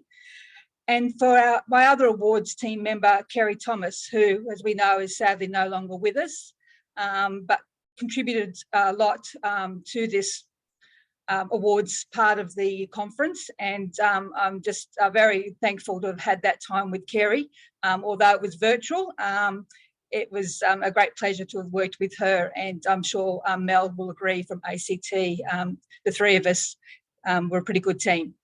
And of course, I can't forget to mention a thank you to Dan for all the tech support and the music and the following clips that he's going to provide us for the nominees. So thanks, Dan, for your help with getting the awards part of the virtual conference up and running. I would also like to thank our judging panel. We reached out to a number of life members, and thankful to Brian Norman, Moira McGrath and Glenda Milne, who accepted the challenge to be a judge and to pick our winners today. So thank you to them, along with the PACCOA executive members who were part of the judging panel as well, being Kerry, Lisa Hoyle from Tassie, Yolanda Sanders, our president, Sharon Wilson from Northern Territory, and my partner in crime and sub-delegate for Queensland, Di Padetti, for their time in assisting PACCOA and determining the award winners today. The PACCOA Awards program was established in 2006 to recognise the people who contribute to the criminal justice system across Australia. These are people who make a difference to the lives of others by their commitment to professional practice. The awards recognise exceptional achievement among staff working with offenders in the community. The awards are an opportunity to ensure that outstanding performers are recognised and best practice ideas are celebrated. Today, PACCOA has 3 awards, those being the Tony Hill Award for their individual achievement, the John Augustus Award for outstanding achievement for a program or organisation, and the Life Member Award. Tony Hill was a Queensland Corrective Services officer who's one of the founding members of PACCOA. His inspiration and determination led to a pathway for practitioners to build upon their capabilities and enhance their professional development opportunities and deliver cutting-edge initiatives to the field. A Tony Hill Award is presented at each PACCOA conference, and award recipients are not limited to membership of the association. John Augustus was a bootmaker in Boston, USA, who is called the father of probation because of his pioneering efforts in advocating for convicted criminals based on their backgrounds. Augustus's efforts are credited with the establishment of the pre-sentence investigation. A John Augustus Award is presented at each PACCOA conference and is not limited to members of the association. The winners of these 3 awards will receive a trophy, a certificate, and a gift voucher. 2021 saw both Queensland and Tasmania host their inaugural awards events, which was a great step forward for PACCOA. Both states tailored their awards on the Tony Hill and John Augustus criteria, and the winners of their individual and group awards were their nominations for the PACCOA Awards today. PPOA New South Wales also conducted their awards in 2021 and provided nominations from this event for the PACCOA Awards. I would like to thank everyone who took the time to submit a nomination. We are very fortunate today to have a founding member and life member, Brian Norman, join us today to present the nominations and winner for the Tony Hill Award. I'd like to hand it over to Brian to do that presentation.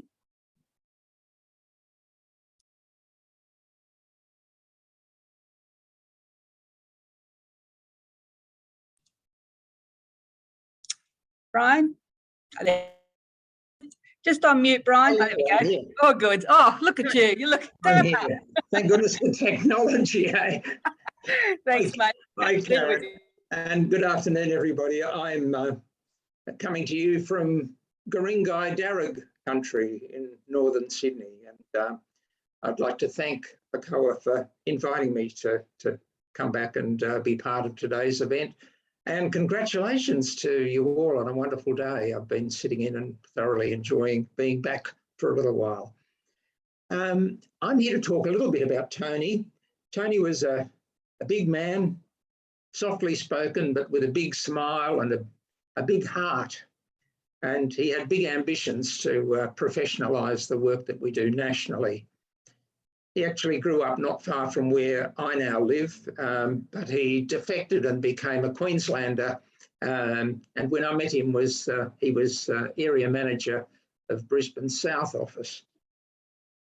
Probably hard for people to who haven't been around for all that long to imagine that at the time PACCOA came into being, the heads of probation and community corrections rarely met. Some of them didn't even know each other's names. But there was little cross-jurisdictional contact, except perhaps in border towns. There were no national qualifications for workers. And in Australia, we were only just beginning to hear about things that were happening overseas with the emergence of the what works literature and evidence-based practice, which finally put paid to that Martinson business research, which was discredited, but which had led to increasing reliance on imprisonment on the basis that nothing worked. Anyway, certain planets came into alignment, and some of us met up with Tony, and we managed to galvanise a group of interested colleagues from across the country, and I was privileged to represent New South Wales in that group. We met in Adelaide in '97, and by March '98, PACCOA was formally inaugurated. Now, Tony was a man who was in a hurry. I think he had put earlier plans to form a national association on hold because of a family tragedy. Pardon me, I've got a frog living out the back. In no time, and largely due to Tony's ingenuity, we managed to garner a lot of support from community corrections managers and correctional administrators. And suddenly they were meeting regularly after attending our annual conferences. Tony managed to establish networks through New Zealand, the USA and Europe. We facilitated the attendance at our conferences by people from the Southeast Asian and Pacific communities that were setting up probation services at the time. There were lots of other things that Tony was involved in, helping us get involved in the National Correctional Services Advisory Committee that was just getting going, the Australian Institute of Criminology, Victim Services Australia, to mention just a few. Tony had his finger in so many pies, and he was always ahead of us with ideas. Frequently he'd half develop an idea and then go on to something else and leave it for the rest of us to develop. And at times we had to put the brakes on him because we couldn't keep up. It seemed to me that following his sudden death in 2005, that he was in a hurry because perhaps he realised that his time with us was going to be short. And reflecting on today on Kerry's untimely death, I just thought there was some resonances there because we had a conference in planning at that stage of the game, and I should say it was very sad to learn of Kerry's death. I last saw her at the PPOA New South Wales Awards just a few months ago, and we had a lovely chat. But anyway, it was my privilege at the 2005 conference to announce that the award for individual achievement that we were in the process of establishing would be named in Tony's honour. So I'm delighted that the memory of Anthony, Eric, Tony Hill lives on in this award. And so I'm going to move on now to read the nominations, a brief synopsis of the nominations for the Tony Hill Award. The first nomination I have is Katrina Ferguson, who is a Community Corrections Officer in New South Wales. And she presents as a very dedicated and diligent worker. Katrina demonstrates an exceptional standard of work with her workload consisting of a high proportion of Aboriginal offenders in the Forbes and Condobolin areas.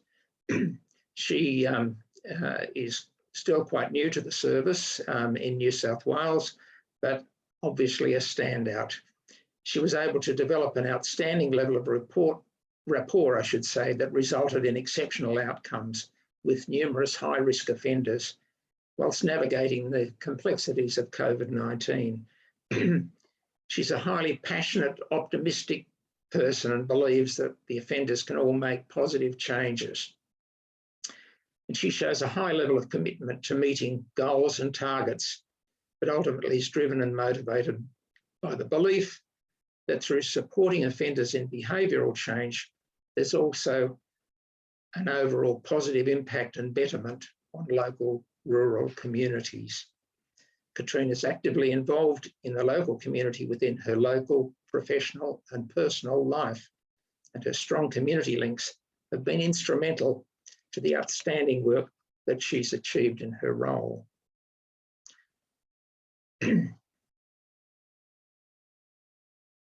Pardon me. Now, the second nomination is Sam Hasham, who is in Community Corrections in New South Wales and is the manager of the Fairfield team. Sam shows all the key characteristics of a really great leader. She's courageous, she's capable, she's very kind, she's very driven. She cultivates a very positive workplace culture and instills resilience and determination. And she ensures that everybody's working towards their full potential. Sam demonstrates her leadership skills by supporting people through their career paths. She encourages them to work outside their comfort boundaries and motivates all her staff to achieve their personal best. Sam demonstrated great leadership during the pandemic. With things changing so quickly, she never became flustered and she led always from the front. Third nomination is Jennifer Malone, who is a unit leader at the John Moroney Parole Unit in Western Sydney. There's one defining characteristic of Jennifer's work and her character and her personality. She's got this remarkable ability to be completely present in any moment, walking alongside staff and empowering them to face the trials and tribulations that come with working with such a challenging and rewarding environment. The quality connection that Jen creates with those around her are not only long-lasting, but they're positively impactful. When COVID-19 hit and the world went into lockdown, Jen created the Connecting Us project. This was a project that connected the staff across the Western Sydney area with each other through personal profiles of staff across the district. to share their journeys in community corrections in a district-wide newsletter. Jen has the happy knack to be able to empower, to encourage and support staff, not only to achieve their own personal goals, but organisational priorities as well. Jen consistently puts her team's safety and welfare at the top of her priority list. Now, the next nomination is Karen Bailey. And I'll have another drink of water. To soothe the frog within. Karen was the winner of pardon me, the Queensland PACCOA Awards for 2021 for individual achievement. Karen commenced in corrective services in Queensland in 2000 as a volunteer in the community service area, and she celebrated her 20th year as a paid employee in February this year. Karen's been Queensland delegate to PACCOA since November 2018 and is currently treasurer. Through her role as Queensland PACCOA delegate, Karen, in addition to her busy role as a district manager, she's become involved in travel throughout Queensland. She's worked hard to promote PACCOA and the benefits of membership, introduced new programs that bring the value of PACCOA to the membership. Karen has encouraged all members from the corrections community to join and made new members equally welcome regardless of their position and or their length of time working in the organisation. At meetings, she creates a positive atmosphere where members are encouraged to engage fully and made to feel their impact is valuable. She has also reached out to members in Victoria, ACT and Western Australia to join in the Queensland monthly meetings due to there being no PACCOA delegates in those states or territories. It's because of Karen's ongoing commitment to creating a sense of enthusiasm around the organisation and being a member that under her leadership, there's been a significant increase in membership numbers covering a range of roles and a higher platform for PACCOA in Queensland. Fifth nomination is Z. Devereaux Martin. Z was the winner of Tasmania's PACCOA Awards for 2021 for individual achievement and is currently Tasmania's subdelegate for PACCOA and a team leader. Z commenced with community corrections in 2009 and gained permanent employment in 2010. Z has personally and professionally exemplified and modelled the department's new values of integrity, respect and accountability. She's always very positive in her dealings with people and is extraordinarily kind and welcoming to everyone. She also role models the workplace values of inclusivity and collaboration. She's constantly putting her hand up to take on additional work that sits outside of her role, and she shows incredible initiative to address policy issues without being approached. And now, ladies and gentlemen, I have here the winning nomination. And the winner of the Tony Hill Award for Individual Achievement for 2021 is Karen Bailey. Congratulations, Karen. Thank you, everybody.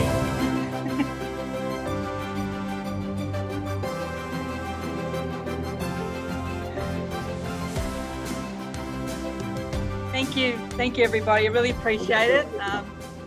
So if you can see on the screen, but this is the award and my lovely certificate, which is not coming up too good either, but I think you sort of understand. Yeah, so look, it's a bit awkward, a bit weird. I went into the awards committee, not knowing I would be a nominee, as you can imagine, and was very fortunate to be nominated through the Queensland Awards this year and was the winner.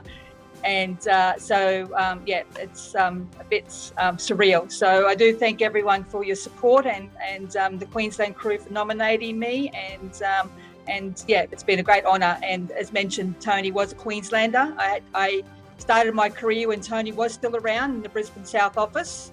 And although I didn't work directly with Tony, I had the privilege of coming across him a few times, and I can still recall Tony in my head. And he was a man who was well respected amongst the Queensland community in corrections. So I feel very blessed and honoured to have received the Tony Hill Award, and I congratulate all the other nominees who were nominated.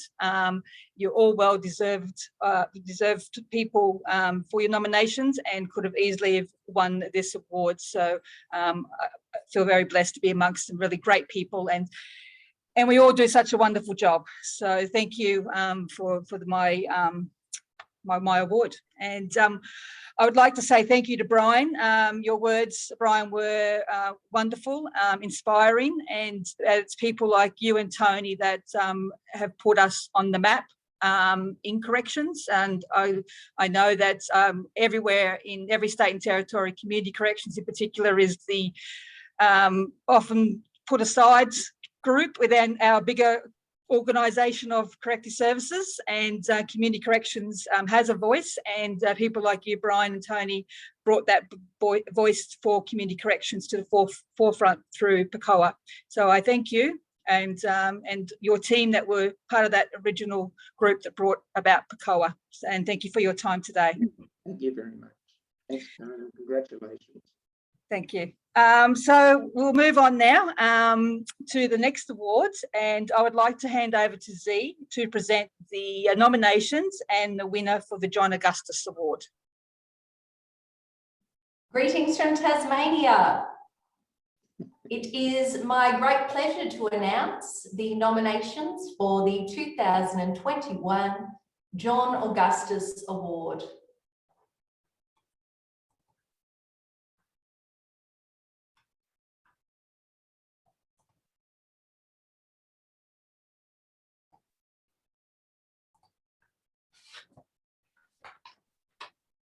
And the nominations are the Remote Service Delivery Team.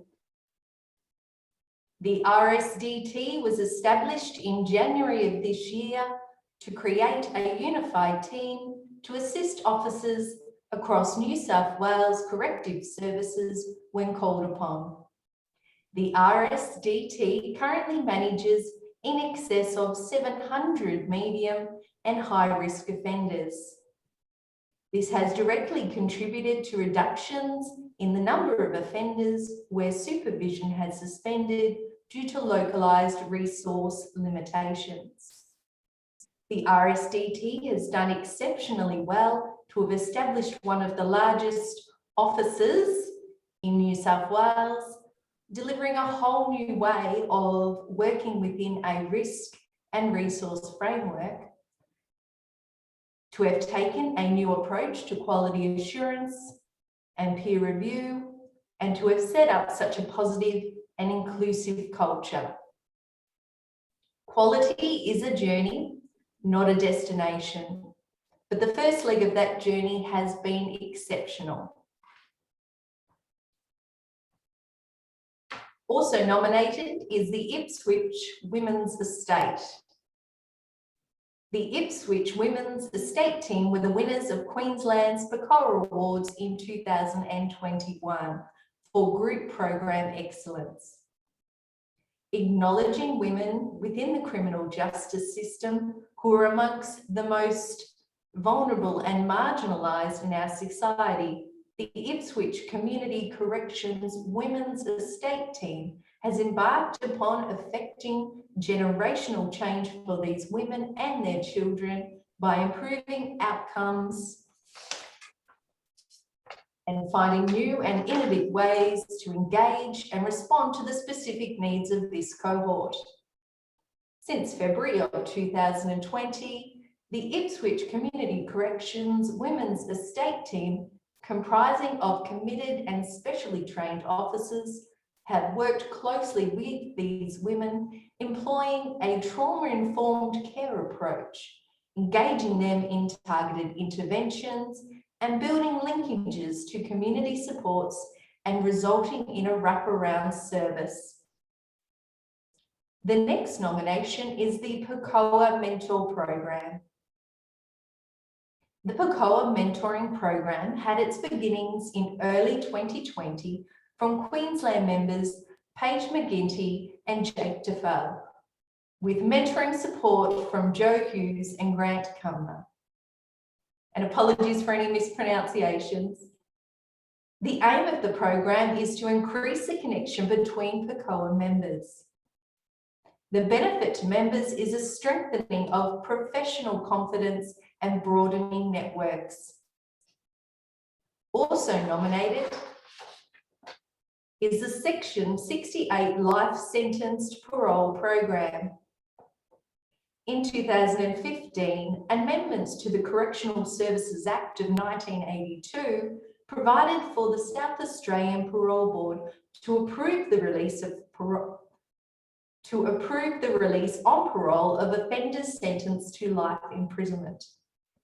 Section 68 of the Act also provides that a condition of release may include a requirement to reside in a prison for up to 12 months.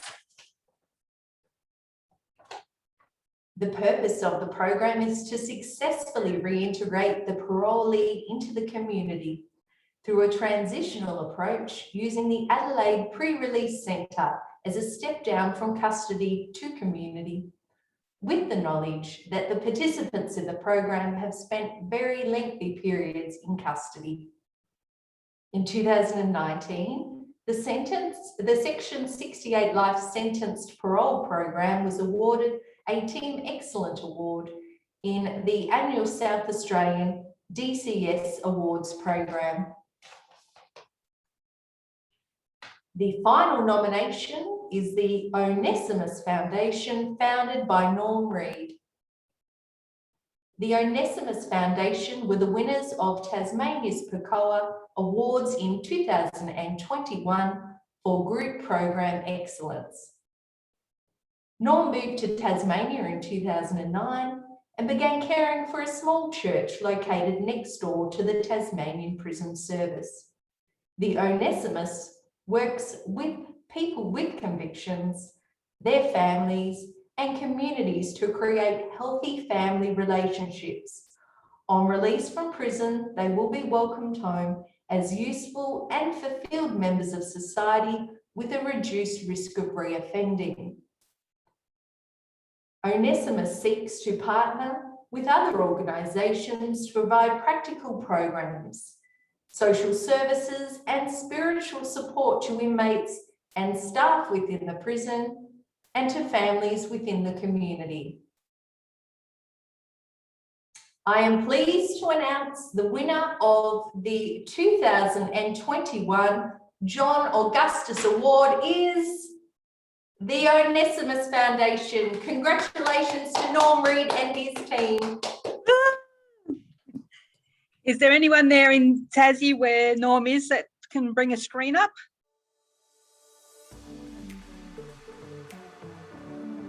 They're trying really hard. They have had difficulties trying to locate their camera. So bear Right. with them. Well, while we're waiting, love to present Norm and his team at winning the award, and congratulations. And I'll post this down to Tassie very promptly with your certificate.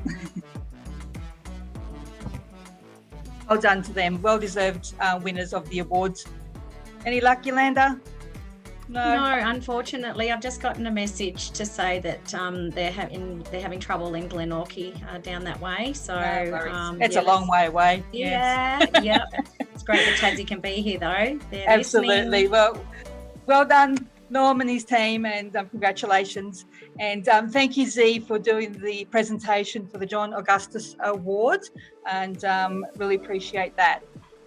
So we head in now to our final award for the day, And let me just get that up. Yeah, so the final award today is our Life Member Award. There was no contest for this award, as the recipient of the award is well deserved. I have to announce the winner first, and then I will give a bit of a spiel as to why they are the recipient of the Life Member Award. So the winner of this year's Life Member Award is Liz Moore. Yay, Liz!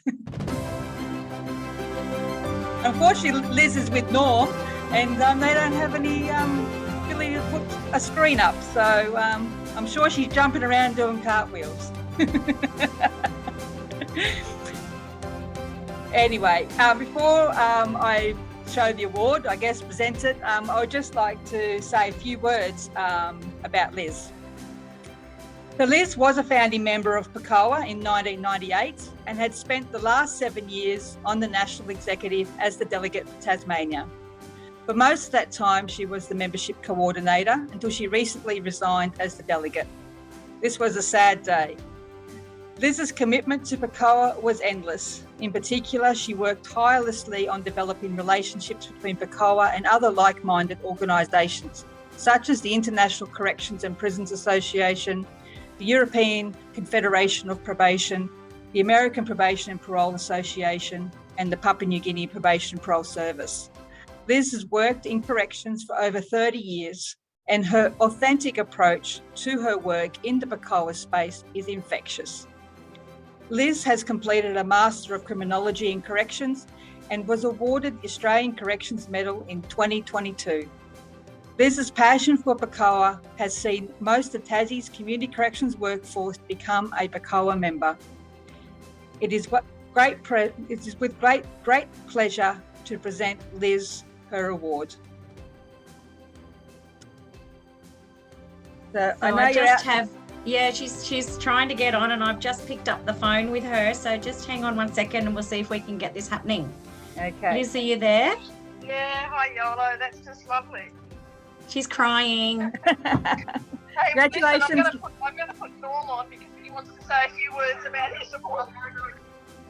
Thanks, Liz. This is Norm, but I'm going to put Liz back on because she's the one that deserves the commendation. So thank you very much, PACCOA, for the award. But I'm going to put Liz back on the talk because she has deserved that. So there you go. Hey Yolo, I'm really sorry about the tech. That is totally my downfall. I just cannot make it work. Something had to go wrong. Thank you so much. We're so proud of Norm. What a fantastic afternoon for Tasmania. And we've had all these people today coming and going in the Glenorchy office that we're in. It's been a fabulous day. We've loved all the presentations. Thank you everyone for all the work that's gone into this. It's really special. Thank you so much. And a big shout out to Kerry. That's just, bad timing. And I'm so glad that I got to know her and got to work with her. And likewise for all of the team, the National Executive team. It's just been a real pleasure over the last 7 years and an absolute highlight of my time in corrections. So thanks everyone, and I'll put you back on the Norm. She's so excited. Well, she's hung up. She's that excited. Okay, so Norm's not coming. Okay. Maybe Norm's not coming. All right. Well, it sounds like they're having a great time down there, and I wish we could see them on the screen. But I'll send both your awards and your certificates, and the gift certificates are an online version, so you'll receive that by an email. But thanks everyone today for joining us for the PACCOA Awards. We didn't know how this was going to go.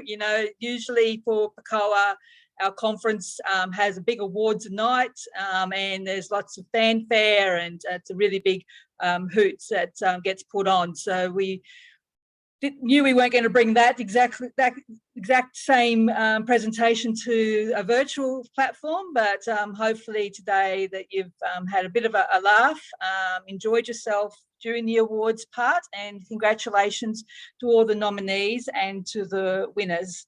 And thanks again to everyone. So I'd like to hand over to Dan to finish us up for the day. Thank you so much, Karen, and congratulations to yourself. Congratulations to Liz and Norm and to everyone involved. as you said, we wouldn't be here without people like Tony Hill and Brian Norman, but we also wouldn't be here without people like Karen Bailey and Liz Moore and Yolanda Sanders, who for quite some time have poured their heart and soul into PACCOA.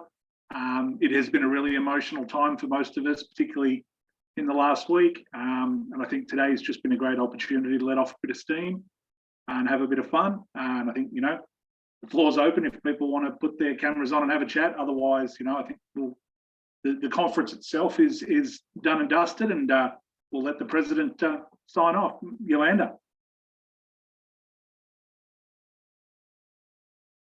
Oh, I nearly had technical issues there. Yeah, congratulations everyone around the winners of the awards, and yes, most deserving. I'd really like to thank the presenters too. They've actually given of their valuable selves and their valuable time today voluntarily once again. So the beauty of this platform is, you know, that we get together much more easily and from long distances, and you know, we come far and wide, Tasmania even, so and Western Australia, Northern Territory, Queensland, South Australia, Victoria, ACT and New South Wales. Hope I didn't forget anyone. Maybe we even had someone from Papua New Guinea. Having said that, I'm sure that the presentations today, thank you presenters for giving of your expertise, your learning and your research, like how wonderful. I'm really excited about what's been presented today, and I've certainly received a lot of takeaways with the HIT team. There's certainly some things there, the schema therapy, I might look into that one, and also the yarning circle program, really interested in that one, and I want our guys to get on board with maybe presenting something like that in future. Also, Dr. Suzanne, message framing, really, really important work around that. You know, what are we saying to our clients? What highlights their strengths? How do we highlight their strengths and the opportunities that they have, you know, moving forward in the community? Some really important work around, you know, bridging gaps and connecting in community and ensuring that that we as community corrections officers spread the word. What do we do? What are we all about? How do we do this work? What, you know, the kind of people that we work with, we see, you know, we try and bring out the best and see the best in our clients most of the time. Jason, thank you for you know, about the rat. So when it comes to, you know, when do we labeling our guys, you know, as offenders? That's a really important question, and you know, Suzanne, you know, definitely highlighted that as part of the dissonance concept, so, or desistance concept, sorry. And Chantal's work, like such a young woman, you know, having so much energy and for the work that she's doing, and it's just given me some energy to follow up with her, and hopefully PACCOA, you know, we'll have some discussions around that in future webinars and workshops and whatnot. So watch that space. And the team in South Australia, like a big concept, you know, around transitioning for lifers. You know, thank you for giving of your time, and such an amazing concept that has sort of been trialled to varying degrees in other jurisdictions, and you know, whether successfully or unsuccessfully, I think there's no one system that actually really works. I think it's a combined, you know, effort, a you know, collaborative effort, which is what you've portrayed, and that's really encouraging. And I think you know, our cohort of clients are hopefully encouraged by something like that, and we're also encouraged being the audience. Just some dates to remember for the future. This isn't the end of PACCOA, it's just the end of our conference, but we have our annual general meeting on the 7th of December at 7 p.m. Eastern Daylight Savings Time. If you want to join, we're on MS Teams, and every member is, you know, welcome to attend. We'll be going through the motions of an AGM, and standing down as the current PACCOA executive, ready to embrace 2022 when that happens. So, you know, we'd like to be ready for that, and you can join us. It's not a problem. So we'll be sending out some emails as well around that. PACCOA have been very energetic this year, and we've got some amazing projects that we've held in abeyance because of conference, but I'm not going to tell any secrets, but we want to continue PACCOA Live online. That's one of our biggest projects since COVID, the pandemic had come into play. Oh, sorry, that's my cat. He's my boa, but not really. So anyway, so yeah, watch out for those opportunities. I'm hoping to work with a subcommittee team to keep generating those opportunities. So so we're running these virtual workshops, conferences, whatever you want to call them, in the background. We want to bring face-to-face conferences back. You know, yes, please. Like, we're all wanting to dress up and get together and connect. Let's make that work. But in the meantime, we'll keep doing these other things. We have the PACCOA newsletter. Next one's coming out in December. If you have photos, special interest stuff, you know, love for it to be very inclusive. So, you know, please, you know, make contact with us or your delegates in the state, or your representatives. But our editor is Beth Van Bast. Daniel, I'll get you to put her email on the make that available to participants, and we'll certainly send out an email to generate some activity around that. But it's, you know, it's your newsletter too, so let's, you know, generate some activity and bring each state to the rest of Australia, and, you know, one day the rest of the world, who knows. We have scope for that. We have friends in New Zealand and Canada and in Belgium. So yeah, it's certainly opening us up to the rest of the world right now. So we're also looking for, you know, thank you, Karen Bailey, for your work around keeping connected with West Australia, Victoria and the ACT. Yes, we did, you know, we have lost contact with those jurisdictions over time, and despite it all, our efforts to connect with executives in those states, we're still working towards making, you know, making sure that we remain connected with members in those states. We certainly, you know, have the opportunity to, you know, to engage more readily with them, and I'm hope, and Karen has, you know, maintained, you know, the connections with those jurisdictions. So if you know anyone in Western Australia, Victoria and the ACT, please encourage them to come on board with PACCOA. Definitely, if you guys are interested in coming onto PACCOA, speak to your delegate. You know, the more the merrier. We're certainly moving forward from the old ways. I don't mean to say that, being an old person myself, but we have, you know, members that are joining with us. Daniel is a member and a subcommittee member of PACCOA. There's the members in Queensland, Paige and Jake, you know, who are running the mentoring program. They're not on on the PACCOA exec, but they are members that are working in the background. So it's a really exciting space to be in, and I really want to encourage you to come on board. So yeah, I just wanted to encourage you to remain connected. Feedback is really important to us, so please email us and give us you know, your feedback around all of this, but also any ideas that you might have that we can bring to the forum and generate some discussion and you know, maybe take something on as well. So you know, that's always, you know, there's always gold to be unearthed in this situation, and if we can remain connected while all this is going on and we can get sorted with COVID, you know, we're doing well. So I'm hoping we did well today. And thank you so much for being part of this. Thank you to my team, or to the team. It's not my team, the team. We brought it all together, and hope that we can do it again and again and again. Once again, congratulations, everyone. And cheers. It's the weekend. Christmas is coming. Yay. Thank you.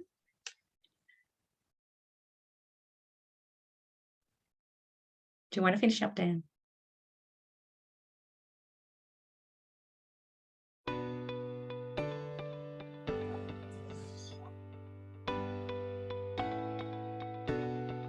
Anymore.